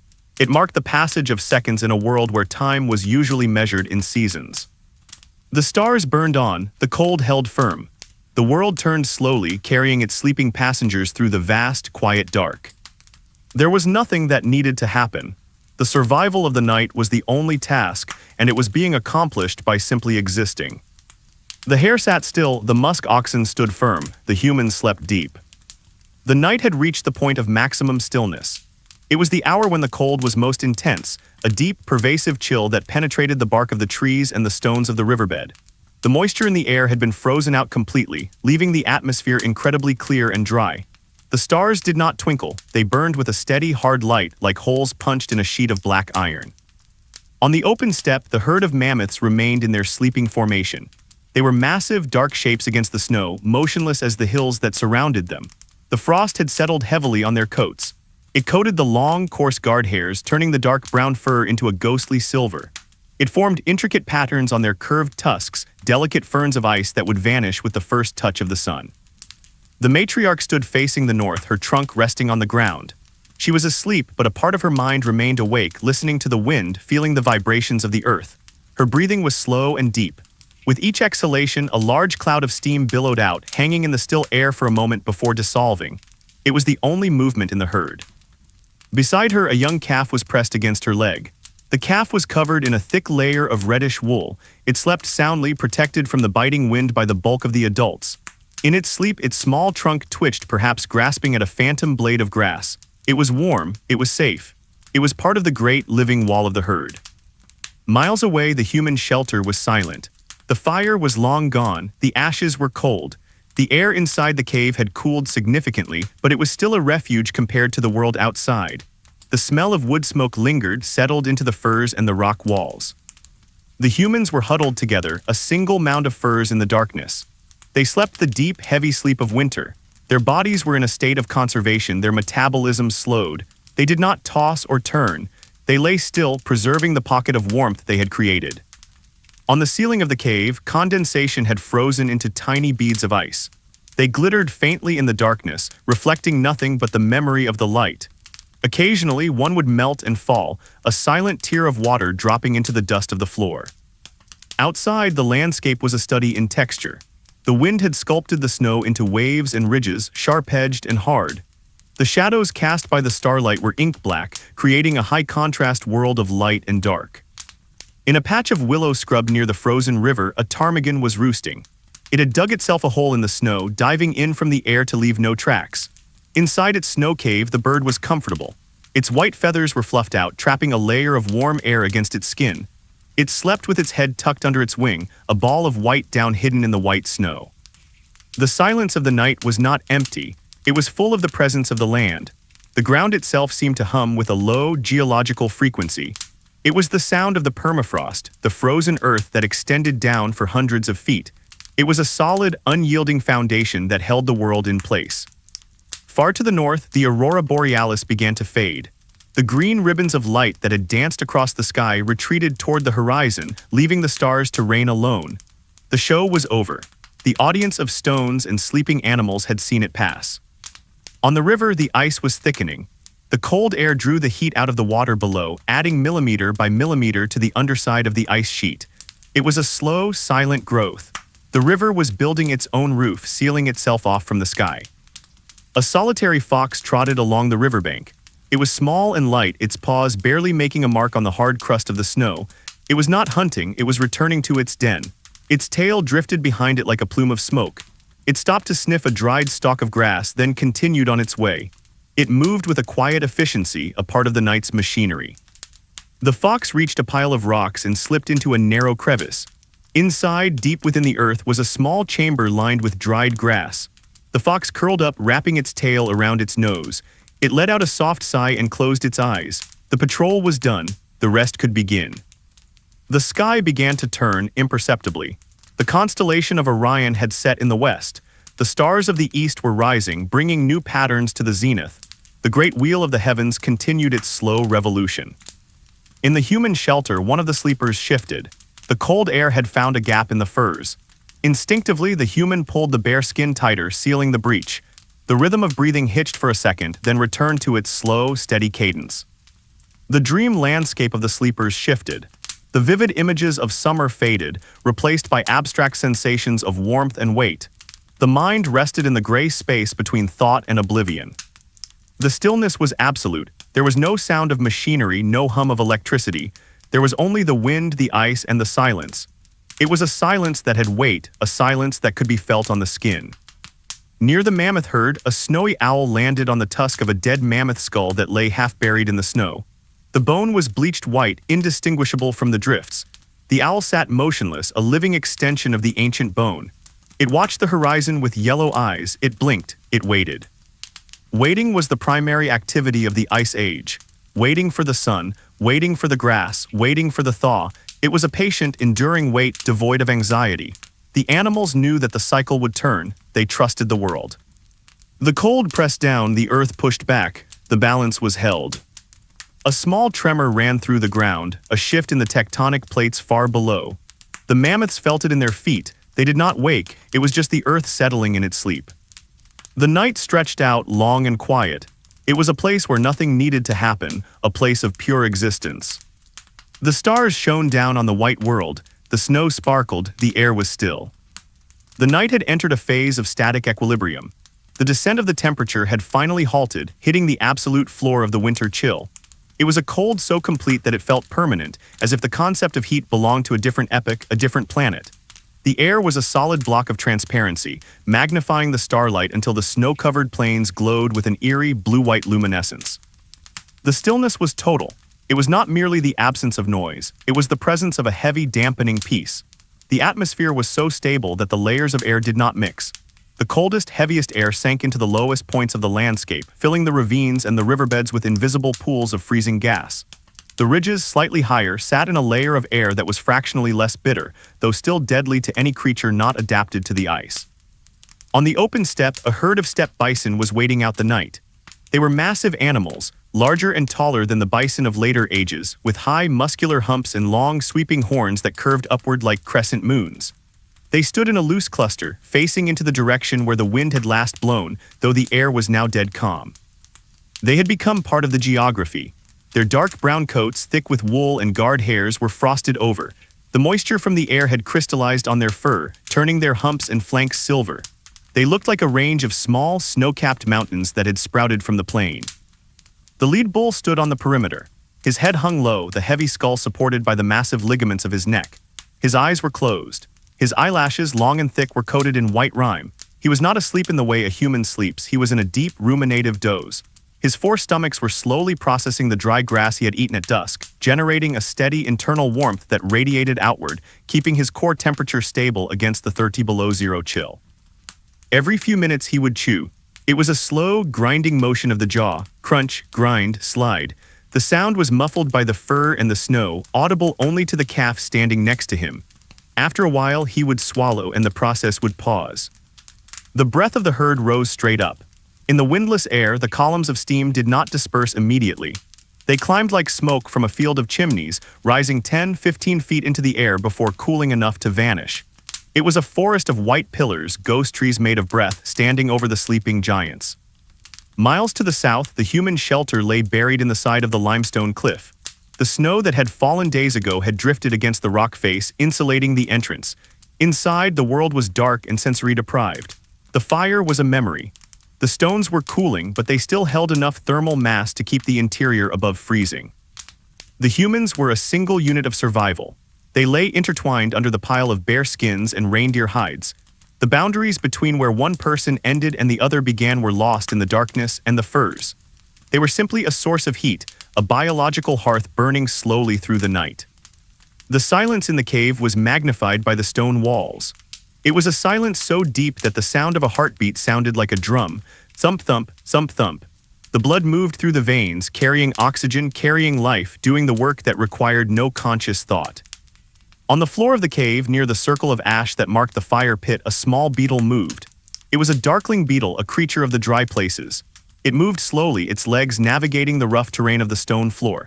It found a tiny accumulation of fat drippings that had spattered from the cooking earlier. It stopped. It fed. It was a microscopic event in the darkness, unobserved and significant only to the beetle. Outside, the sky continued its slow, inexorable turning. The constellation of the Great Bear tipped further downward. The pole star remained fixed, the anchor around which the universe revolved. To the east, the stars were rising, Arcturus, Spica, bringing with them the promise of the spring that was still months away. In a valley filled with ancient, stunted spruce trees, the snow was deep and soft. It lay in heavy pillows on the branches, dampening the acoustics of the forest. Beneath one of these trees, deep under the snowpack and the layer of dropped needles, a ground squirrel was hibernating. It was curled into a perfect sphere, its tail wrapped over its head, its nose tucked into its belly. Its body was cold to the touch, its temperature having dropped to match the surrounding earth. Its heart beat only a few times a minute. It was in a state of suspended animation, a near-death experience that allowed it to skip the starving time. The squirrel did not dream. Its brain activity was minimal. It was simply waiting for the signal of the warming earth, waiting for the meltwater to trickle down, waiting for the sun to wake it up. But that time was not now. Now was the time of the deep sleep. Above the ground, on the surface of the snow, a lynx walked. It moved with a fluid, liquid grace. Its large paws acted as snowshoes, keeping it on top of the crust. It placed each foot with precision, making no sound. It stopped at the base of the spruce tree. It sniffed the air. It could not smell the squirrel deep below. It smelled only the resin of the pine needles and the cold dust of the snow. The lynx sat down. It wrapped its tail around its paws. It looked up through the branches at the stars. It was not hungry. It had eaten a hare earlier in the night. It was simply patrolling, owning its territory with its presence. It blinked its yellow eyes, a slow shutter speed in the dark. The night seemed to stretch the fabric of time. A minute felt like an hour felt like a season. There was no rush. There was no deadline. The ice age was a time of infinite patience. Back on the step, the bison calf woke up. It felt a draft of cold air as its mother shifted her stance. The calf bleated softly, a tiny muffled sound. The mother lowered her head, nudging the calf with her wet, cold nose. "I am here," the touch said. "We are here." The calf settled back against her flank, the warmth returning. It closed its eyes and drifted back into the darkness. The landscape was a study in stillness. The frozen river did not flow, it stood still under the ice. The grass did not grow, it waited under the snow. The wind did not blow, it rested in the sky. In the human shelter, the air grew slightly stale, thick with the carbon dioxide of the sleepers. But the cave breathed too. Tiny cracks in the limestone allowed a slow exchange of air, bringing in fresh oxygen from the outside world, filtered through the snow and the stone. It was a slow, planetary respiration. One of the humans moved a leg, seeking a cooler patch of fur. The movement was heavy and sluggish. The sleep was a drug, a heavy blanket that weighed down the limbs and the mind. There was no desire to wake. There was no reason to wake. The dark was safe. A shooting star streaked across the zenith. It was a large one, burning bright green as it hit the upper atmosphere. It lasted for 2 seconds, a silent firework before vanishing. No eye saw it. The bison did not look up. The lynx did not look up. The humans slept on. The event happened for itself alone. The cold pressed down on the rocks. The rocks contracted, shrinking microscopically. A stone on the ridge cracked with a sharp pop, splitting in two. The sound echoed briefly and then was swallowed by the silence. It was the only sound in the valley for an hour. The frost on the bison's back grew thicker. The crystals built upon each other, forming intricate lattices of ice. They were fragile, temporary masterpieces of geometry. The night held the world in its hand. It was a gentle grip but firm. It said, "Rest, wait, endure." The darkness was not empty. It was full of the potential of the morning, but the morning was not yet here. There was only this, the cold, the quiet, the peace. The stars burned on, cold and white and far away. The great wheel of the night sky turned with a slowness that defied human perception. The constellations, those ancient patterns of light that guided the migration of birds and the movement of the herds, had shifted their positions significantly. The stars that had risen in the east at sunset were now high in the southern sky, burning with a calm, white intensity. The stars that had marked the western horizon were gone, swallowed by the curvature of the earth. Far to the north, beyond the open plains and the frozen rivers, lay the edge of the continental ice sheet. It was a presence that defined the world, a massive, brooding giant of frozen water. In the darkness, it was a wall of paler shadow against the black sky, a cliff of ice that stretched east and west for thousands of miles. The glacier was not silent, though its voice was low. Deep within the ice, where the pressure was immense, the crystals were realigning. It was a fluid motion occurring at the speed of geology.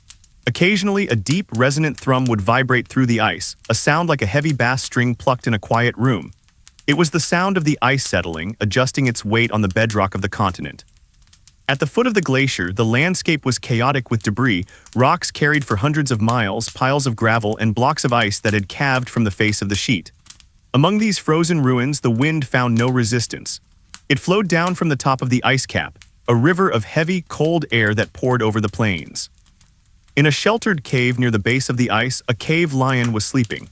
It was the large male, the one who had patrolled the ridge earlier in the night. He lay on a bed of dry sand and dust, deep in the back of the cave where the wind could not reach. He was sprawled on his side, his massive paws relaxed, his claws sheathed. The lion was a furnace of heat. His breathing was slow and heavy, a rhythmic rasping sound in the quiet cave. Beside him lay 2 females and 3 cubs. They were a tangle of tawny fur, a heap of warmth. The cubs were buried deep in the pile, invisible except for a small ear or a tail tip. They slept the deep, growing sleep of the young. The air in the den smelled of musk and dust. It was a heavy, comforting scent, the smell of a family that was safe and fed. The lion's ear twitched in his sleep, responding to a shifting stone outside, but he did not wake. He knew the sounds of the night. He knew that nothing foolish enough to challenge him was walking in the dark. Miles to the south, the human shelter remained a sanctuary of silence. The stone walls, thick and solid, held the stillness like a vessel. The fire was long dead, the ashes cold and gray. The darkness was absolute. The humans were suspended in the deepest trough of the night. Their bodies were heavy, pinned to the earth by the weight of the furs and the depth of their slumber. There was no movement, no tossing or turning. They lay as still as the stones in the wall. The mind of one sleeper drifted in a void of comfort. There were no images, no stories, only the sensation of warmth and the rhythmic sound of their own breath. It was a primitive state of being, a connection to the hibernation of the bear and the dormancy of the seed. On a shelf of rock near the sleeping area, a small bone flute lay in the dark. It was silent now, its music finished for the night. It waited for the breath of the morning to give it voice again. Beside it, a flint scraper rested, its edge sharp and ready. These were the tools of survival, resting alongside their makers. Outside, on the vast, open steppe, a herd of wild horses stood sleeping. They were dark silhouettes against the snow, their heads lowered, their tails still. The frost had continued to accumulate on their coats, turning their manes into stiff brushes of white ice. They stood in a loose group, but close enough to sense the heat of the neighbor. They were a community of silence. Occasionally, a hoof would shift, crunching the dry snow, crunch. The sound was loud in the stillness, but it did not disturb the herd. It was a familiar sound, the sound of the herd being there. A mare, heavily pregnant, shifted her weight from one hind leg to the other. She let out a soft snort, blowing a cloud of steam into the grass at her feet. She chewed briefly on nothing, a reflex of comfort, and settled back into her doze. The foal inside her slept too, suspended in its own warm, dark ocean. The landscape around them was vast and empty. The snow stretched out to the horizon in every direction, broken only by the dark lines of the river valleys and the ridges. It was a world of simple geometry, the curve of the hill, the line of the horizon, the dome of the sky. A snowy owl sat on top of a solitary, glacial, erratic boulder. The rock was 10 feet high, a granite stranger dropped by the ice thousands of years ago. The owl perched on the highest point, a white statue on a gray pedestal. It was not hunting now. It was simply watching the stars. The owl's head turned slowly, tracking the movement of a satellite. No, there were no satellites then. It tracked a shooting star, a streak of green fire that burned up in the atmosphere above the equator. The owl blinked its large yellow eyes. It fluffed its feathers, creating a layer of warm air around its body. It was comfortable. It was patient. The night seemed to have stopped moving. Time felt thick and viscous. There was no morning, no evening, only the eternal now of the winter night. In the subnivean zone, beneath the feet of the horses, a world of tunnels crisscrossed the meadow. A vole ran along one of these tunnels, its claws scrabbling on the frozen earth. It stopped to sniff a root. It nibbled the bark, then moved on. It was busy, alive, and warm in its hidden universe. The cold on the surface was absolute. The rocks cracked with the thermal contraction. Pop, a small sound swallowed by the vastness. The river ice groaned, a deep tectonic sound. Grow on. The earth was shifting, settling, freezing. But inside the human shelter, the peace held. The draft from the entrance was minimal, the air was still. The heartbeats of the sleepers were steady and slow. Thump, thump. The dreams of the humans were simple. They dreamed of the sun. They dreamed of the taste of fat. They dreamed of the green grass. These were not fantasies, they were memories stored against the cold. The darkness was a blanket. It covered the eyes, it covered the world. It quieted the mind. It said sleep, it said rest. There was nothing to fear in the dark. The predators were sleeping, the storms were sleeping, the world was safe.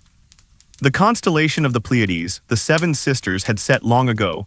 The bright star Capella was now dipping toward the west. The sky was turning slowly, inevitably. But for now, the night was king. The lions slept, the horses slept, the humans slept. The snow lay white and still under the watching stars. And the silence was perfect. The night sky had rotated further, a slow celestial grinding that marked the passage of the hours without a sound. The constellation of the Great Bear was now dipping its nose toward the northern horizon, as if to drink from the frozen sea that lay beyond the edge of the world. The stars were hard and bright diamond chips embedded in a ceiling of black obsidian. The air was so clear, so utterly devoid of moisture or dust, that the space between the stars seemed infinite and deep. On a high, exposed ridge where the wind had scoured the snow down to the bare rock, a solitary gray wolf stood. He was the alpha of a small pack, but tonight he was alone, patrolling the outer boundary of their territory. He was a magnificent animal, his coat a mix of silver, charcoal, and cream, thick enough to turn the bite of the wind. He stood perfectly still, a statue carved from the living rock. His head was lowered slightly, his yellow eyes scanning the valley below. He was not looking for prey, the hunting time had passed. He was simply watching. He was reading the landscape. He saw the dark line of the river, the pale shapes of the snowdrifts, the shadows of the clouds moving across the moonless plain. The wolf's breath plumed out in rhythmic bursts. Huff, huff, the steam rose, white and dense, curling around his muzzle before being snatched away by the breeze. He shifted his weight, his large paws finding purchase on the frozen stone. His claws clicked softly. Click. He was tired, the night had been long. He turned in a tight circle 3 times, flattening the imaginary grass of his bedding spot. Then he lay down. He tucked his nose under his bushy tail, creating a closed loop of warmth. He closed his eyes. His ears remained alert, swiveling independently to catch the sound of a falling stone or a shifting ice block, but his body surrendered to the rest. Below the ridge, the valley was a bowl of silence. The trees' ancient, stunted larches stood like sentinels in the dark. Their branches were bare, intricate lacework against the stars. The wood of the trees was frozen hard, the sap locked deep in the roots. Occasionally, a tree would crack with the cold. Snap. The sound was sharp, like a pistol shot, echoing briefly before being swallowed by the snow. In the center of the valley, the river was silent. The water flowed deep beneath the ice, a secret current moving through the dark. The ice itself was a landscape. There were ridges where the pressure had buckled the surface, and flat, smooth pans where the wind had swept the snow away. Deep in the ice, bubbles of air were trapped, suspended in time. They looked like pearls strung on invisible threads. They waited for the thaw that was months away. Miles to the south, the human shelter lay quiet under the cliff. The stone of the mountain protected it. The entrance was sealed against the cold. Inside, the darkness was absolute. The humans were adrift on a sea of sleep. They had passed through the time of dreams and were now in the deep, restorative trough of the night. Their breathing was the only sound in the cave. It was a slow, synchronized rhythm. In, out. The air in the cave was cool, but it smelled of life. It smelled of the furs, of the dried herbs hanging from the ceiling, of the faint, lingering scent of the wood smoke. It was a rich, heavy atmosphere, a cocoon of safety. One of the sleepers moved a hand, the fingers brushing against the rough texture of the bare skin. The sensation did not wake them, it merely grounded them in the reality of the warmth. They were safe. They were warm. The night was outside. On the floor of the cave, near the wall, a cricket sat motionless. It was in a state of diapause, a biological pause button pressed by the winter. It did not move, it did not eat, it waited. It was a tiny speck of patience in the dark. Outside, the wind shifted slightly. It began to blow from the east, a gentle, steady breeze that carried no moisture. It moved the loose snow on the plains, creating low, shifting drifts that looked like white smoke in the starlight. A herd of reindeer was moving across the frozen lake. They walked in single file, a long line of dark shapes. They moved slowly, their heads down. The clicking of their tendons was a soft, continuous percussion. Click, click, click, click. They were not in a hurry. They were moving from one feeding ground to another, following an ancient map etched in their memories. They walked with a stoic endurance. The cold was their element, they were built for it. Their hollow hairs trapped the heat. Their broad hooves floated on the snow. The leader of the herd stopped. She sniffed the ice. She smelled water, faint and metallic, seeping up through a crack. She moved around it, guiding the line to safer ice. The herd followed without question. They trusted her. They trusted the path. The night seemed to stretch out, creating a space where time had no meaning. There was no past, no future. There was only the cold, the dark, and the walking. Far above, a meteor shower began. Tiny grains of dust from the tail of a comet were burning up in the atmosphere. They streaked across the sky, silent flashes of light. Zip, zip. The wolf on the ridge opened one eye. He saw the lights. He did not know what they were. He watched them for a moment, then closed his eye again. They were not food. They were not danger. They were just the sky doing what the sky did. The silence of the night was profound. It was a silence that had texture. It felt like velvet. It wrapped around the trees, the rocks, the sleeping animals. It dampened the world. In the subnivean zone, beneath the feet of the reindeer, a lemming paused in its tunnel. It listened to the clicking hooves passing overhead, thump, thump, thump. It waited until the sound faded. Then it continued its work, digging a new chamber for its winter store. The earth turned, the stars wheeled, the cold held firm. In the human shelter, the fire pit was cold, but the memory of the fire remained. The stones were still darker than the surrounding rock, stained by the smoke of 1,000 nights. The humans slept on, their hearts beat slowly, their blood moved thick and warm. They were the ember of the world, keeping the spark of consciousness alive in the dark. The waiting continued. It was a peaceful waiting. There was nothing that needed to be done. The snow lay still, the wind whispered, the night endured. And everything was fine. The turning of the night sky was a silent geometric progression. The stars, which had hung high in the southern quadrant for hours, began their slow descent toward the western horizon. They moved together, a fixed canopy of light wheeling over a stationary Earth. The constellation of the hunter had long since vanished, chasing the bull beneath the rim of the world. Now the stars of the spring were beginning to climb in the east, faint and distant, signaling a season that was still locked away behind walls of ice. The cold had settled into the very bones of the landscape. It was a dense, heavy cold that filled the valleys like invisible water. It pressed against the granite of the cliffs, causing the rock to contract microscopically. Every stone, every tree trunk, every frozen riverbed was held in a grip of iron. Far to the north, at the terminus of the great ice sheet, the glacier dominated the night. It was a cliff of ice, rising hundreds of feet into the air, a jagged wall of white and blue shadows against the black sky. It was not a dead thing. It was a river of solids flowing with the slowness of geology. Deep within the glacier, the pressure was immense. The weight of millennia of snow pressed down on the lower layers, fusing the crystals into a substance as hard as rock but fluid as pitch. Under this pressure, the ice moved. It slid over the bedrock, grinding the stone into fine flour. Grind. The sound was low and guttural, a vibration that traveled through the earth rather than the air. It was the sound of the continent being reshaped. A block of ice deep inside the sheet shifted, settling into a new position. The movement was measured in millimeters, but the force behind it was absolute. At the base of the ice cliff, where the wind had swept the ground clear, a lone Arctic fox trotted. It was a small white ghost in a landscape of giants. Its paws were covered in thick fur, making its steps silent. It stopped to sniff a fissure in the ice. It smelled the ancient air trapped inside, a scent of dust and time. The fox did not stay. It moved on, its tail floating behind it. It was returning to its den, a burrow dug into a gravel bank miles away. The night's work was done. The fox was tired. It trotted with a steady, hypnotic rhythm, a small heartbeat in the vast cold. Miles to the south, on the open steppe, the herd of mammoths stood in their sleeping circle. They were monuments of patience. The frost had continued to accumulate on their heavy coats, turning them into white mounds that merged with the snowdrifts. They looked like hills that breathed. The matriarch was awake, though she did not move. Her eyes were half open, watching the horizon. She chewed slowly on a mouthful of cud, the rhythmic grinding of her molars a comforting sound to the calves pressed against her legs. She felt the cold on her skin, but she also felt the warmth of the herd. It was a balance. She extended her trunk, the tip brushing against the snow. She picked up a small clump of ice and placed it in her mouth. It crunched softly. The cold water trickled down her throat. She closed her eyes again. There was nothing to fear. The wolves were sleeping. The lions were sleeping. The night belonged to the peaceful giants. In the human shelter, the silence was a physical weight. The cave was a capsule of stillness.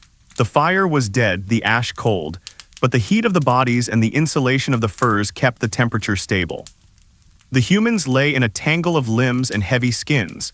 They were deep in the delta sleep, the restorative slumber where the brain cleanses itself. There were no dreams now. There was only the black, velvet void of rest. One sleeper let out a long, slow breath. Sigh, the sound was soft, barely audible in the quiet room. It was a release of tension, a letting go of the day. The chest rose and fell. The heart beat slowly. Thump, thump. On the wall of the cave, a shadow from a rock ledge looked like a sleeping animal. It did not move. The air in the cave was still. Dust motes hung suspended, waiting for the morning draft to stir them. The tools on the floor, the spear, the scraper, the bone needle sat where they had been placed. They were dormant objects, their purpose suspended until the hands picked them up again. They were simple things, made of stone and bone, enduring and silent. Outside, the wind began to change. It had been blowing from the north, cold and sharp. Now it shifted to the west, a gentler breeze that flowed over the hills. It smoothed the surface of the snow, erasing the sharp edges of the drifts. A snowy owl perched on the branch of a dead pine tree felt the wind shift. It ruffled its feathers, expanding its insulation. It tucked its beak into its breast feathers. It was a round, white ball of warmth. It was not waiting for anything. It was simply being. The landscape was a study in shades of gray. The snow was a pale gray. The sky was a dark gray. The trees were black ink. In this monochrome world, shape and texture were everything. The curve of a hill, the jagged line of a branch, the smooth expanse of a frozen lake. On the lake, the ice was thick and black. It was a window into the dark water below. Down there, fish were suspended in the cold current, their fins moving slowly. They were in a winter torpor, their lives slowed down to a crawl. They drifted in the dark, safe under the roof of ice. Back on the land, a hare sat up in its form. It cleaned its whiskers with rapid movements of its front paws. Swipe, swipe. It paused, listening. The silence was complete. It settled back down, disappearing into the snow. The night seemed endless, a permanent state of the world. But deep in the east, far below the horizon, the sun was beginning its approach. It was hours away, but the earth knew, the atmosphere knew. A subtle change in the air pressure signaled the coming shift. The frost on the trees grew slightly thicker as the temperature dipped to its lowest point, the pre-dawn minimum. This was the coldest moment of the night, the time when the world was most brittle. A branch on a birch tree snapped. Crack. It fell to the snow with a soft whump. It lay there, a dark line on the white page. In the shelter, the rhythm of the breathing continued. In, out, it was the clock of the cave, marking the seconds of safety. The humans were not just surviving, they were resting. They were gathering the strength to live another day in the ice. Their sleep was a victory. The darkness held them, the stone protected them, the firs warmed them. There was nowhere else to be, there was nothing else to do. The world turned slowly, carrying its sleeping cargo through the vast, quiet universe. The stars shone down, indifferent and beautiful. And the waiting continued. The night had now stretched to its absolute limit, a vast span of hours that felt less like a measurement of time and more like a permanent state of the universe. The rotation of the Earth was imperceptible, a slow, silent turning that carried the sleeping continents through the void of space. The stars, which had burned with such fierce intensity earlier in the night, seemed to have settled into a calm, steady vigil. They hung in the black vault of the sky, ancient and unblinking, watching over the frozen world below. The air on the steppe was motionless. It had achieved a state of perfect equilibrium where the density of the cold held everything in place. There was no wind to rattle the dry seed heads of the grass or to stir the mane of a sleeping horse. There was only the heavy, pressing silence of the deep freeze. It was a silence that had mass, filling the valleys and the canyons, weighing down the branches of the trees. In the center of this silence, on the frozen surface of a large lake, a herd of reindeer was resting. They were the nomads of the ice, creatures built to wander the white wastes. They lay on the ice, their legs tucked beneath them, their bodies pressed close together. The ice beneath them was 3 feet thick, a solid black floor that separated them from the dark water below. The herd was a landscape of fur and antler. Their coats were thick and gray, blending with the shadows of the night. The hollow hairs of their fur trapped the warmth of their bodies, creating a barrier so efficient that the snow which had fallen on their backs did not melt. They looked like a cluster of snow-covered boulders, indistinguishable from the drifts that surrounded them. One of the females, an older doe with a single intricate antler rising from her forehead, was awake. She lay on the perimeter of the group facing the east. She was chewing her cud, a slow, rhythmic movement of her jaw that produced a faint, grinding sound. Crunch, slide, crunch, slide. It was a sound of comfort, a signal that all was well. She swallowed, paused, and then brought up another bolus of food. Her digestive system was a furnace, burning the lichen and moss she had scraped from the rocks earlier in the day. The heat generated by this internal fire kept her blood warm, kept her muscles pliable, kept the cold at bay. She watched the horizon. There was no light yet, but she possessed a sense that humans lacked. She could feel the subtle shift in the electromagnetic field of the earth as the sun approached the other side of the world. She knew with the certainty of instinct that the darkness would end, but she was not impatient. She was content to wait. Miles away in the shelter of the limestone cliff, the human habitation was a pocket of stillness. The cave was sealed against the night. The hide flap over the entrance was stiff with frost, frozen to the stone frame. Inside, the air was still and cool, but habitable. The heat from the previous day's fire had soaked into the rock walls, and now slowly, painfully slowly, that heat was being released back into the room. The humans lay in their nest of furs. They were a single, collective organism of sleep. The individual boundaries of their bodies were lost in the pile of bear skins and reindeer hides. They were simply a mound of warmth, rising and falling with the slow tide of their breathing. The sleep of the late night was different from the sleep of the early night. It was lighter, more fragile. The body had done its heavy repairs. The muscles were rested. The mind was beginning to drift closer to the surface of consciousness, hovering in the gray space between waking and dreaming. One of the sleepers shifted their legs. The rustle of the furs was a loud sound in the quiet cave. Swish. The sound died away instantly, absorbed by the heavy hangings on the walls. The sleeper settled again, finding a new pocket of warmth. They let out a soft sigh, a release of breath that signaled deep comfort. On the floor of the cave, near the cold hearth, a small stone tool lay where it had been dropped.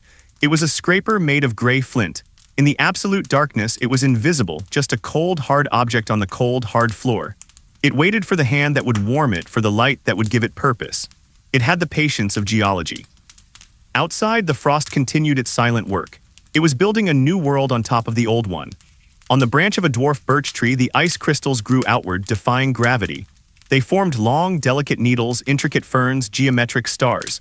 They were fragile masterpieces created in the dark, destined to be destroyed by the first breath of wind or the first ray of sun. A great gray owl sat in the top of a spruce tree on the edge of the forest. It was a massive bird, a bundle of feathers that made it look twice its actual size. It was not hunting. The time for hunting was past. It was simply occupying its space. It sat close to the trunk, merging with the bark. Its eyes were closed to slits. It listened to the silence. It heard the snap of a twig a mile away, a hair moving in the brush. It heard the groan of the river ice settling, a deep tectonic shift. It heard the wind moving in the upper atmosphere, miles above its head. It filtered these sounds, categorizing them, dismissing them. None of them required action. The owl ruffled its feathers, trapping more air against its body. It tucked its beak into its breast. It was a perfect sphere of insulation. It waited. Far to the north, the aurora borealis flickered one last time. A faint wash of pale green light drifted across the northern horizon like a reflection on a calm sea. It was weak and watery, a ghost of the brilliant display from earlier in the night. It faded quickly, leaving the sky black and empty once more. The cold on the open steppe reached its nadir. This was the thermal bottom of the night. The snow surface was hard as concrete. The air was so dry it would crack the skin, but the animals were prepared. The woolly rhino in its hollow, the bison in their valley, the horses on the plain, they were all armored against this moment. They had spent millions of years evolving for exactly this temperature, for exactly this silence. The herd of horses stood with their tails to the north. They were asleep on their feet, their legs locked in place by a mechanism in their joints that allowed them to stand without muscular effort. They were resting while standing guard. Their thick manets hung down over their eyes, protecting them from the frost. A foal sheltered in the center of the herd woke up. It was hungry. It nudged its mother's flank. The mare did not wake fully. She simply shifted her stance, allowing the foal to nurse. The sound of the drinking was soft and rhythmic. Suckle, swallow, suckle, swallow. It was the sound of life continuing in the face of the freeze. The foal finished and licked its lips. The warm milk settled in its belly, a glowing coal of energy. It shook its head, its small ears flopping. Then it leaned against its mother's leg and went back to sleep. The mare lowered her head, her breath mingling with the foal's. The earth turned another fraction of a degree. The stars in the east rose higher. The constellation of Boots, the herdsman, was beginning to climb the sky, driving the bear ahead of him. The celestial clockwork was precise and unending. In the human shelter, the air grew a little staler, a little closer. The oxygen levels dipped slightly, the carbon dioxide rose. It was a sleepy, heavy atmosphere, conducive to long, vivid dreams. One human dreamed of a huge, roaring fire made of dry pine logs. The flames leaped up bright and hot. Sparks flew into the night sky, turning into stars. The dreamer felt the heat on their face, on their hands. It was a good dream. It warmed the mind, even as the body lay in the cool dark. The silence of the cave was a protective shell. It kept the vast, indifferent universe at bay. Inside these walls, there was only humanity. There was only the family. There was only the tribe. Outside, a wolverine moved along the crest of a ridge. It was the only thing moving in the entire valley. It trotted with a tireless, rolling gait. It was checking its boundaries, marking its territory. It stopped at a prominent rock and sniffed. A wolf had been here 2 nights ago. The scent was old and faint. The wolverine huffed, a sound of dismissal. It moved on. The wolverine was the spirit of the solitary winter. It needed no herd, it needed no shelter.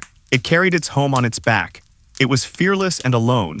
It disappeared over the ridge, leaving a line of tracks that would be filled by the next snow. The night seemed to hold its breath. The tension of the waiting was palpable. The world was poised on the edge of the morning, but the morning refused to come. The darkness was a physical presence. It filled the eyes, it filled the ears. It was a sensory deprivation that forced the awareness inward. The mammoth matriarch stopped chewing. She stood perfectly still, her trunk hovering inches above the snow. She was listening to a sound that was too low for the owl to hear. It was a vibration coming from the south. A herd of bison was moving miles away. The impact of their hooves on the frozen ground sent ripples through the earth. She processed the information. Bison, moving north, good. She relaxed her stance. She exhaled a long, slow breath. The cloud of steam drifted up, obscuring the stars for a moment. The waiting continued.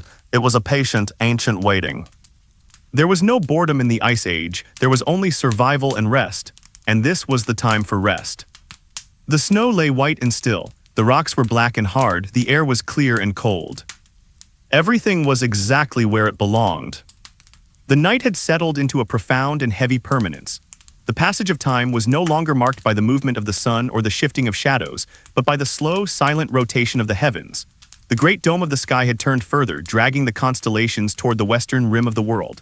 The stars that had been high overhead were now dipping low, their light filtering through the thicker layers of the atmosphere near the horizon, twinkling with a slow, lethargic pulse. The cold was absolute. It was a physical presence that occupied every cubic inch of space. It filled the canyons and the valleys, pressing against the rocks with a weight that seemed to petrify the landscape. The air was a solid block of stillness, frozen into a clarity that made the distant ridges look sharp and close, as if cut from black paper and pasted against the starry background. On a high ledge tucked beneath an overhang of granite that protected it from the sky, a snow leopard rested. It was a creature of the high mountains, a ghost of the gray rocks. Its coat was thick and plush, patterned with dark rosettes that broke up its outline, making it invisible against the stone. Its tail, as thick as a man's arm, was wrapped around its body like a scarf, covering its nose and mouth to trap the warmth of its breath. The leopard was not asleep, but it was not fully awake. It lay in a state of deep repose, its eyes closed, its ears relaxed. It was conserving every calorie, every spark of heat. It was a master of the stillness. It did not twitch, it did not shiver. It simply existed, a warm heart beating slowly in the cold stone. Below the ledge, the valley floor was a sea of white. The snow lay deep and undisturbed, a blanket that smoothed the contours of the earth. Under the starlight, the surface of the snow glittered with millions of tiny reflections, a mirror image of the galaxy above. It was a world of diamonds and velvet, beautiful and indifferent. In the human shelter miles to the south, the silence was a comfort. The cave was a womb of stone, sealed off from the vast, empty night. The air inside was still and cool, heavy with the scent of sleep. The fire was a memory in the ash, a ghost of warmth that lingered in the rocks. The humans lay together, a tangle of limbs and furs. They were deep in the quietest part of the sleep cycle. Their breathing was slow and shallow, a soft rhythm that measured the passing of the night. In, pause, out, pause, it was the sound of peace. One of the sleepers moved a hand, sliding it under the heavy bearskin to find a warmer spot. The movement was slow and unconscious. The fingers curled against the soft fur. The sleeper sighed, a small sound of contentment that was instantly absorbed by the silence. The dreams of the humans were simple now. They did not dream of hunts or storms. They dreamed of the fire. They dreamed of the sun on their faces. They dreamed of the taste of rich meat. These were the fundamental dreams of survival, the mind reminding the body of what was good and true. On a shelf of rock near the back of the cave, a small collection of stones sat in the dark. They were river stones, smooth and round, gathered for some future purpose. They were cold and hard, waiting for the hands that would warm them. In the silence of the cave, they seemed to possess a quiet dignity, ancient pieces of the earth resting in the dark. Outside, on the open plain, the herd of wild horses remained in their sleeping formation. They were dark statues standing in the snow. The frost on their coats had thickened, turning them into ghostly figures. Their heads hung low, their manets heavy with ice. A mare shifted her weight, her hoof crunching softly in the snow. Cr runch. The sound traveled far in the clear air, a lonely note in the quiet symphony of the night. The other horses did not react. They knew the sound. It was the sound of the herd, the sound of safety. The wind began to stir again, a very faint breeze from the north. It moved the dry grasses that poked through the snow, creating a soft, sibilant whisper. Hiss, shhh, it was the earth talking to itself in the dark. In a dense thicket of willows near the river, a hare was awake. It sat on its haunches, its ears swiveled toward the sound of the wind. It was alert but calm. It nibbled on the bark of a willow branch, stripping the wood with quick, precise movements of its teeth. Snip, snip. The hare was a small engine of life, fueling itself against the cold. The river itself was silent. The ice was thick and black, a roof over the water. Down in the depths, the current moved slowly, carrying the silt of the mountains to the sea. The fish hung suspended in the water, their fins moving just enough to keep them upright. They were waiting for the spring, waiting for the light to return to their dark world. The night seemed to stretch out forever, a timeless void where nothing happened and nothing needed to happen. The drama of the day was forgotten. The struggle for survival was suspended. There was only the endurance of the cold. Far to the east, the first, faintest suggestion of a change began to occur in the atmosphere. It was not yet light, not even close. But the quality of the darkness began to shift. The absolute black of the zenith began to soften to a deep charcoal. The stars on the eastern horizon seemed to dim slightly, losing their hard, piercing edge. The Earth was turning. The great planetary machine was bringing the sun back around. But for now, the night held firm. In the subnivean zone, beneath the feet of the horses, a vole slept in its nest of dried grass. It was warm and safe, hidden from the owl and the fox. It dreamed of roots and seeds, of tunnels that went on forever. The cold pressed down on the landscape, the rocks contracted, the trees froze, the ice thickened.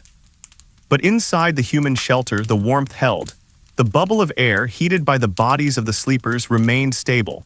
It was a fragile victory against the universe, but it was enough. A drop of condensation fell from the ceiling of the cave.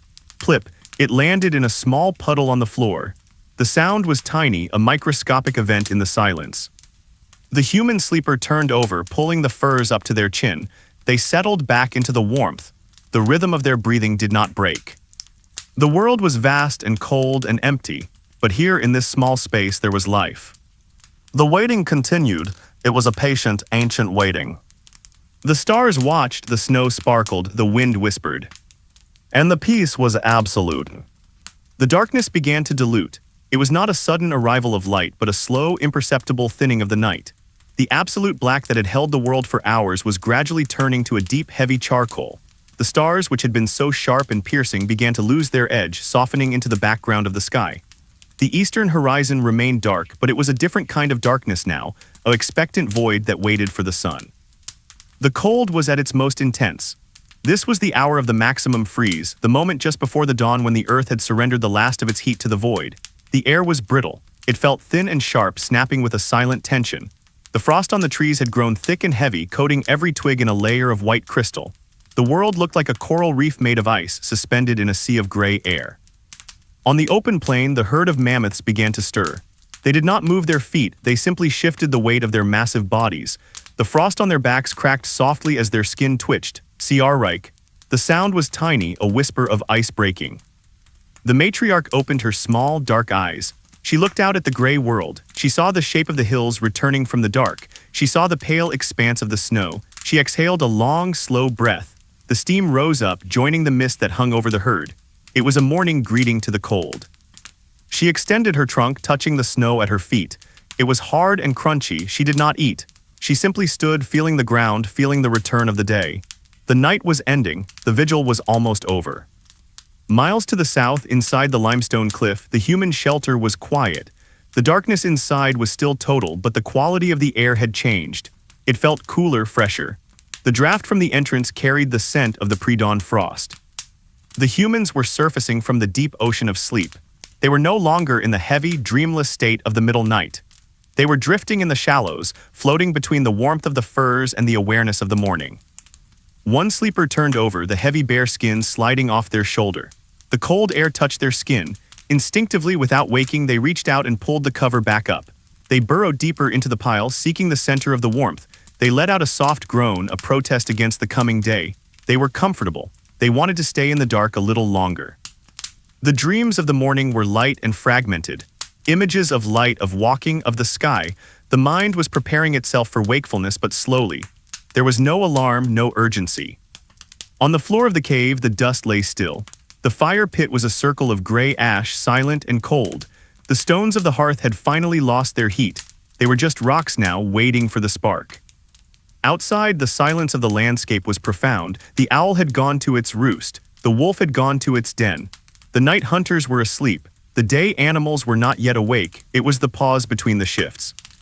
A single raven sat on the branch of a dead pine tree. It was awake. Its black feathers were fluffed up against the cold. It looked like a piece of the night that had been left behind. It did not call. It simply sat and watched the east. It knew the light was coming. It had seen 10,000 sunrises. It knew the routine. The sky turned from charcoal to a deep, bruised violet. The stars in the east vanished completely. The line of the horizon became a sharp, black cut against the lightning sky. The river ice cracked. Boom. It was a deep, resonant sound that traveled for miles up the valley. The ice was contracting in the extreme cold. The sound did not disturb the silence, it emphasized it. It was the voice of the winter. The herd of horses on the steppe lifted their heads. They shook their manes, sending showers of ice crystals into the air. They looked like ghosts shaking off the night. They did not move away. They stood and waited. They breathed in the cold air, tasting the dawn. The light continued to grow. It crept across the snow, turning the white surface into a pale, glowing blue. The shadows began to form again, long and undefined. The world was regaining its shape. In the shelter, the light began to filter through the cracks around the entrance flap. It was a faint, gray light, barely enough to see the outline of the cave wall, but it was there. The darkness was retreating. The human sleeper opened their eyes for a second. They saw the gray light. They closed their eyes again, not yet. The warmth was too good, the rest was too deep. They drifted back into a half-sleep, listening to the rhythm of their own heart. The world was vast and slow. The sun took its time, the earth took its time.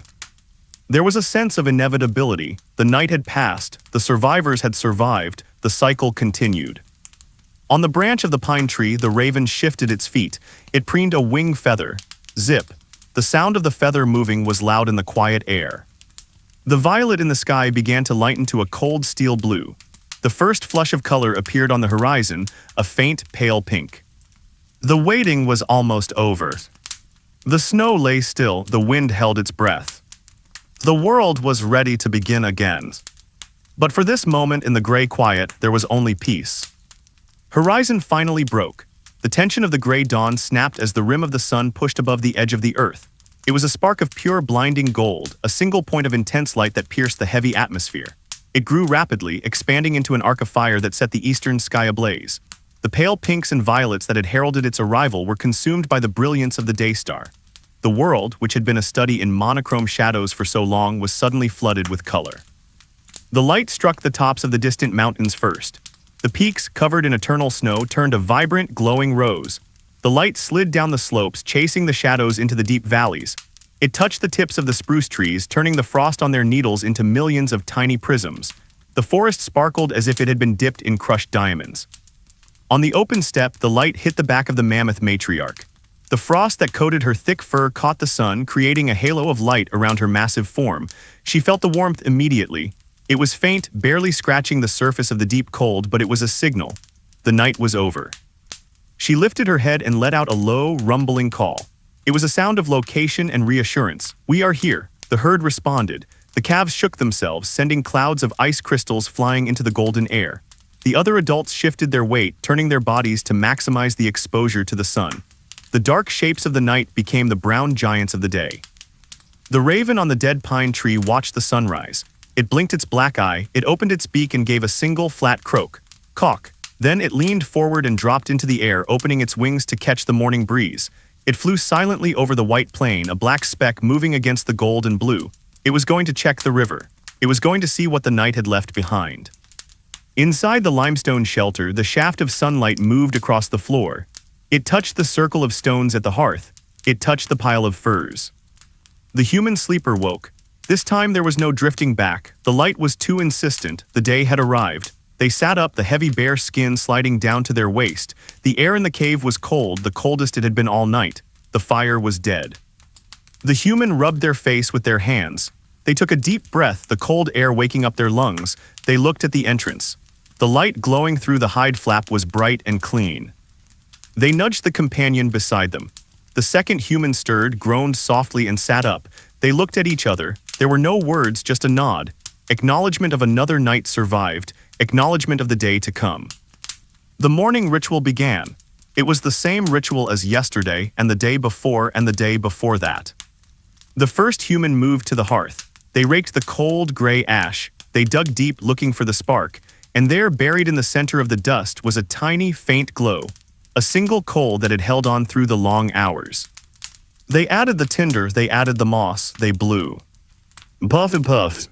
The smoke curled up, the coal brightened, the tinder caught, a yellow flame flickered to life. It was a small victory, the fire had returned.